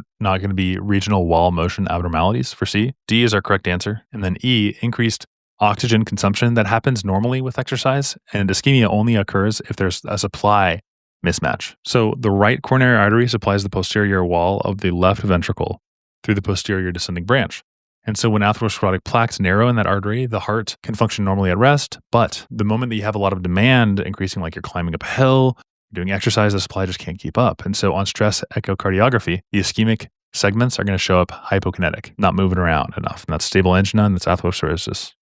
Okay, here's the next question. An investigator studies Neisseria and isolates from one patient over several years, and early isolates express a pyelin protein recognized by the patient's antibodies, but later isolates no longer do. Sequencing shows that the later isolates have one extra guanine inserted within the pyelin gene, shifting the reading frame and introducing a premature stop codon. Which mechanism best explains that change? This is only hard because we have some weird answer choices. Basically, what we're dealing with is a slipped strand mispairing at repetitive sequences, and that leads to an insertion or a deletion event. And what you need to know is that this change is not a multiple of 3, and so it causes a frame shift mutation. And that truncates the protein and it alters the antigenic recognition. Okay, so I'll make some room here for question 37. The answer is not A, crossing over. That shuffles large segments during meiosis and not single base substitutions. So it's not going to be crossing over. DNA excision repair, that removes damaged bases. So you're getting rid of them. You're not going to be adding there. C is our correct answer. D, thymidine dimers. So with those guys, you think of UV damage causing the crosslinks. And crosslinks are going to be different than your frame shifts. And so it's not going to be D. E, transposon insertion. So you insert one and it's not in a pattern of 3. If it's not in a pattern of 3, then it can cause some huge problems, slippage and frame shift mutations. So make sure it's divisible by 3. It's kind of like some of the only math you need to know. All right, moving on to 38. So here we have a 2-year-old boy who has poor growth, polyuria, and soft bowed legs. Exam shows dehydration and decreased tone. Labs show hypophosphatemia, hypokalemia, and non-anion gap metabolic acidosis. Urine analysis shows glucose and amino acids despite normal blood glucose levels. Which defect most likely accounts for his acid-base disturbance? Okay, there are 12 instances of Fanconi syndrome that you need to know from first aid, and we'll go over those, but Fanconi syndrome from proximal tubule dysfunction leads to the failure to reclaim the filtered bicarbonate, and so it causes a type 2 renal tubule acidosis with a non-anion gap metabolic acidosis, and also you get some solute wasting. Now, there are some drug reactions that you need to know that cause this. Fanconi syndrome, the causal agents you need to think of for step 1 are cisplatin, causes a whole lot of stuff. Sulfamide, expired tetracyclines, and tenofovir. You should also associate Fanconi's with Wilson's disease. And really quickly on Wilson's disease, it presents before age 40 with liver disease, so hepatitis, acute liver failure, cirrhosis. You also have psychiatric symptoms. You have the Kaiser-Fleischer rings in your eyes. Also hemolytic anemia, renal disease.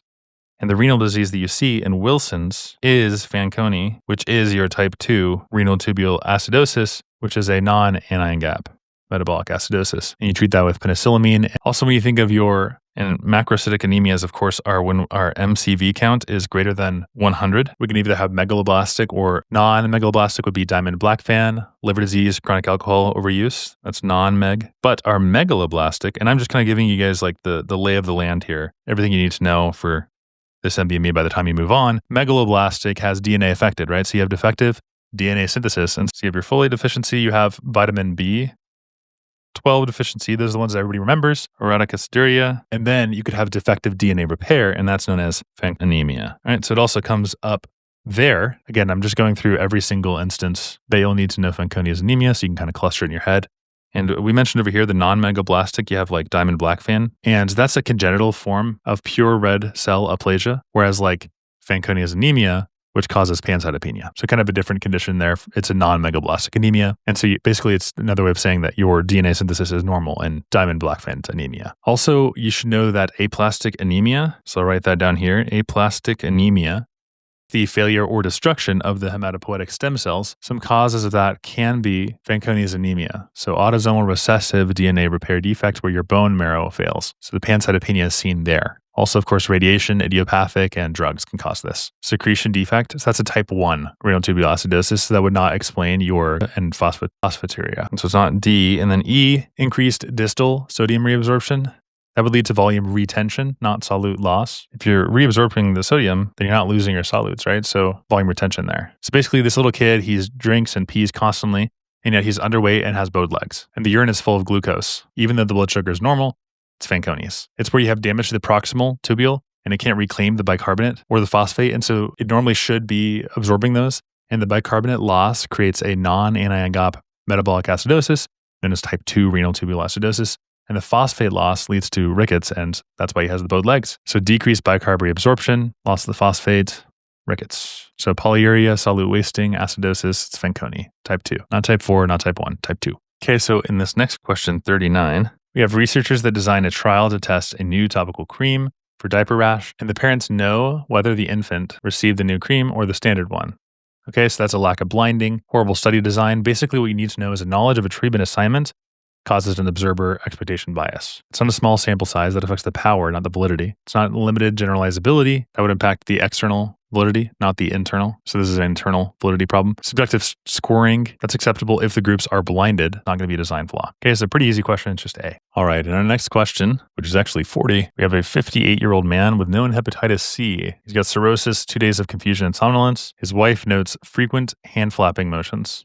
Exam shows sclerolectoris CDs, multiple spider angiomata, total bilirubin 6.2, albumin 2.3, and he started on rifaximin, which describes how it benefits this patient. Correct answer is that it kills colonic bacteria that produces your ammonia. So rifaximin is a non-absorbed antibiotic that kills gut bacteria that produce the ammonia. And so cirrhosis limits the ammonia clearance. So it reduces your production and prevents neurotoxicity. Same with confusion, and it works in tandem with lactulose, which is the gut to trap in your ammonia. So why is it not A? So it stimulates urea cycle enzymes. So cirrhotic liver lacks capacity.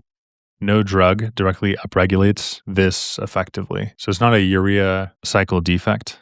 So that's why it's not A. B is our correct answer. It kills that. Blocks intestinal glutamine uptake. Now the ammonia is arising mainly from the bacteria, and this is actually not a mechanism that you need to be aware of. Maybe hemochromatosis stuff, absorption problems in the gut, but that's not associated with this question.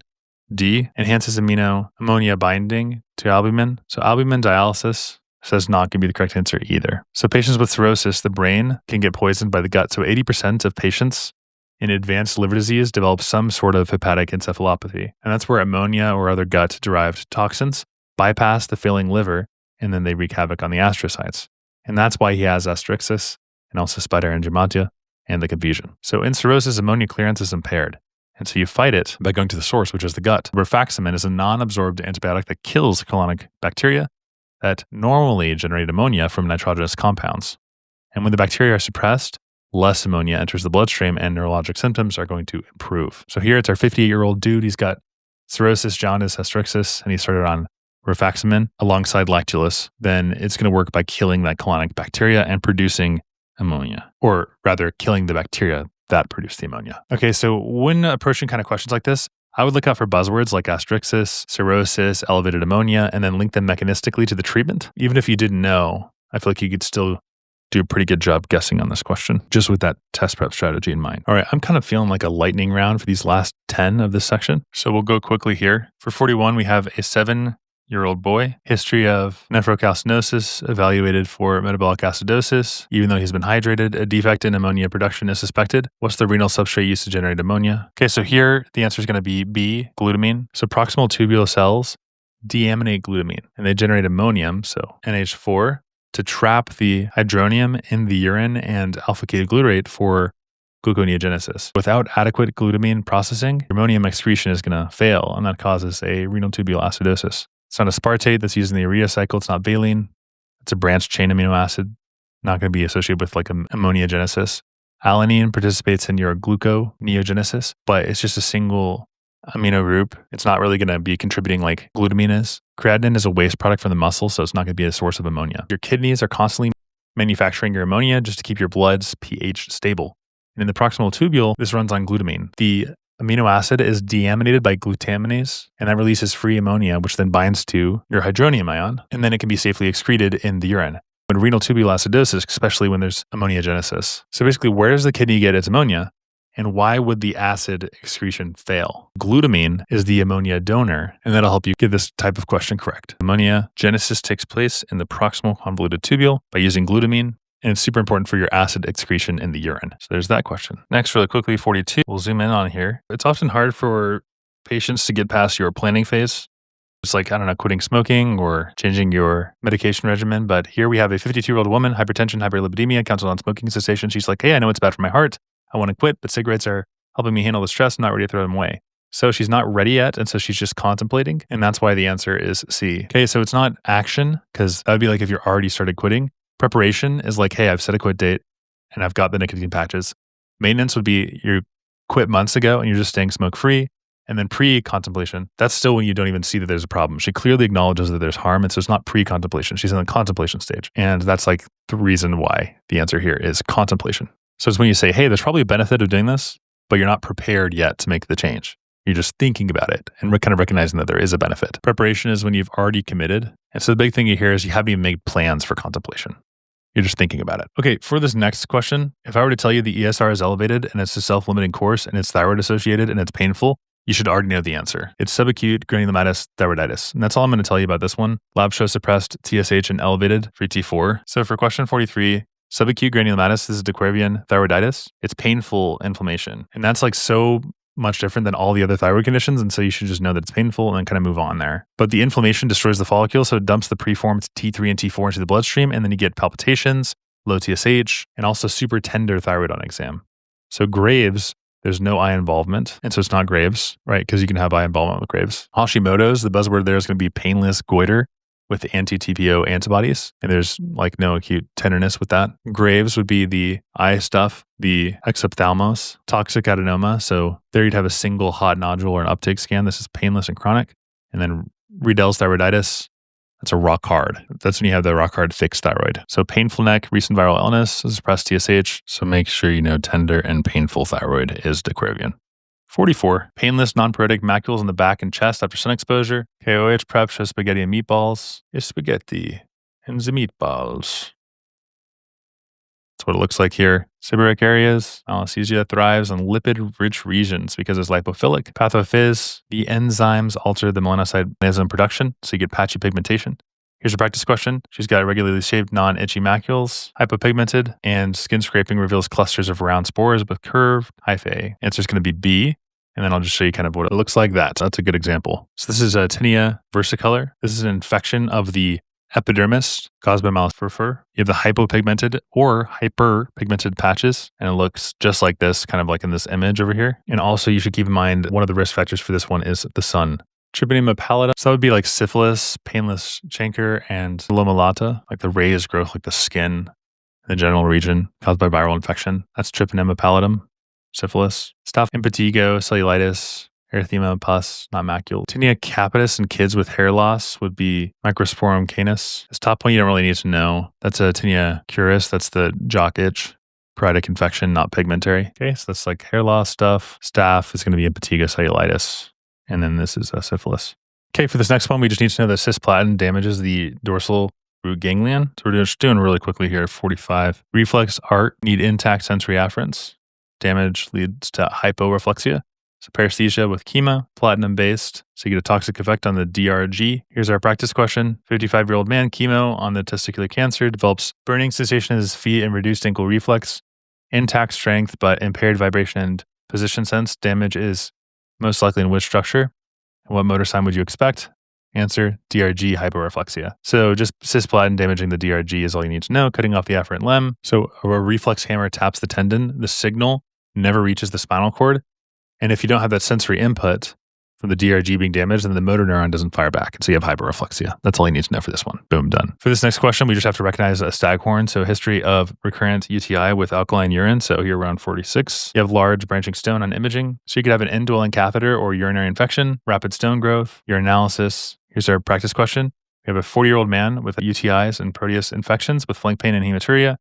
Urinalysis shows alkaline pH and numerous white blood cells. Imaging has large branching calculus occupying the renal pelvis, in excess of which is responsible. It's magnesium ammonium. You just have to know that this is a urease positive bacteria, and it hydrolyzes urea into ammonia, and it raises the urinary pH. So what's happening is some kidney stones aren't about calcium or diet problems, it's just bacteria.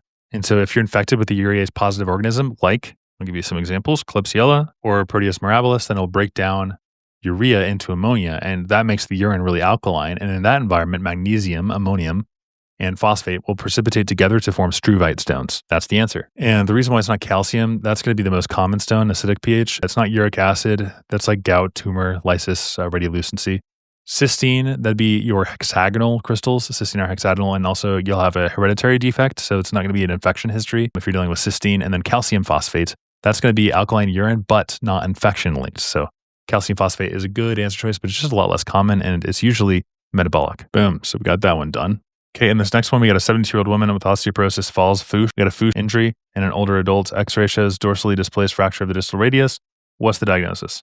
Answer, distal radius fracture. It's a Colles fracture. So you have on X-ray some maintained carpal attachments, and it looks like a dinner fork. So if you fall in the outstretched hand, that force drives the carpus into the distal radius, and then the fragment displaces dorsally, but the carpal bone stays attached to it. So that's the Colles fracture. So you see swelling, bruising, pain with motion. And why is it not the other ones? Lunate dislocation. That's carpal instability with acute median nerve compression for your lunates. Dislocation of the first metacarpophalangeal joint. So that's like an MCP dislocation. That's thumb injury with your sesamoid displacement. So it's the wrong location for that one. Ulnar styloid avulsion. That could occur, but it wouldn't explain your dorsal displacement pattern that we see in this question. And scaphoid, snuff box tenderness for your scaphoid. Okay, the pathophys is important for this one. We got cirrhosis, fibrosis of the hepatic sinusoids, and then resistance to portal flow, causing hypertension, varices, splenomegaly. Then we have your TIPS stent between the portal and hepatic vein, and that diverts the blood directly to the IVC, and it lowers the portal pressure. Here's our practice question. 59-year-old man has alcoholic cirrhosis, undergoes a procedure to treat it. It's the TIPS. Catheter is advanced through the right internal jugular vein into the liver, and a stent is placed. The stent procedure connects a branch of the portal vein to what? The answer is the hepatic vein. So this is transjugular intrahepatic portosystemic shunt. That's the procedure that's been done. Intrahepatic, so in the liver, portosystemic. So it's in the liver with the portal vein. And so we just connect the portal vein directly to the hepatic vein. That's like the whole point here. So in cirrhosis, the blood is trying to reach the heart and it gets stuck in the liver. And then it drives that portal pressure super duper high. And so it's going to be hepatic vein for our answer. And this is the TIPS procedure. It relieves portal hypertension by linking the portal inflow to the systemic outflow. But it also, of course, comes with a cost because you get more toxins that reach the brain because your liver's not touching that blood. And also you have an increased risk of hepatic encephalopathy. Now, why is it not the other questions? The splenic vein, that's part of the portal flow, the portal inflow, not the systemic. Left gastric, that's upstream of the portal vein. Superior mesenteric vein would be another inflow tributary, not systemic outflow. And esophageal vein, that's a variceal site, but it's not used for the shunting and the placement there. So that's the reason why the answer is the hepatic vein, portal vein, balloon catheter. There's a guide wire, balloon catheter, stent before deployment, and then you can see the stent right there, bypassing that scarred liver, the cirrhosed liver. So cirrhosed liver, but that's stent. Now, why does the liver have kind of a different setup? Why is the liver different for question 48? Most organs have one capillary bed between their arteries and the veins, right? So you go artery, capillary, vein, heart. That's usually how it goes. But the liver is special because it has two separate sources and it runs through two separate capillary-like networks. So you have the portal venous system from the gut. So veins from the stomach, pancreas, spleen, they go through the portal vein. And instead of going back to the heart, it's going to be super nutrient, toxin-rich blood. It goes to the liver and it gets processed, detoxed, and nutrient storage occurs. The hepatic veins, after passing through the liver sinusoids, it's cleansed and processed. The blood collects into hepatic veins, which drain directly into the inferior vena cava, and then it returns to the heart. And so it's built that way because the liver gets a first pass where everything is absorbed from the gut, glucose, amino acids, vitamins, and it's stored. Then you get detox, it filters out the toxins, and then metabolic regulation. So you can adjust the blood sugar levels and all that stuff. So the liver is the gatekeeper between the gut and the body, and it needs a portal venous system to handle the nutrients before the blood can rejoin with the ordinary venous return through the hepatic veins. And so you're kind of bypassing that with a TIPS procedure. But you need to because the liver's not working anyways. It's freaking cirrhosed. So that's why we do it. Medicine just terrifies me. People go to hospitals to die, man. You do not want a procedure done if you don't have to have it. Hospital is kind of where you go if you've already failed in prevention and you're in need of critical care. And more likely than not, some negative thing is going to happen to your body to try to save you from some more extremely negative thing. That's all I mean. 49, first line therapy for GERD, PPIs. Here's a practice question. 45, heartburn, sour tasting regurgitation. You give him a Prazole, a PPI.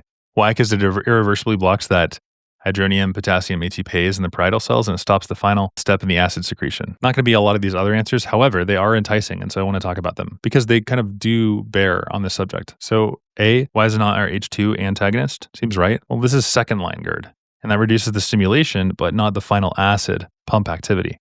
Why is it not prostaglandin E receptor agonist? That's like misoprostol, like NSAID ulcers. It's not used for GERD. So it's not. B, because misoprostol is, going to be related to that, like NSAID ulcer stuff. M3 antagonists. So that's your anticholinergic, like atropine. It's a weak acid suppressor. So you really wouldn't give that first line. Why is it not E, CCK antagonist?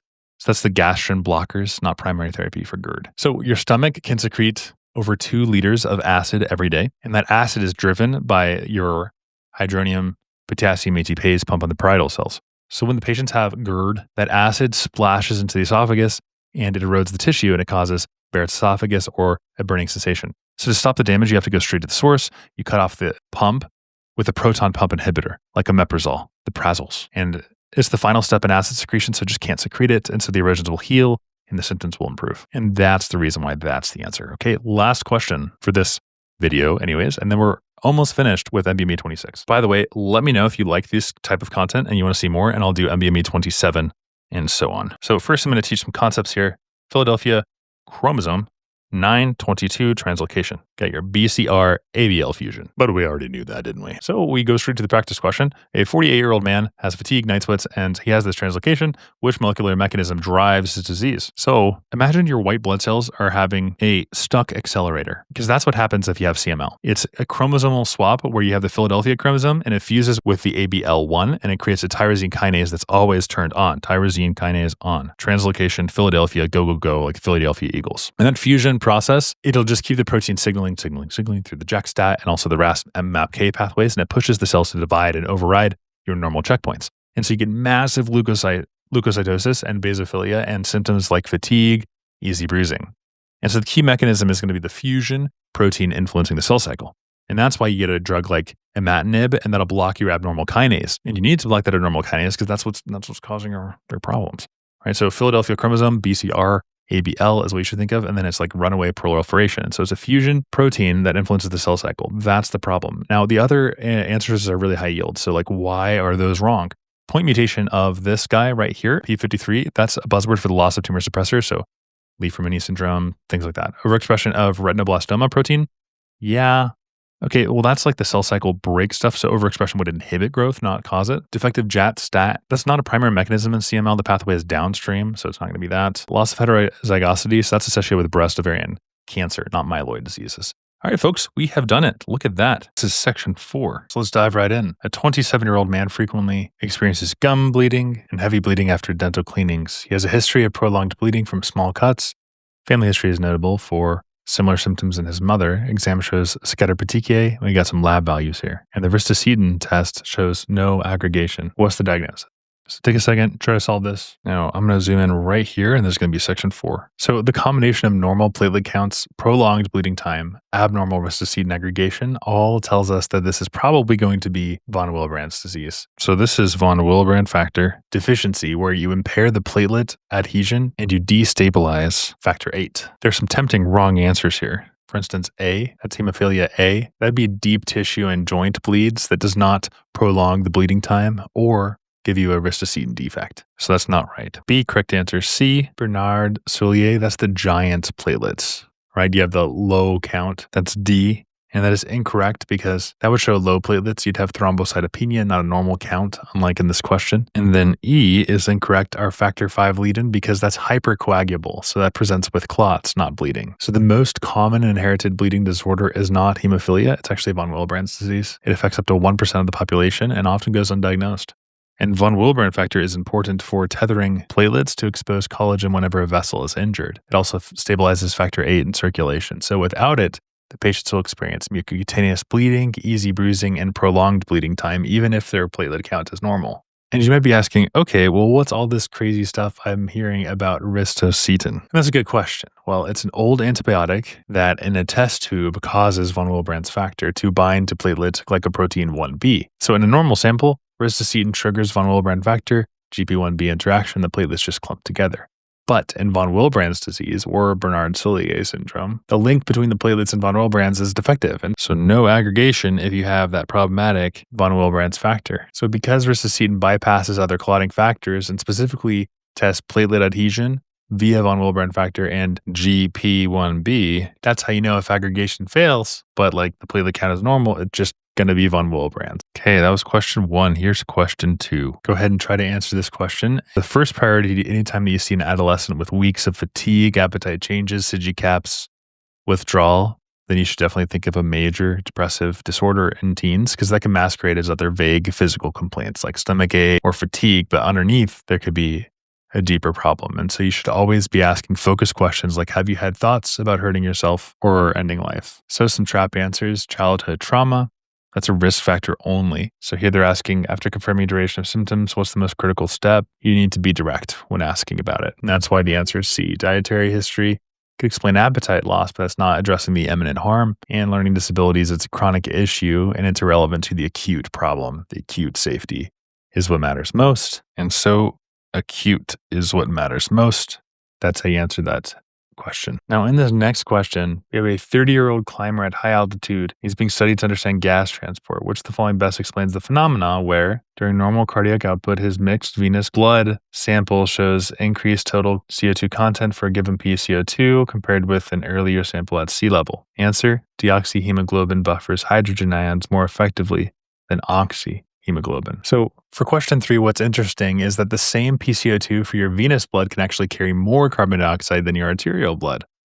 This is called the Haldane effect. So when hemoglobin unloads oxygen in tissues, it shifts into its taut form, deoxyhemoglobin. And that form is far better buffer for your hydrogen ions. So as hemoglobin mops up, the carbonic hydrase reaction is pushed toward the bicarbonate formation. And that dramatically increases the CO2 carrying capacity of the plasma. So when the same blood reaches the lungs and the hemoglobin and it reloads the oxygen, the buffering capacity drops and the protons are released and the carbon dioxide is expelled. So here, our climber has venous blood that carries more CO2 because deoxyhemoglobin is an excellent hydrogen ion buffer. And so that's why it's the answer. Deoxy buffers hydrogen ions more effectively than oxyhemoglobin. So to make this very, very simple, there's a taut hemoglobin form. It's deoxygenated form. And what this does is it grabs the hydronium ions. And the Haldane effect says more CO2 is carried when the hemoglobin has no O2. And so your tissues with low O2 have hemoglobin that lets go of your O2 and it's better at grabbing your hydronium ions, and so more CO2 is stored. And this is in your red blood cells.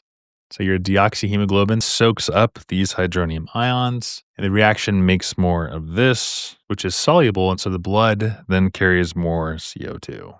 Remember, 80% of CO2 is carried as bicarbonate. And of course, deoxyhemoglobin is a better hydronium buffer, and so it carries more CO2. So to just super simplify this, hemoglobin without oxygen grabs more hydronium ions.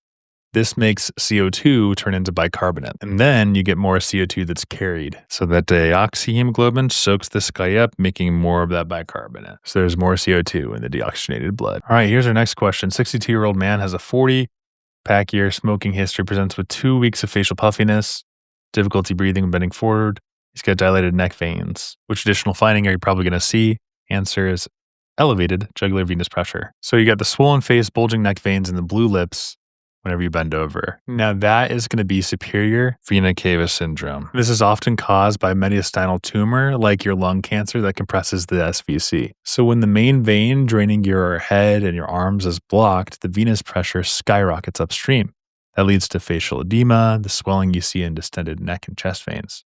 So in this case, you'd see elevated jugular venous pressure because that's a reflection of the obstruction. So you wouldn't see any murmurs or gallops. It's just going to be mechanical blockage of venous return, not bounding pulse that's seen in aortic regurgitation. Holosystolic murmur rotating to the axle, that's mitral regurgitation. S3 is going to be heart failure. And then S4 would be stiff ventricle, not your venous compression. So that's not the answer either. The answer is B, elevated jugular venous pressure. Question 5. 63-year-old man has a 40-year smoking history, presenting with routine evaluation. Oxygen saturation is 88%. Here are the labs. Which of the following best explains these findings? So look at that hematocrit. Holy smokes, 58. Okay, so we're looking at polycythemia. So people with chronic lung disease often develop too many red blood cells. And that's kind of interesting, right? Because low oxygen actually triggers your kidneys to pump out more EPO, erythropoietin. And so your marrow then answers by flooding the bloodstream with more red blood cells, and that's called secondary polycythemia.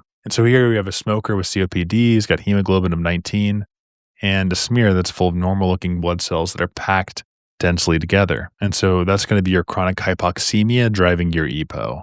It's not cancer, it's not iron overload. It's just going to be chronic hypoxemia driving secondary polycythemia. B is interesting because primary describes polycythemia vera. That'd be JAK2 mutations that lead to elevated white blood cells and platelets. So that's why B is wrong. Iron overload is hemochromatosis causing organ damage. D is the splenic sequestration. So that's hypersplenism causing cytopenia, not increased red blood cells, and dysplasia. Myelodysplasia causes cytopenias with abnormal cells, not isolated red blood cell elevation. So that's the reason why E is wrong. Next, let's do question 6. All right, so the incidence of the exposed is 30 out of 200. And then the incidence of the unexposed is 5 out of 200. The attributable risk is going to be this 15 out of 100. So 15 minus 2.5. And the risk that's attributable here is 12.5 per 100. And that answer is D. You didn't get to see the question, but they'll trap you by doing the unexposed or the excess risk, anything like that. But the attributable risk, you just have to find the incidence of the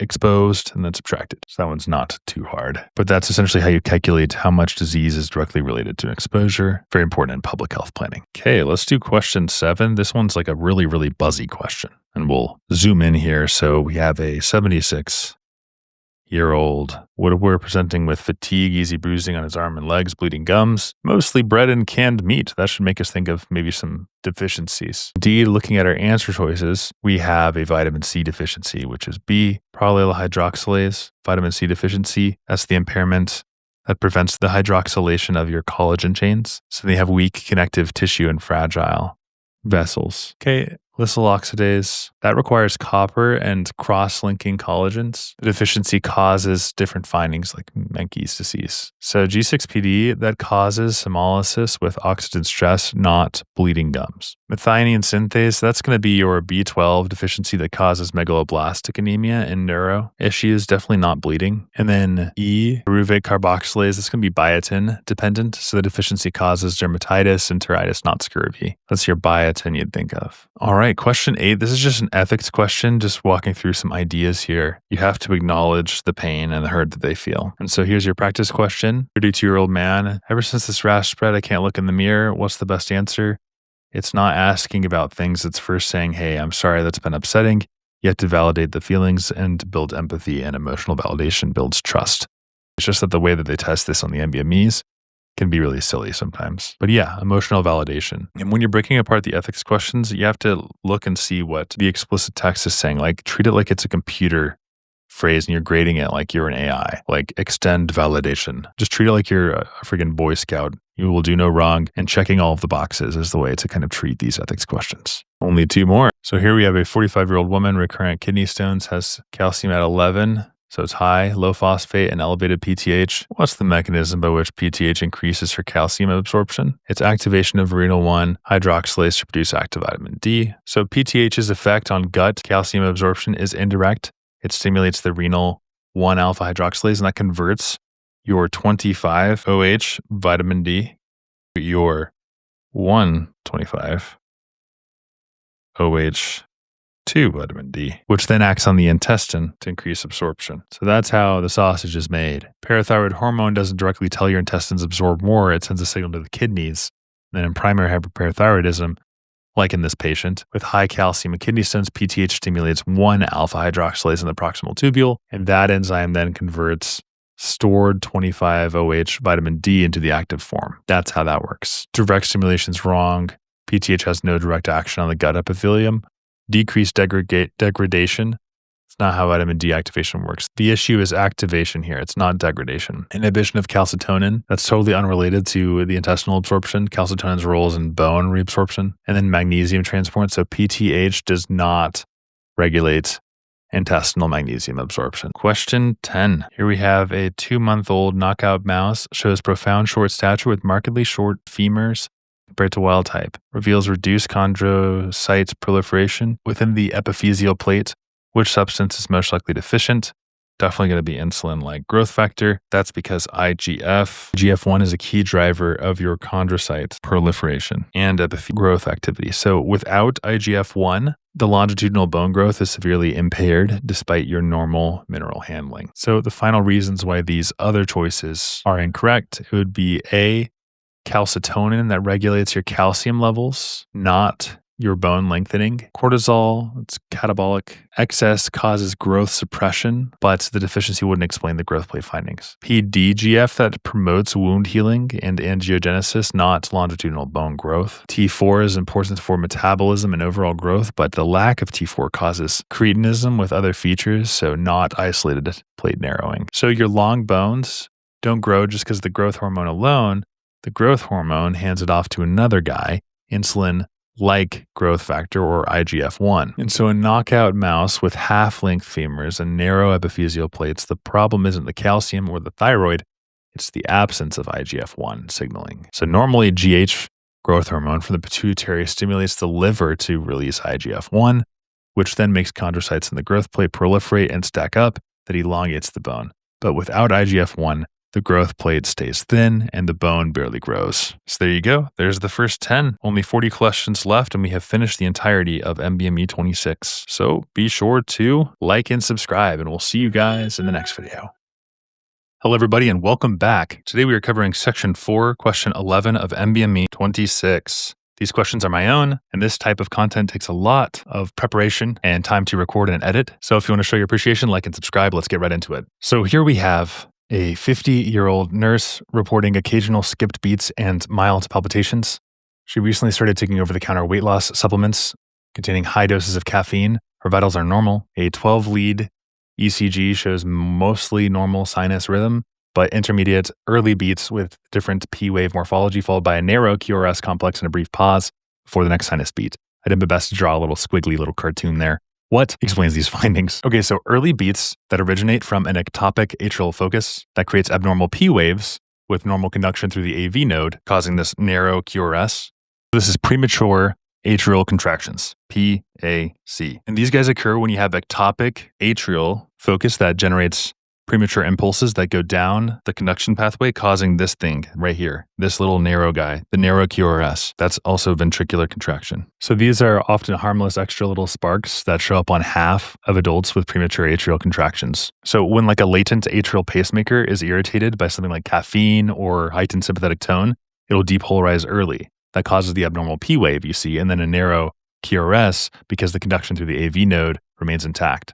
And so after that ectopic beat, the SA node will reset and it causes the compensatory pause. So hidden P waves, narrow QRS, makes you think of that extra atrial beat. You see the ectopic P wave, compensatory pause, so that the SA node can reset. It's triggered by caffeine, stimulants, alcohol, anxiety, fatigue, hyperthyroidism, causing that ectopic firing. And that pause afterwards is the SA node resetting. Now, I want to make sure this is super duper clear. So premature atrial contractions are extra heartbeats that start in your atrium, and they often happen with caffeine and stress, and they're usually just harmless. Now, you often get that early P wave. So the atrial cell fires before the SA node. That makes an abnormal P wave, and the signal travels normally to the ventricles, which causes a narrow QRS. So it'll be like a whoop, super narrow. That's not as narrow as I wanted. And then the SA pause. Now you might be asking, okay, well, if that's abnormal, what's normal? Well, normally, compared to PACs, your SA node fires first, and that's located in the interatrial septum.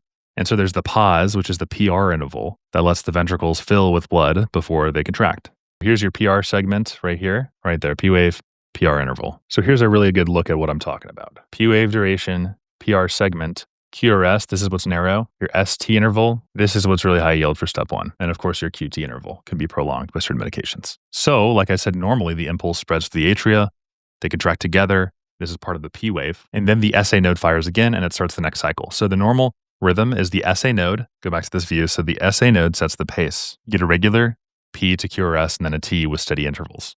But when you have premature atrial contractions, an extra atrial cell fires early and it inserts itself into the normal sequence. But the rest of the pathway, the AV node, the His-Purkinje's, still works normally, and so the QRS stays narrow. That's what we need to know for this practice question right here, which has a 15-year-old nurse, has the skip beats. What explains the findings? Premature atrial contractions. High doses of caffeine instigated it, narrow QRS, compensatory pause. Hopefully that makes sense. Let's go on to the next question 12. All right, so here for question 12, we have a researcher that isolates neutrophils and exposes them to E. coli, presence of various inhibitors. But normal setup, bacteria are engulfed and rapidly killed as a surge of oxygen consumption. Inhibition of myeloperoxidase results in survival of many engulfed organisms despite intact phagocytosis. Which of the following antimicrobial compounds primarily is affected by this inhibition? So what exactly is happening inside of the neutrophil? What you need to know for NBME 26 is that when a neutrophil eats a bacterium, where it forms a sealed pocket around it, and it's called a phagolysosome. So we get a little pocket phagolysosome. Inside that pocket, the neutrophil unleashes both enzymes and reactive chemicals to kill. So let's zoom in and see this right here. So here's our phagolysosome, and we got it. It's trapped. And so now enzymes and reactive chemicals are going to kill this microbe. And the most powerful one is called the respiratory burst. And so you get activation of NAD pH oxidase on the phagolysosome membrane. All right, so NADPH oxidase is activated, and that enzyme uses oxygen, your classic O2, to create superoxide anion, like that. Rapid oxygen consumption then occurs, and that's why it's called a burst. And then superoxide dismutase converts superoxide to hydrogen peroxide, which is H2O2. And hydrogen peroxide is toxic, but not enough by itself for fast killing. We need myeloperoxidase, which is MPO. It's an enzyme that's stored in the neutrophil hydrophilic granules, and it combines H2O2 with chloride ions. And that creates this super mega crazy thing, which is also the answer to this question, which is hypochlorite, baby, or HOCl. And that's chemically similar to bleach. It's like just bleach that's made by your body. It's extremely reactive, and it destroys the bacterial protein membranes and the DNA and pretty much just everything instantly. And so that's why it's the most efficient HOCl, hypochlorite, the most efficient bacterial killer that's produced by neutrophils. Now, in this question, we have some other options that are mentioned. You might see bacterial cytal permeability increasing protein, which is known as BPI, and that helps against gram-negative bacteria by disrupting the membranes, but it's not as rapid and universal as hypochlorite. Lactoferrin could also be seen as an answer, and that grabs iron to starve the bacteria. So it's bacteriostatic, not like killing it. Lactoferrin, that just takes the iron, doesn't like kill them, it just starves them. Lysosome, that breaks down the peptidoglycan in bacteria walls, especially your gram-positive ones, but it works really slowly and it's not what we're looking for in this question. And then lastly, you might have seen this on a couple of practice exams, major basic protein.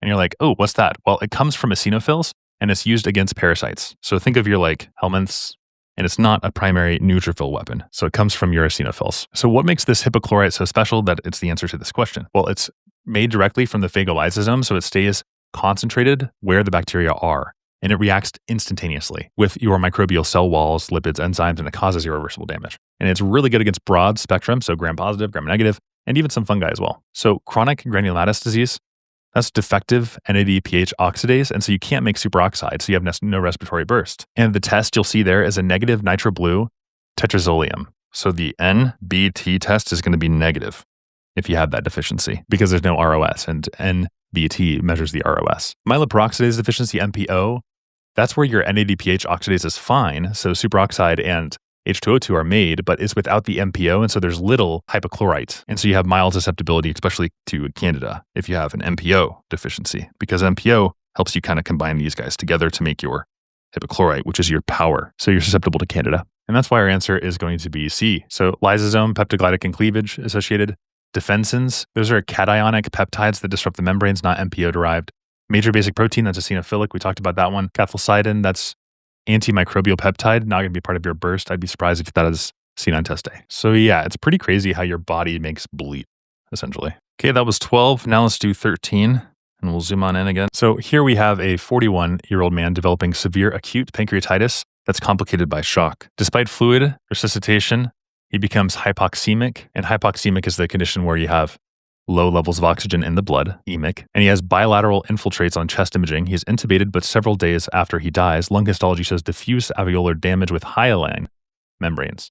So if the patient had survived, which cell would have been responsible for regenerating? Or they might say like hyperplasia or something like that. And so the answer here should clearly be type 2 pneumocytes, one of those kind of factoids you just have to memorize. But type 1 pneumocytes cover most all of the alveolar surface. But the thing about your type 1s is they're covering a lot, but they cannot replicate. And how I want you to remember this is that the type 2s, they're like clones of each other. They can replicate. They proliferate after the injury, and they secrete surfactant. So they do the two things, the cloning and the releasing of surfactant. They also differentiate into type 1 cells, and then they restore your gas exchange barrier, because that's what the type 1s do, gas exchange. So that's how the lungs are set up. Type 1 pneumocytes, they're thin cells for gas exchange, but they have no regenerative capacity.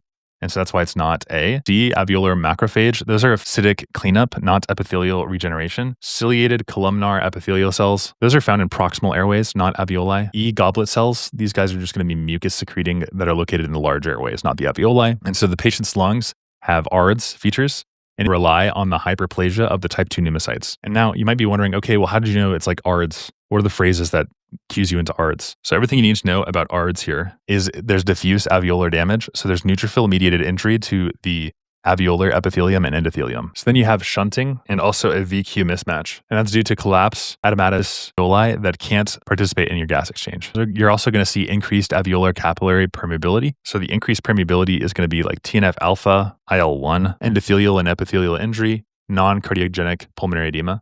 You can also see ground glass opacities, bilateral infiltrates.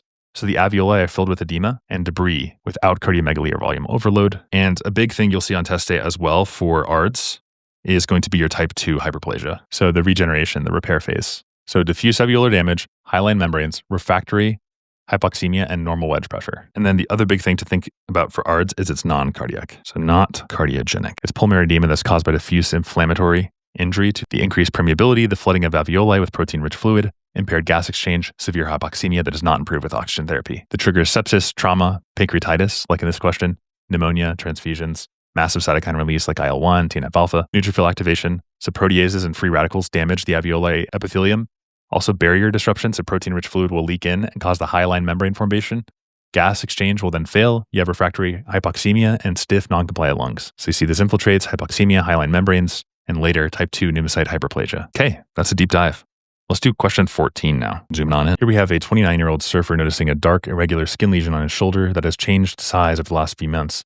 Biopsy reveals malignant proliferation of pigment-producing cells at the dermal-epidermal junction, which embryologic source gave rise to the cells involved in the tumor. While dark, irregular skin makes you think of your melanocytes, and these guys are pigment-producing cells of the epidermis. They're derived from the neural crest.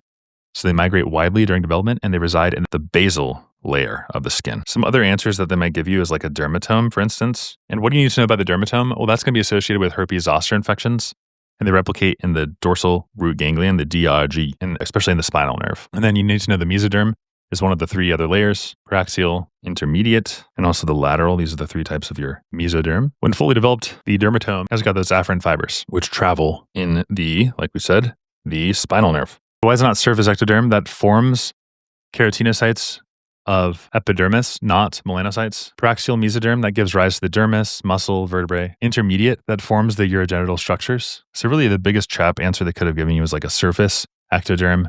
You just have to know keratinocytes, not melanocytes for that. Endoderm, that forms your gut lining and your glands, not your skin melanocytes. So the pigment cells that cover your skin actually migrate there during development. So melanocytes arise from neural crest cells. That's an embryonic population that buds off of the dorsal neural tube and it travels to distant sites like the adrenal medulla and peripheral nerves. And then it settles in the basal layer of the skin. And then melanocytes produce melanin and they pass it to the surrounding keratinocytes to shield DNA from ultraviolet damage. Pretty cool. For question 15, we're calling this too much of a good thing.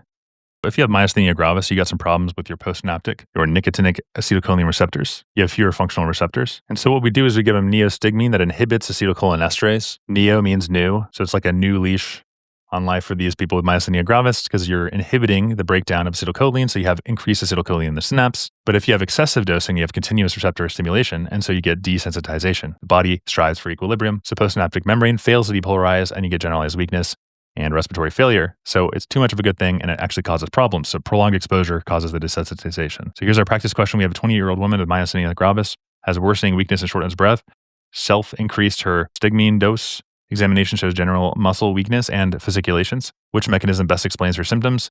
Desensitization of nicotinic receptors. Now, why is the answer not the upregulation of muscarinic receptors? So that would affect your parasympathetic targets, not your skeletal muscle contraction. And so to answer this, we have to kind of talk about which receptors actually make your muscles contract. So nicotinic receptors at the neuromuscular junction, these are the ligand-gated ion channels that depolarize your muscle and it makes it contract. Muscarinic receptors, on the other hand, these are not even present on the skeletal muscle. So nicotinic versus muscarinic. The muscarinic are G protein coupled receptors. For that, you can think of a guy, he's a super strong dude named Nick. And you might be thinking, okay, well, neostigmine also affects the muscarinic receptors, right? And yes, it does.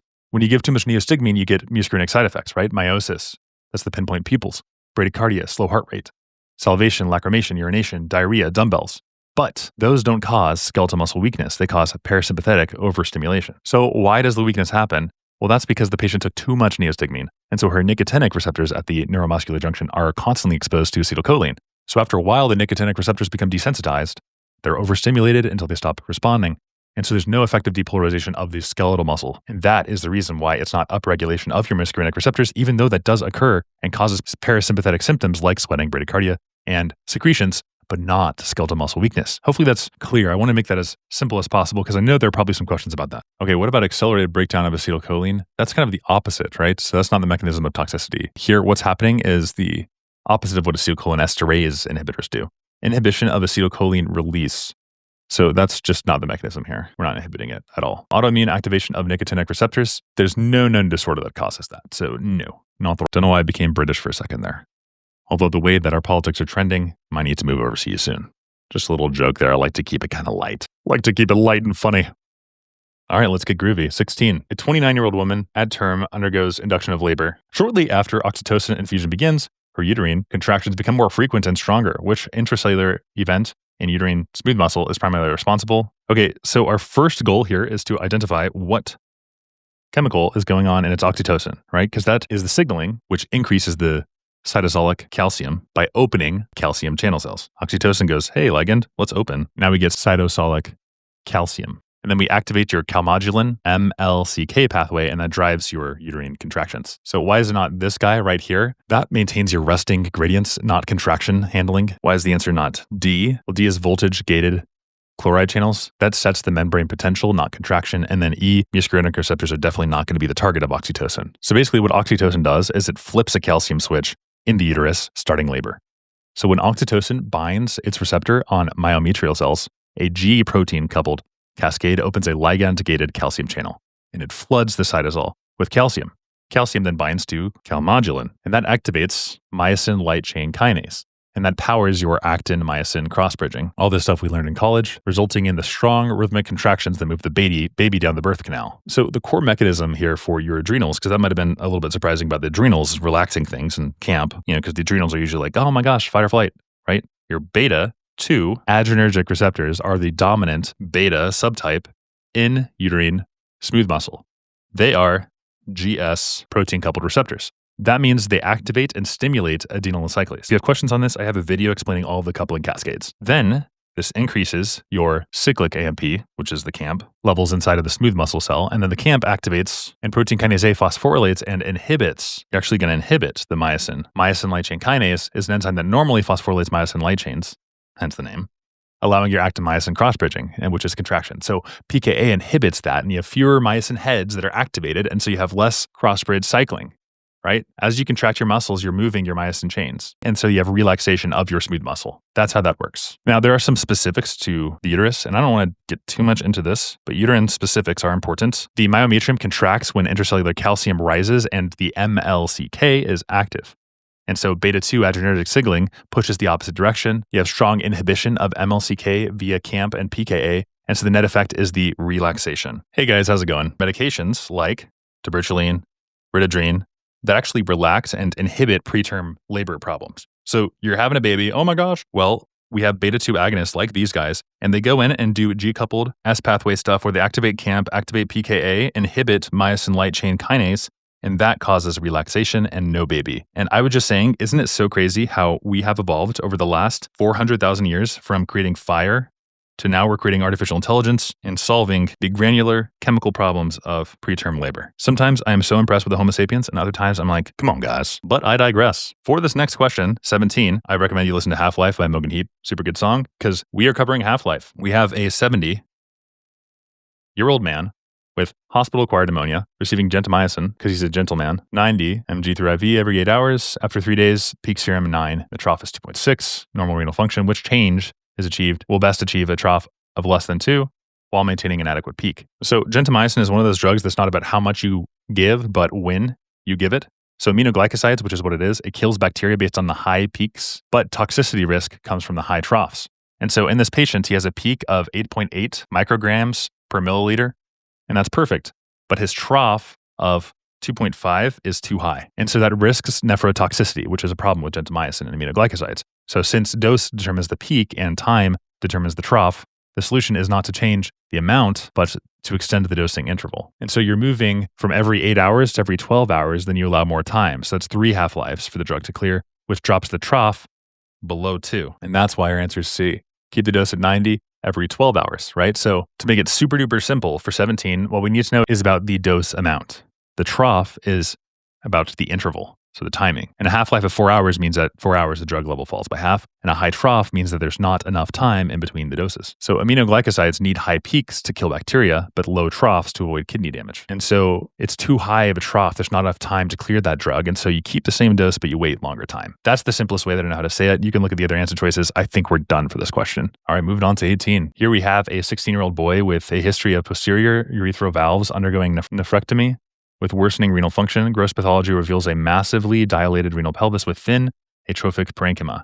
Which pathological process most likely causes this morphology? And you're going to have to look at these and say, oh my gosh, that looks dilated. And then you have to ask yourself, okay, how is this going to dilate, right? Well, it's going to dilate through chronic outflow obstruction, right? The pee can't get out, so it's going to keep on flooding. And so you'll have the calyces that are dilated because they have the compression atrophy of the parenchyma. So you have distortions that are seen that kind of look like this weird, janky looking kidney. And they're going to try to get you with these trap answers like, but ATN causes, remember we did a practice question on this not too long ago, ATN causes that muddy brown cast, and microscopically, you'd see those muddy casts. And this is gross dilation, so it's not going to be A. ATN was the name of the company for Succession, right? B is the correct answer. C, renal papillary necrosis that shows the shedding and removal of the papillae, but you would not see the massive dilation. So that really doesn't explain the dilation, and that's why I don't like C for the answer choice. How about D? Nephroblastoma. So that's a solid childhood tumor, and so this is just like a solid presentation with a boom, like a mass. And this is not like a dilation. That's described in the question. Fibromuscular dysplasia that affects the renal artery, not the collecting system. So nice try, but it's not E. And so imagine the kidney is like being suffocated under its own backed up urine. Bad way to go. That's maybe the kidney loves it, but hydronephrosis. And so in this dude, we got like a nephrectomy, and you can see massively dilated pelvis and calyces with a thin rim of cortex, and that's going to be hydronephrosis. So whenever you see gross distortion with parenchymal, and by the way, what is parenchymal? That's just relating to the functional tissues of the organ. Parenchymal destruction, think obstruction and hydronephrosis as the pathological process. Okay, why is it not some other stuff? Like you might say, okay, well, that's all fine, well, and good, Blake, but like dilation, what if they give me another answer choice that it scares me? Like, I don't know, acute glomerulonephritis. Well, that's going to be hematuria, red blood cell casts, and inflamed glomeruli. That's not microscopic disease. The kidney would look normal or maybe be slightly swollen, but you would not see massively dilated calyces on a renal pelvis. Again, you can really trust in this dilation factor. Okay, ATN, we talked about that. The brown casts are not described. Angiomyolipoma, that's a benign tumor that's composed of blood vessels, smooth muscles, and fat. So a lot of these omas are going to be well circumscribed masses, not global dilation. So you don't have to worry about those. Autosomal recessive polycystic kidney disease, that's going to be multiple small little cysts in infancy and childhood. And so here you would see numerous cysts, not single dilated stuff. You'd see like, it looks horrible, like trichophobia or whatever, like just tons of little dots. It's the worst thing ever. And lastly, we talked about the tiny string of beads with fibromuscular dysplasia. And that's like secondary hypotension, not dilation. And Wilms tumor is going to be a large, solid renal mass in children. Bulky tumor, not smooth dilation of the calyces. That's why the answer is hydronephrosis. If you feel like that was a good explanation, please like and subscribe. I'm really just doing my best to explain these concepts as clearly as possible. And maybe it's like a fun way of consuming this content. I don't know. That's my hope. Hopefully it's enjoyable for you guys. So now we have a new antiretroviral drug treated with HIV infection. Lymphocytes still produce viral particles that bud normally, but electron microscopy shows each particle has an incomplete immature caspid and is non-infectious. Which viral protein is most directly inhibited by the drug? So it's an incomplete immature caspid, not infecting things. Now, in order to break this one down, we kind of have to get the basics of what's happening here. So I have a video on this, but HIV protease inhibitors. How HIV normally replicates is HIV enters a CD4 T cell. Here's HIV, and it goes inside of our CD4 T cell. And how it does that is it's got a co-receptor like CCR5, will fuse, and then reverse transcriptase turns the viral RNA into the host cell DNA. And now the host cell reads that DNA and makes long viral proteins that are called polyproteins and viral RNA. So we read that, and now we get polyproteins and RNA back. And then the virus particles bud off the cell, but they're not ready yet. They're just like a rough draft, right? So then the protease enzymes will cut these polys. That's why I said poly here. Very important that they're polyproteins. This is important for activating these guys because the snip, cut them into finished parts, and now the virus is mature. And it's infectious, and it's gonna get you. And so the protease inhibitors, backing up here, the protease inhibitors stop them from maturing. They don't stop the CCR5 integration or the viral RNA to the DNA or the DNA to the RNA to the polyprotein. What they do is they make it so you can't cut the polyproteins. I love it. Can't cut them. So the virus then stays immature and it's non-infectious. It's like a car that's built fully, but it's missing an engine. And why is this important? Your protease inhibitors don't stop the virus from being made. They just stop it from being dangerous. That should be pretty clear at this point. The integration of viral DNA, no, that's earlier on. Reverse transcription, no, it happens. Viral attachment to CD4, that happens as well. CCR5 does that. TAT-mediated transcription. TBH, that's pretty low yield, but that's an experimental approach. People are looking at finding ways and developing drugs in this space, but no, not the answer. Hopefully that was a good explanation. Moving on to the next one, question 20. So in this question, we have a 50-year-old man, I'll zoom in, suddenly develops numbness and inability to recognize shapes traced on the skin by sense of touch. An MRI shows an infarct to the left cerebral hemisphere. Which area is affected? So for this one, we also kind of have to go back to our basics here. So basically, you can't tell if there are one or two touches on the skin. That's what it means by loss of point discrimination. And for neurology, you always have to figure out what each symptom is telling you because each one is a clue so you can identify where it came from. There's also loss of graphesthesia, so you can't tell which shape is drawn on the skin. And so the associations here are a middle cerebral artery stroke, because that cuts off the blood in the affected area. And then the parietal lobe is what handles your touch and your pressure and your position sense. And so the touch signals from the body cross over to the other side of the spinal cord. So you're just going to be contralateral, and they reach the postcentral gyrus on the opposite side. So here's kind of our brain, contralateral extremity. So the contralateral hand or the arm is affected. And this is not able to recognize the skin on the right hand. So this is the right side of the brain. So it'd actually be the left in this case. Over here on the other side, if I were to kind of flip this brain around. But basically what you need to know is that there's point discrimination and graphesthesia post-central gyrus. It's not Wernicke's area that affects your language understanding, not pre-central gyrus. That's motor problems, not sensory. And this is sensory, so we're not in the pre, we're in the post. It's not the premotor cortex, that's planning movements. It's not Broca's area, that's speech production. And so now back to our question, so we can choose the right answer here. It's going to be the left lateral postcentral gyrus, because that's still sensory and it's contralateral because it's on the right side. And that's kind of all there is to it.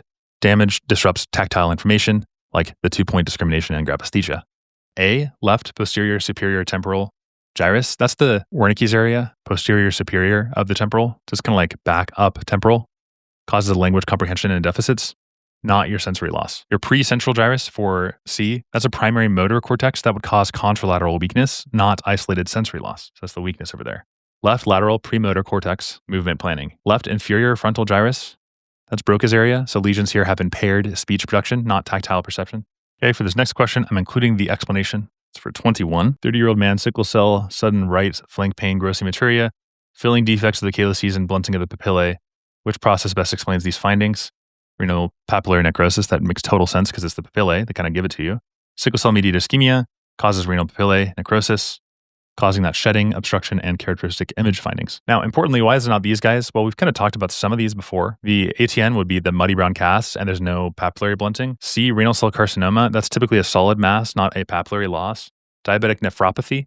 That's a chronic, not an acute obstruction. And minimal change is seen in kids, causes proteinuria, and not hematuria. So it's like a nephrotic syndrome, and papillary loss is not going to be seen there. And the thing you need to know is that the renal papillae, they live on the edge of oxygen starvation. So even a mild insult can just destroy them. And so sickle cell trait, you have the sickling of the vas arecta, and it chokes off the blood in the medulla. So the result is the renal papillary necrosis. So necrotic papillae will shed into the collecting system, and it causes flank pain, hematuria, and obstruction. So they're going to be blunted there. Okay, moving on to question 22. We have a 70-year-old woman with Alzheimer's. Dementia, started on donepezil, and they're asking what's the mechanism of action for the modest improvements in memory. And so you need to know that it's an acetylcholine deficiency that causes Alzheimer's.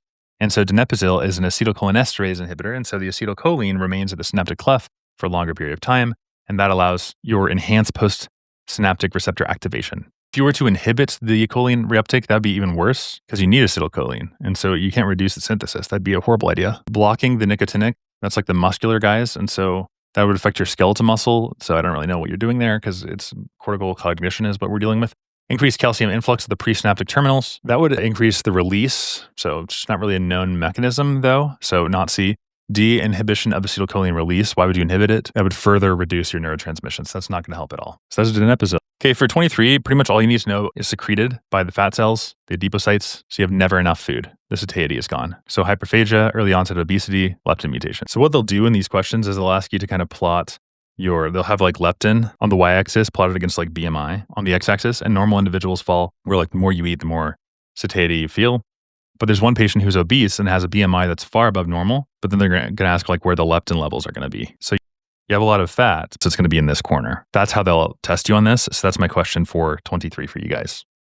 All right, for this question, we have a 55-year-old man treated with phenytoin for epilepsy, and they start taking cimetidine for reflux, and 2 weeks later, they have dizziness, ataxia, and horizontal nystagmus. Which pharmacokinetic interaction best explains this? So cimetidine is on your list for a 450 inhibitor. And so you have to know it's sodium valproate. These are inhibitors. So there's less metabolism of the drug. In this case, he needs phenytoin to work for him, but phenytoin is sensitive and metabolized by CYP450. And so it's inhibited by cimetidine. And so you get less of the plasma levels of phenytoin causing those neuro problems. The other C is erythromycin is an inhibitor. Sulfonamides is S. Then you have ciprofloxacin, which is kind of short for all of your fluoroquinolones. O is omeprazole, and that's kind of all of your PPIs are inhibiting. And then metronidazole. So these are your inhibitors. And so why does this affect phenytoin? Phenytoin is metabolized by CYP450, mainly or CYP2C9 and CYP2C19. So under normal conditions, the liver enzymes break phenytoin down at a predictable rate, and that causes steady blood levels. But if you add CYP450 inhibitors like cimetidine, isoniazid, azoles, antifungals, chloramphenicol, erythromycin, sulfonamides, fluoroquinolones, PPIs, metronidazole, all that stuff, then phenytoin stays in the blood for a longer period of time, and then the levels rise and it causes toxicity. So phenytoin is not metabolized, and so it stays in the blood, causing the neurotoxicity. And the toxic effects, as it builds up, will be nystagmus, ataxia, drowsiness, confusion, and severe cases, you could have encephalopathy or a coma. And you also know there are CYP450 inducers. That's the exact opposite, right? They increase the production and activity of CYP450 enzymes, faster metabolism, so the drugs get cleared more quickly. And the way you remember this is with a CRAP GPS. So the C stands for carbamazepine, R stands for rifampin. And the cool thing about I is, it's inhibiting, because these are both kind of commonly put together, I and R. So I is inhibiting, and R ramps it up. So rifampin, alcohol. And the interesting is phenytoin itself is an inducer. Theafluvin, phenobarbital, sulfonylurea, or St. John's wort. So there you go. Those are the inhibitors and the inducers. Inhibitors make it so that more phenytoin is active and it causes the positive symptoms like the ataxia, too much of it.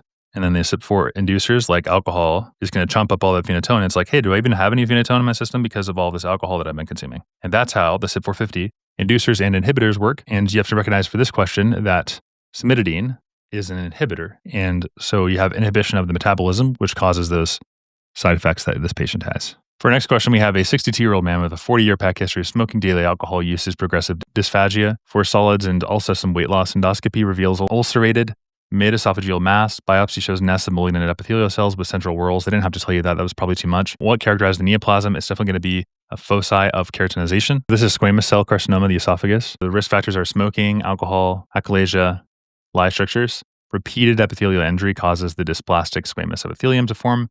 Adenocarcinoma is found in the distal esophagus. Later down the line, you get the GERD, Barrett's esophagus, and obesity if it's distal here. Let's look at some answer choices like adenocarcinoma. So adenocarcinoma is a malignant tumor that forms from the glandular structures of the epithelial tissue, not squamous carcinoma. So it's not going to be adenocarcinoma. B is our correct answer. Now, some other choices they might give you is like pigment. That would be like a melanoma, or granules. That'd be a small cell or a carcinoid tumor, not squamous.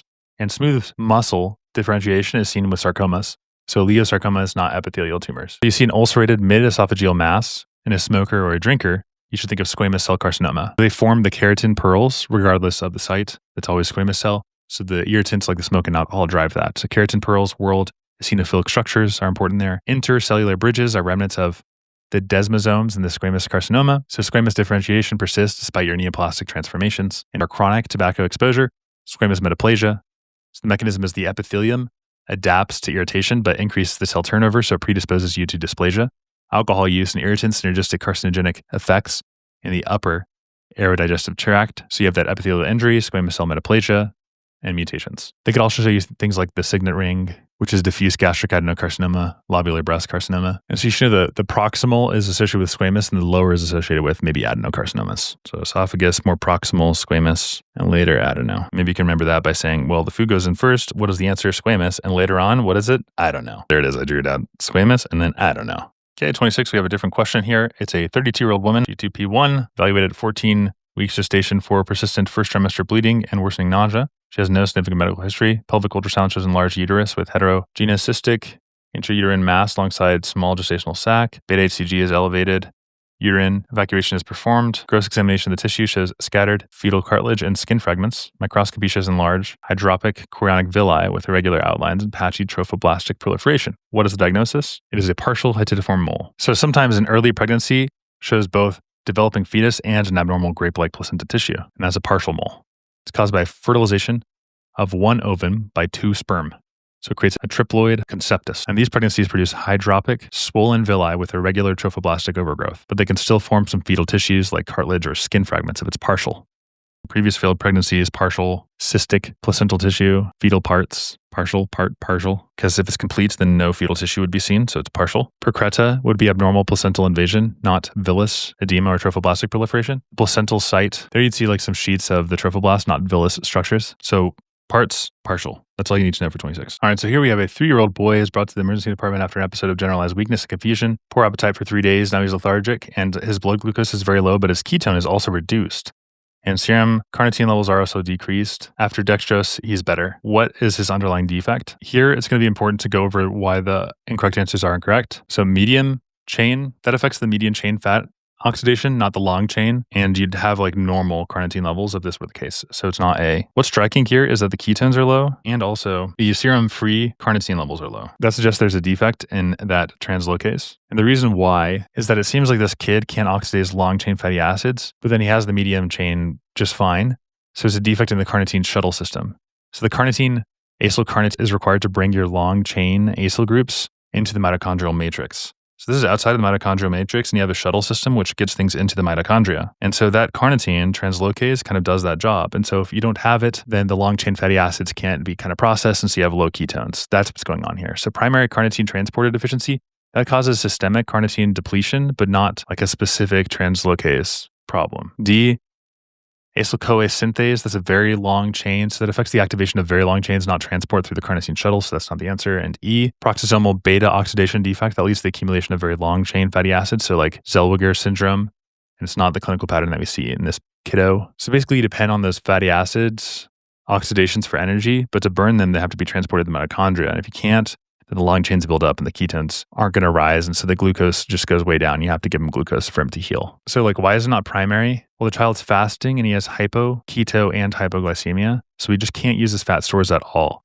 And the labs also show low free carnitine levels, but normal oxidation of the median chain. And also there's a defect in the transport of the long chain fatty acids that we see in genetic testing. And so primary transport problem would be where the carnitine can't enter the cells from the blood. So like the plasma membrane defect. It's just globally wrong everywhere. And so basically all carnitine oxidation is problematic if primary is the issue. So like even the mediums or the long chain, but here it's just the long chain. And that's the reason why it's not primary. Carnitine, acetylcarnitine translocase deficiency is the correct answer because fasting, hypoglycemia and accumulation would totally be seen here, but then you'd have normal processing of the median chains. Okay, next for 28, we have a 46-year-old woman who has persistent muscle cramps and difficult to control hypertension despite taking a lot of medications. Here are her labs, and plasma renin is suppressed. So if renin is suppressed, then downstream is probably elevated. So we have some aldosterone secretions, which is causing the high sodium and probably low potassium here. Yup.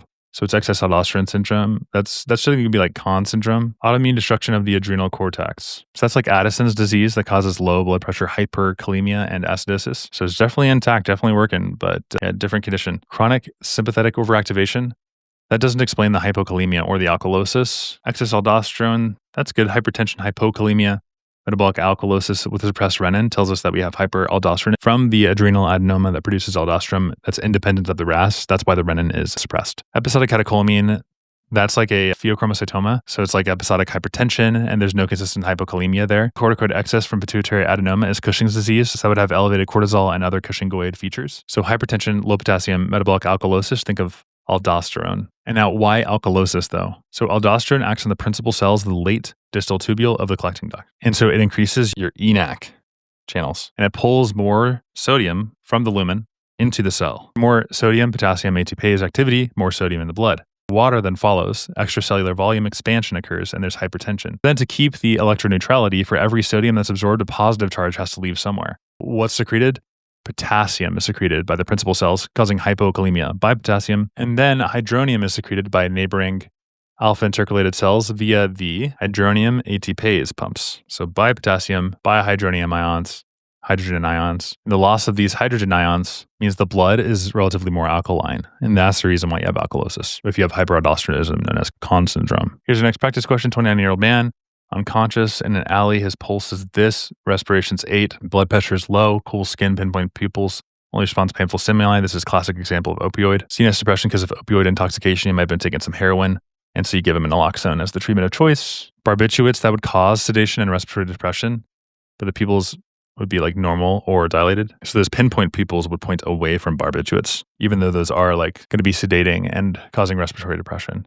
Cocaine is a stimulant that would cause tachycardia, hypertension, and you'd have dilated pupils if it were cocaine. D is PCP, that's nystagmus and violent behavior. And then E would be benzodiazepines that cause sedation, but you'd have normal pupils and less severe respiratory distress, unless it's co-ingested with something else. So your benzos, barbiturates, these guys aren't going to cause your pinpoint pupils. And I think it's actually worth like knowing why these guys don't cause it. So why opioids cause pinpoint pupils and meiosis. So the opioids, they're opioid receptors in the Edinger-Westphal nucleus. Their parasympathetic control of the pupil is stimulated. That's the reason why. And that increases the parasympathetic outflow. So you have constriction of the pupillary sphincter muscle and that causes meiosis. So it's a different effect than the neural circuits as benzos and barbiturates.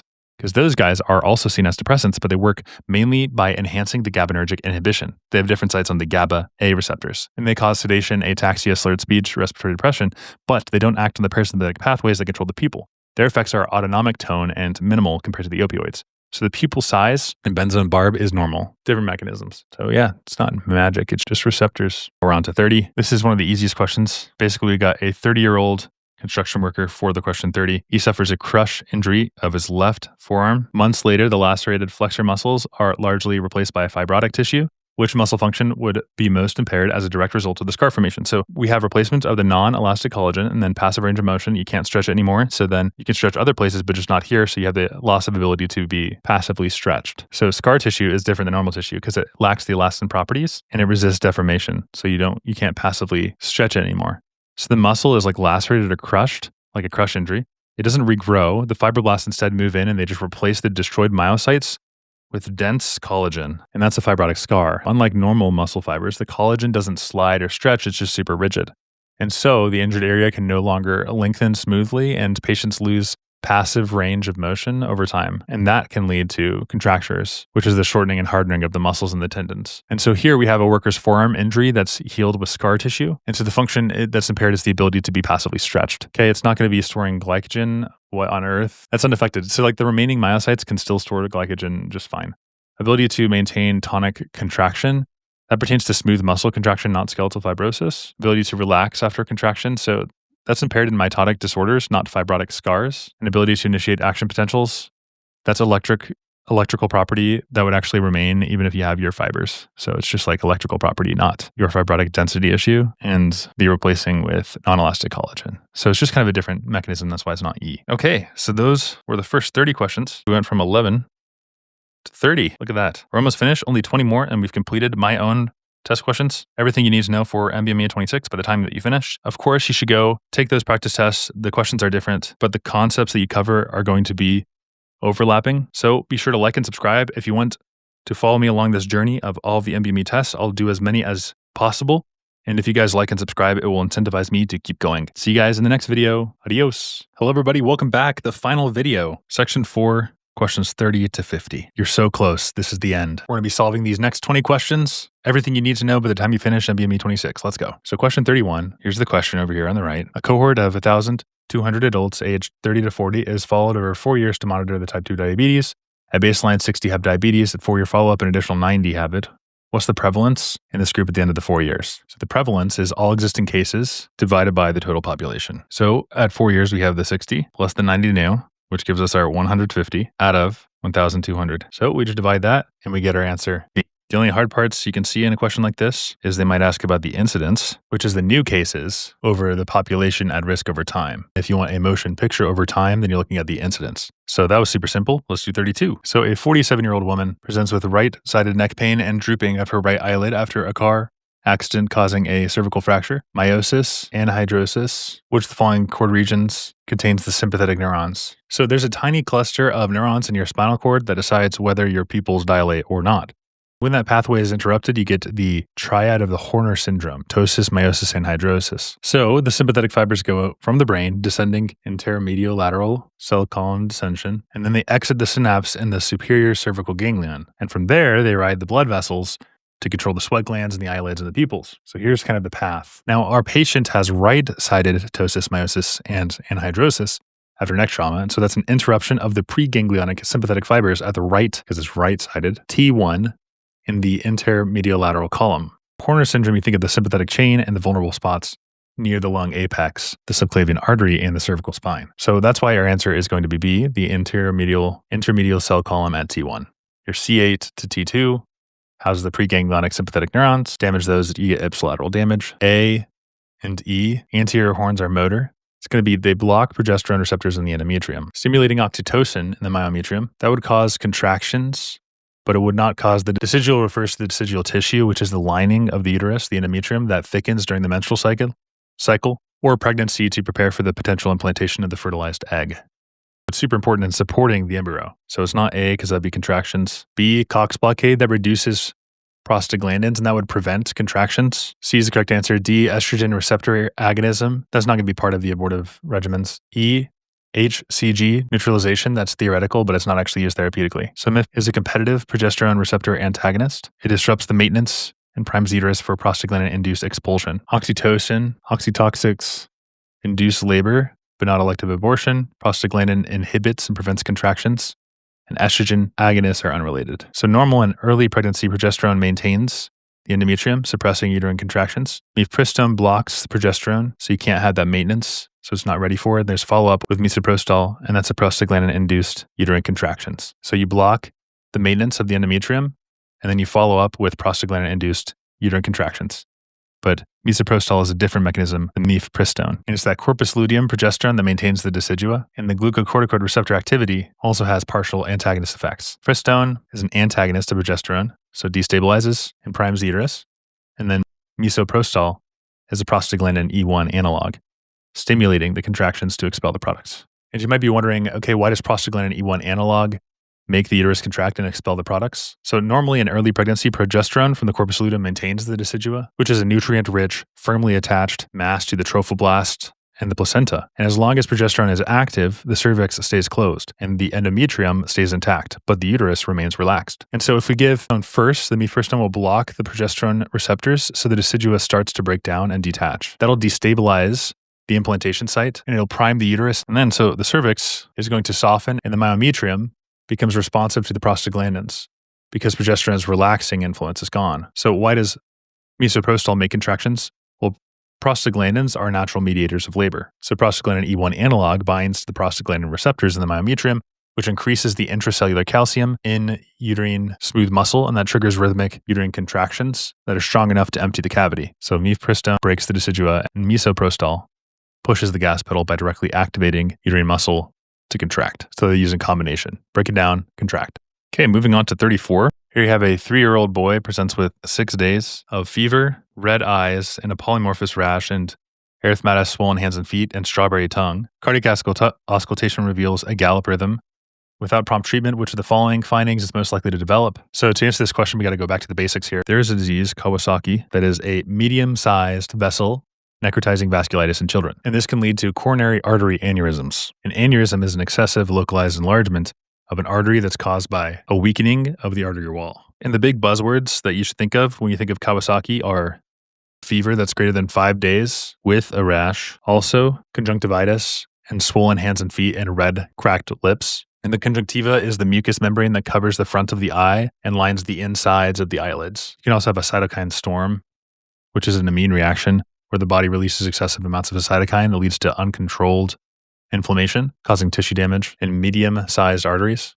So if you see coronary aneurysms in children, it's a pathognomonic complication. Arteritis weakens the vessel walls, causing dilation and aneurysm formation. This is commonly seen in Asian ethnicity. The mechanism is unclear, but it's higher incidence, so it's likely a genetic immune dysregulation. Aspirin in kids is a rare exception because of the benefit. You can actually prevent thrombosis and coronary aneurysms, and it outweighs the risk of Reye's syndrome. And so the pathophys is immune dysregulation causing a cytokine release that causes pan-arteritis of the medium vessels, endothelial damage, infiltration of inflammatory cells, and then the weakening of your vessel walls. Autoimmune, cytokine, endothelial damage, weakening. And then you get healing with fibrosis, and that can then cause coronary artery aneurysms, and you have a risk of thrombosis and rupture. So you see bilateral, non-purulent conjunctivitis, a strawberry tongue, and cracked lips, edema, erythema of the hands and the feet, risk of coronary aneurysms, and you treat it with intravenous immunoglobulin. So it's a blood product that's made from hemoplasma that contains antibodies. It's used for other autoimmune, kind of immunodeficiencies, helps the body fight infections and regulate the immune system. And you also treat them with aspirin high dose. And yes, we know about Reye's syndrome. So they got a long fever,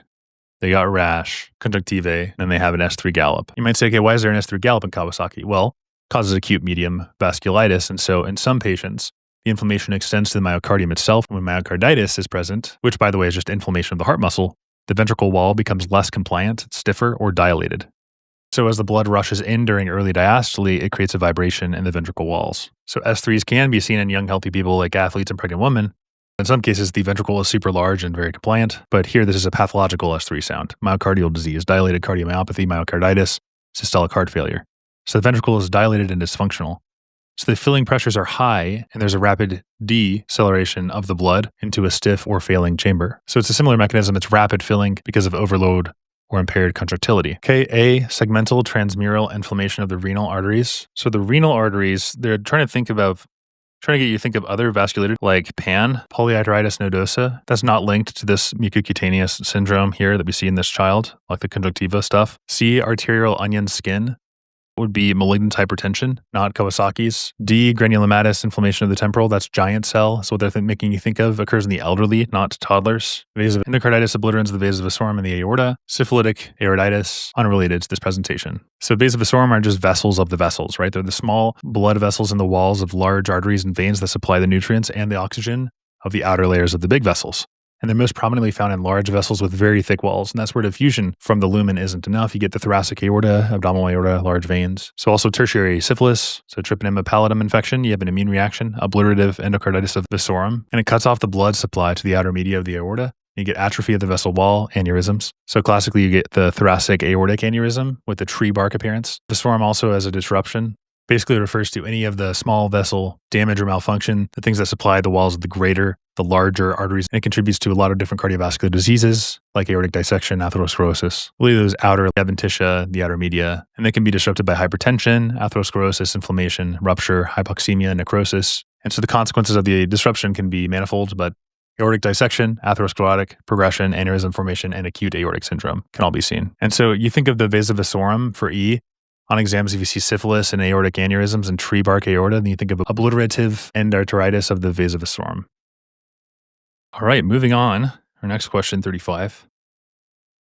23-year-old man undergoes an inguinal exploration of the suspected testicular tumor after incising skin and dartis fascia. The surgeon identifies the next fascia layer to cut. This layer is derived from what? Okay, let's talk about layers, scrotal layers here. Then you have the dartis muscle. The way to think of this is ice tie. So inwardly, we have the C is the cremasteric muscle and fascia. E is the external spermatic fascia. So there's your ice. And so we're just going below the dartis. And so that's just going to be our external, which is why our answer is B, external, because it's ice and then tie. And that's a way of knowing. So if these are like the coverings, you can know where they're derived from. For instance, I, because it's aligned with ice tie. If you write it like this, ice tie. The I is derived from the transversalis fascia and then tie. So you just imagine an ice cube falling out of you and it drips down from your tie all the way down. Ice tie is the way to think of that. So that's 23. Excuse me, that's 35. The man is 23 years old. So yeah, it's just what's below the dartis. And the answer is ice tie. So it's the external oblique aponeurosis. Here's some explanations. Transversalis does not contribute. Internal, cremasteric, rectus sheath not involved. Tunica vaginalis is the deepest of the parietal. And the external fascia directly originates from the external abdominal oblique aponeurosis. External, internal obliques, ice tie. All right, moving on. Now we're on to 36. So hamartomas are benign, disorganized growth of normal tissue in normal location. Benign, mature tissues of disorganized pattern is the hallmark of hamartoma. Well-circumscribed solitary lung nodule with cartilage is classic histological finding. Let's do a practice question here. So we've got a 68-year-old non-smoking woman undergoing CT for evaluation on mild chest discomfort. Imaging has a 2-centimeter well nodule in the left upper lobe. Bronchoscopy is negative for malignancy, and we have mature cartilage, fat, and benign respiratory epithelium in a disorganized pattern, which the following describes a lesion, hamartoma. Now, it's important to realize that not all nodules in the lungs are going to be cancer. One of the most common benign nodules is a hamartoma, so it's a quick, little quirky overgrowth of your perfectly normal lung tissue, and it's just arranged chaotically. On imaging, it often appears like a smooth coin lesion, and you can see it on a microscope. You can see the cartilage, the fat, the respiratory epithelium all jumbled together.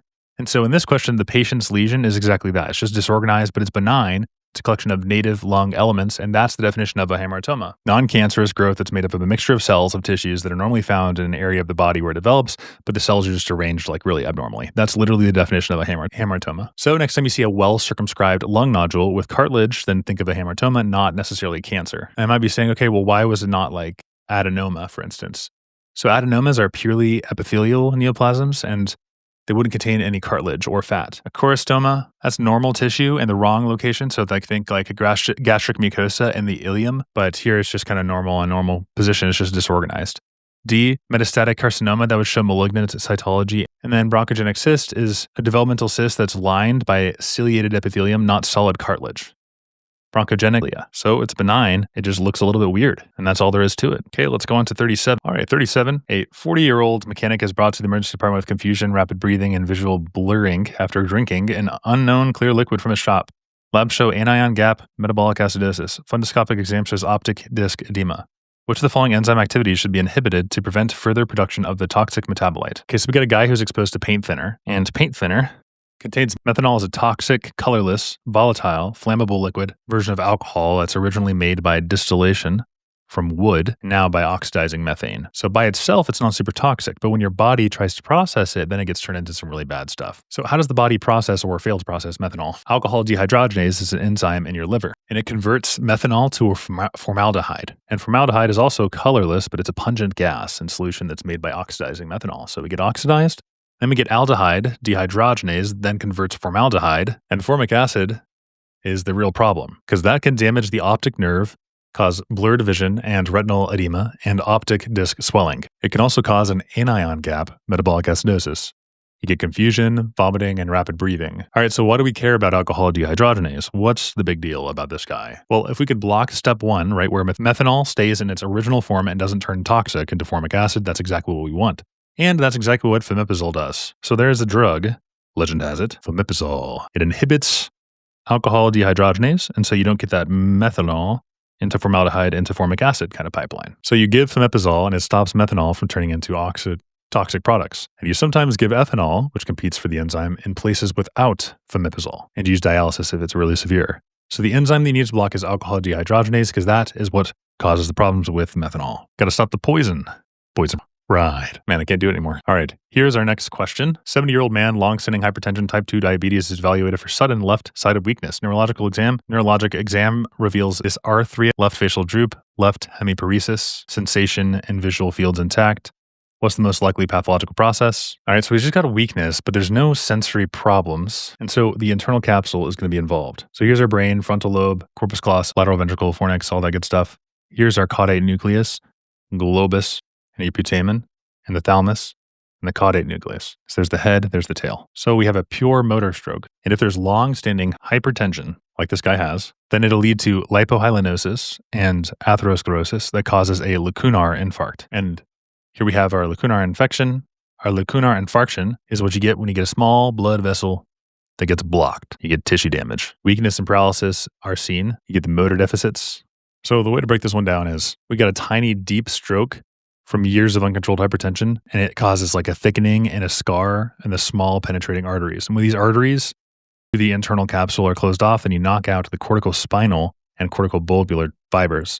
And that's a pure motor weakness in the opposite side of the body. And you have no sensory loss or cortical signs. So there's no sensory loss or cortical signs. And so here our patient has a long history of hypertension and an isolated right-sided weakness. So it's going to be a lacunar infarct of the internal capsule. And so the process is going to be hypertensive, lipohyalinosis, and also small penetrating arteries. So it's going to be B. Okay, why is it not A? Carotid embolus. So the affected side is contralateral to the infarct location in the brain. And so you have difficulties with muscle activation, functional movement, and coordination.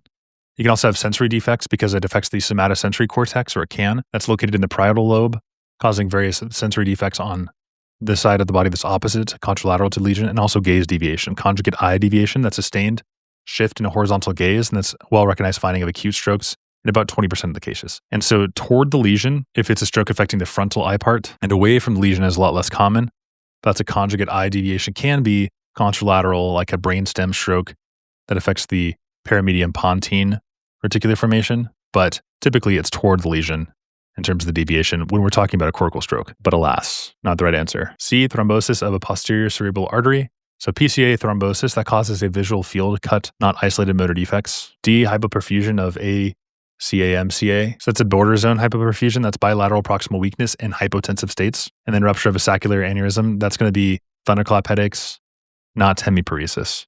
So that's why the answer is B. All right, 39, this is a good question. But first I have to kind of draw out the sad pucker mnemonic here. So U stands for ureter, C is the colon, K is the kidney, E is the esophagus, and R is the rectum, partially. So here we have a 50-year-old man with chronic pain with sudden severe abdominal pain and vomiting. Exam shows diffuse tenderness with guarding. T shows streaks of free air in the retroperitoneum. Which of the following is most likely the site of the perforation? It's retro, so which one's retro? It's going to be the second portion per our sad pucker mnemonic. So retroperitoneal air implies perforation of the retroperitoneal organs, right? So the second to fourth part of the duodenum are retroperitoneal. Gastric antrum, very much intraperitoneal. That would show free air under the diaphragm. So it's a pneumoperitoneum, not retro. The ileum is also intra. Sigmoid colon is intra. Esophagus gives mediastinal air and chest symptoms, and it's not isolated in the abdominal retroperitoneal air. So it's just going to be B. All right, so that's 39. Now on to 40. 10 more questions and we're done. Here we have a 4-year-old boy has developmental delay, hepatosplenomegaly, and coarse facial features. Labs show markedly increased multiple lysosomal hydrolases in the blood. Biopsy of fibroblast shows cytoplasmic inclusion bodies. Which of the following is most likely the mechanism causing these findings? Okay, so for this one, let's talk about some basic mechanisms. There is a disorder that's known as eye-cell disease. It's not what you get when you watch too much YouTube and you don't have a girlfriend. That's in-cell disease. This is when you get mucolipidosis 2 because it's defective. And then the lysosomal enzymes are not delivered to the lysosomes. So it's like an Amazon package that didn't arrive, like the case for my AirPods I'd ordered 2 weeks ago. Instead, these enzymes are secreted extracellularly, and lysosomes accumulate undegraded material, and you get coarse features like skeletal defects and also failure to thrive. So you'll see eye cell disease will present with coarse facial features. You have joint contractures, developmental delay. Those are all hallmarks of a lysosomal storage disorder. And this is because you get an undegraded macromolecule that builds up in many tissues and it distorts the growth and organ function. And you also get increased lysosomal enzymes in the plasma. So the enzymes made normally, but secreted rather than targeted. And so like the default pathway is exocytosis. All right, 5%. So we got to finish this. Hurler syndrome phenotype has overlap with this. Hurler has specific, you probably know, alpha L. Ironidase deficiency in eye cell has a global misrouting of enzymes. Autosomal recessive inheritance is defective. You have the N-acetylglucosamino 1 phosphotransferase gene. So without the phosphate transfer, you get no tag. And so the pathophys, the Golgi normally adds these M6P tags to the lysosomal hydrolase. But in I cell, it's defective. You get no tag. And so the lysosomes lack hydrolases and they build up glycosaminoglycans and lipids and inclusion bodies. This leads to growth failure, skeletal dysplasia, and organomegaly. So he's got developmental delay. He's got all those things, coarse features. So that's already cueing us into I cell disease. And we have this inclusion bodies as well. So it's that mannose tagging that has gone haywire. So that's the answer is A. B, increased degradation. The enzymes aren't destroyed. They're just misdirected. Storage of lysosomal enzymes within the cytoplasm. They aren't retained, they're actually secreted, so no. Deficiency of the cytoplasmic protein synthesis. Enzymes are made normally, they're just not tagged correctly. And then enhanced activity enzyme, lysosomal enzyme. The problem is tagging, not overactivity, so that's not the answer. So it's the targeting of those enzymes to the lysosomes, which is the problem. All right, that's 40. 41. So here we have some acute inflammation. We can see our explanation here. Mast cells release histamine, causing arterial vasodilation and hyperemia. That's just like an excess of blood. Redness then appears. It's not infection or clotting. No eosinophil activation, which would be D, and no hemorrhaging. The eosinophil activation would be with parasites, not injury. Complement-mediated thrombosis. That explains clotting, not redness without bleeding. If there's a mechanical rupture of the dermal capillaries, then you'd see bleeding and bruising. So I think we covered what we needed for 41 there, so we'll go on to 42. Here we have a 82-year-old man undergoing routine colonoscopy is noted to have multiple small outpatchings. This is already making us think of diverticulitis, so maybe this is our answer. Indeed it is. Intraluminal colonic pressure. Biopsy shows mucosa and submucosa without muscularis forming the pouch wall. So diverticulosis is when you have a false diverticula that's caused by high segmental pressures that force mucosa and submucosa through the muscular defects. It's not due to anything abnormal. No atrophy, no neoplasia, none of that stuff. However, it is good to know what these answers are referring to for confidence on test day. So A, abnormal embryology, that would not cause any congenital diverticula. Atrophy, the virus remains functional, so there's no atrophy. The pressure is just the key factor here, so there's not any atrophy going on. Hyperplasia of the colonic epithelium. Hyperplasia, that'd be like polyps, not outpouchings. D is the correct answer. E, neoplastic proliferation of the glandular cells. So glandular cell proliferation is going to be like an adenoma, not a diverticula. So in older adults, the colon develops tiny pockets that were never meant to be there. Why? Because over decades of straining and high intraluminal pressures, especially in the low fiber diets that are common in Western countries, it'll force the mucosa and the submucosa to herniate through the weak points of the muscular layer. And then you get diverticulosis. It's most common in the sigmoid colon and thin-walled outpouchings that can bleed or get inflamed. And that's why the answer is D for this question. All right, moving on to 43. Here we have a 17-year-old boy undergoing allogenic hematopoietic stem cell transplant from his sister. 3 weeks later, he develops diffuse erythematous rash on his palms and his soles, watery diarrhea, and elevated liver enzymes. What is the mechanism of his condition? Okay, hematopoietic stem cells. That should already be telling us we got a powerhouse thing that's just been attached to him. In bone marrow transplants, the donor T cells can engraft and then see the recipient's body as foreign. And they unleash a type 4 hypersensitivity reaction that targets the skin, the liver, and the gastrointestinal tract. And so clinically, it looks like a rash over the palms and the soles, watery diarrhea, and also, of course, liver enzymes. And this is graft versus host disease. And its donor T cells are attacking the host tissues. That's the answer. Why is it not the other stuff, though? So we know the answer is B. Why is it not preformed antibodies that attack the donor cells? So that describes hyperacute. That happens within minutes. If it's already preformed, you're going to overwhelm, happens in minutes. C, immune complex depositing in host tissues. So that describes a serum sickness that's not graft versus host disease. Cool, what's a serum sickness? Well, that's a reaction to certain medications or proteins from other animals, like those that are used in treatments for immune conditions. It's a type 3 hypersensitivity reaction, where the body's immune system mistakenly targets those foreign particles and it causes the symptoms that can resemble an allergic reaction. But here, this is graft versus host disease. D, recipient T cells attacking the graft. That is an acute rejection of a solid organ. And the key here is that this is a bone marrow transplant. And so no, it's not the answer. E, complement activation, also hyperacute, not going to be graft versus host disease. So just to know all these transplant rejection stuff, because it's really high yield and very important. Hyperacute, that's minutes to hours. That's when you have your preformed antibodies. So think you're like your IgGs against the donor antigens, like ABO, HLA. And this is a type 2 hypersensitivity because it's complement activation causing the thrombosis and ischemia. Histologically, you see fibrinoid necrosis, thrombotic occlusions of the graft vessels. And clinically, you see immediate graft dysfunction, mottled cyanotic appearance. So key example is the kidney transplant into recipient with pre-existing anti-donor ABO antibodies. The second one you need to know is acute cellular rejection. So this can be days to weeks, whereas this one's hyperacute. This is days to weeks. And this is typically a type 4 hypersensitivity. You see lymphocytic infiltrates, and you can also have inflammatory changes to your vessels. You also see a rise in creatinine, so renal graft, and signs of dysfunction. So for prevention, you're going to use calcineurin inhibitors like tacrolimus, cyclosporin, corticosteroids. And then we have acute humoral antibody-mediated rejection. So that's days to weeks. But that's where you have host antibodies that form after exposure to the donor. And that could be type 2 or type 3. So CD4 deposition occurs in peritubular capillaries like the kidney and neutrophils in the microvasculature. And you have rapid decline in graft function, and it's often severe. And so the treatment is plasmapheresis and rituximab or B-cell depletion. And then you can go more chronically as well. So the chronic is months to years, and that's low-grade T-cell antibody-mediated immune responses causing fibrosis is a type 3 and type 4. So smooth muscle proliferation, intimal thickening, obliterative vascular changes, interstitial fibrosis, atrophy of the parenchyma.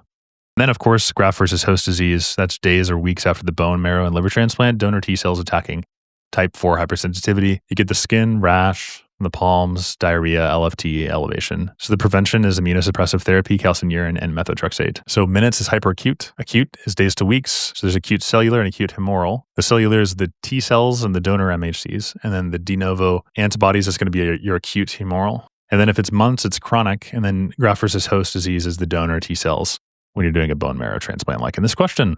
All right, 44, this one's going to be much easier. This is a 25-year-old man concerned about Huntington's. His father is healthy, but his mother died of Huntington's by age 50. He's never been tested. What's the approximate risk that his future child will inherit the disease? So for him, it's going to be 50% that he gets it.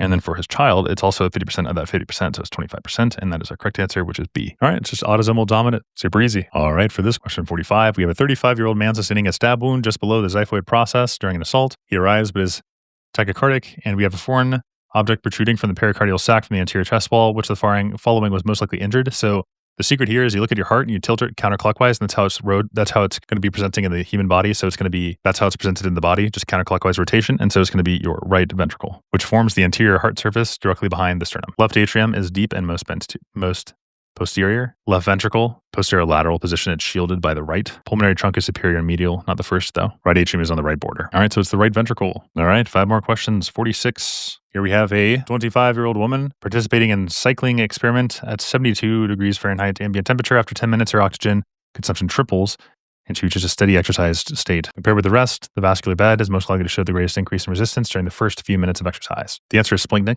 Let's talk about why. So at rest, your gut gets nearly a third of your cardiac output, but during exercise, your body steals it all away. So sympathetic activation clamps down on the splanchnic arteries, and the splanchnic just refers to the viscera or the internal organs, especially those of the abdomen. So it clamps down on those and it raises their resistance and sharply reduces your GI blood flow. Meanwhile, your heart and active muscles see the local vasodilation and huge increases in flow, and your skin opens up to shed that heat.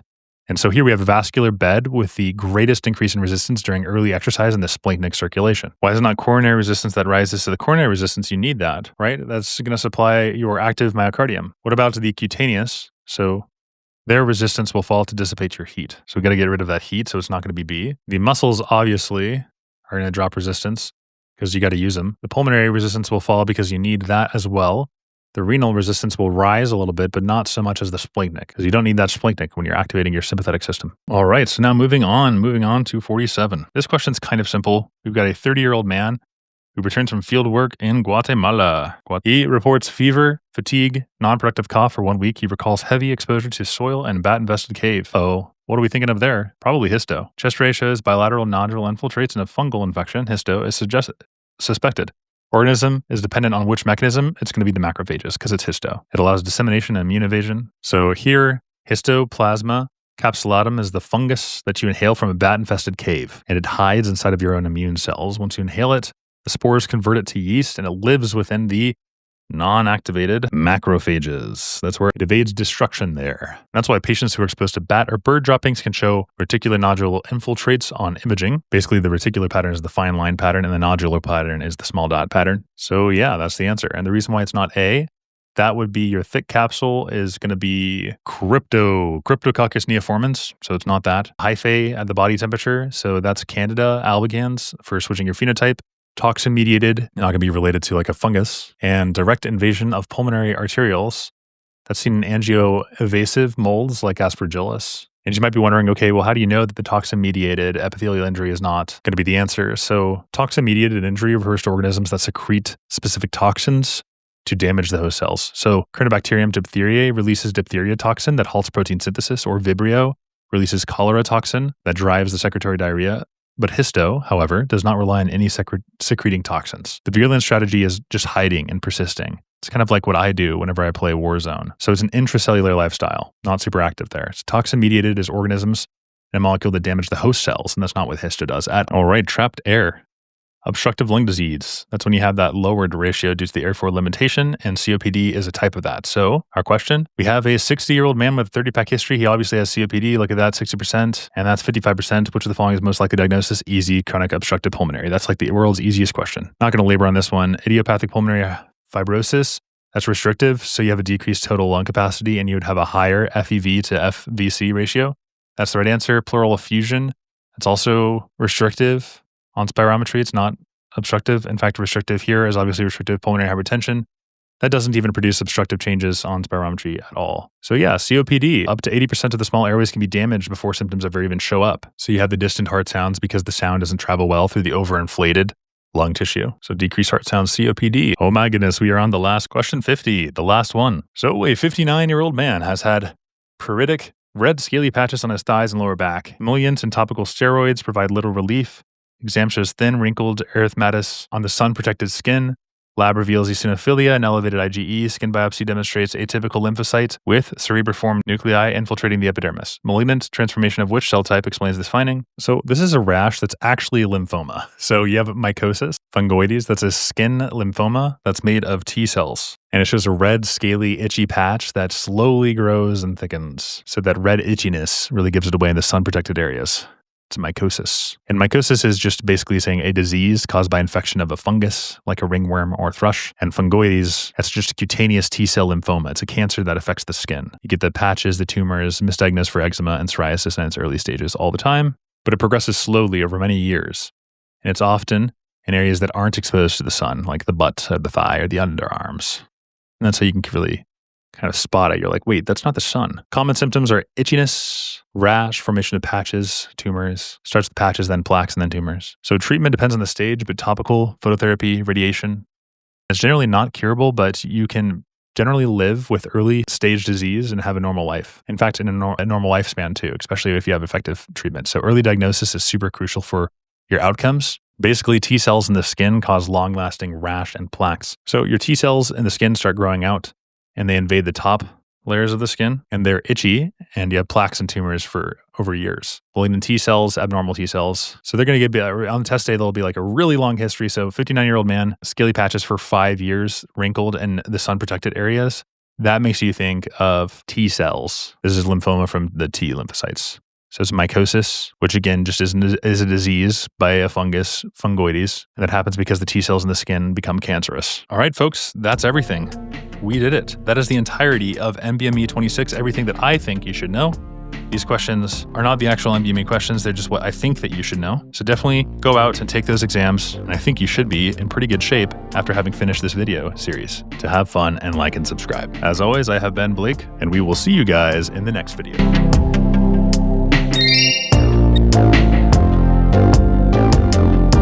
Agatha and I go down to the courtyard singing last year's Sundays in the river time. Agatha and I go down to the Citadel Sunday, red church bells and the moon on the rise. If you were to tell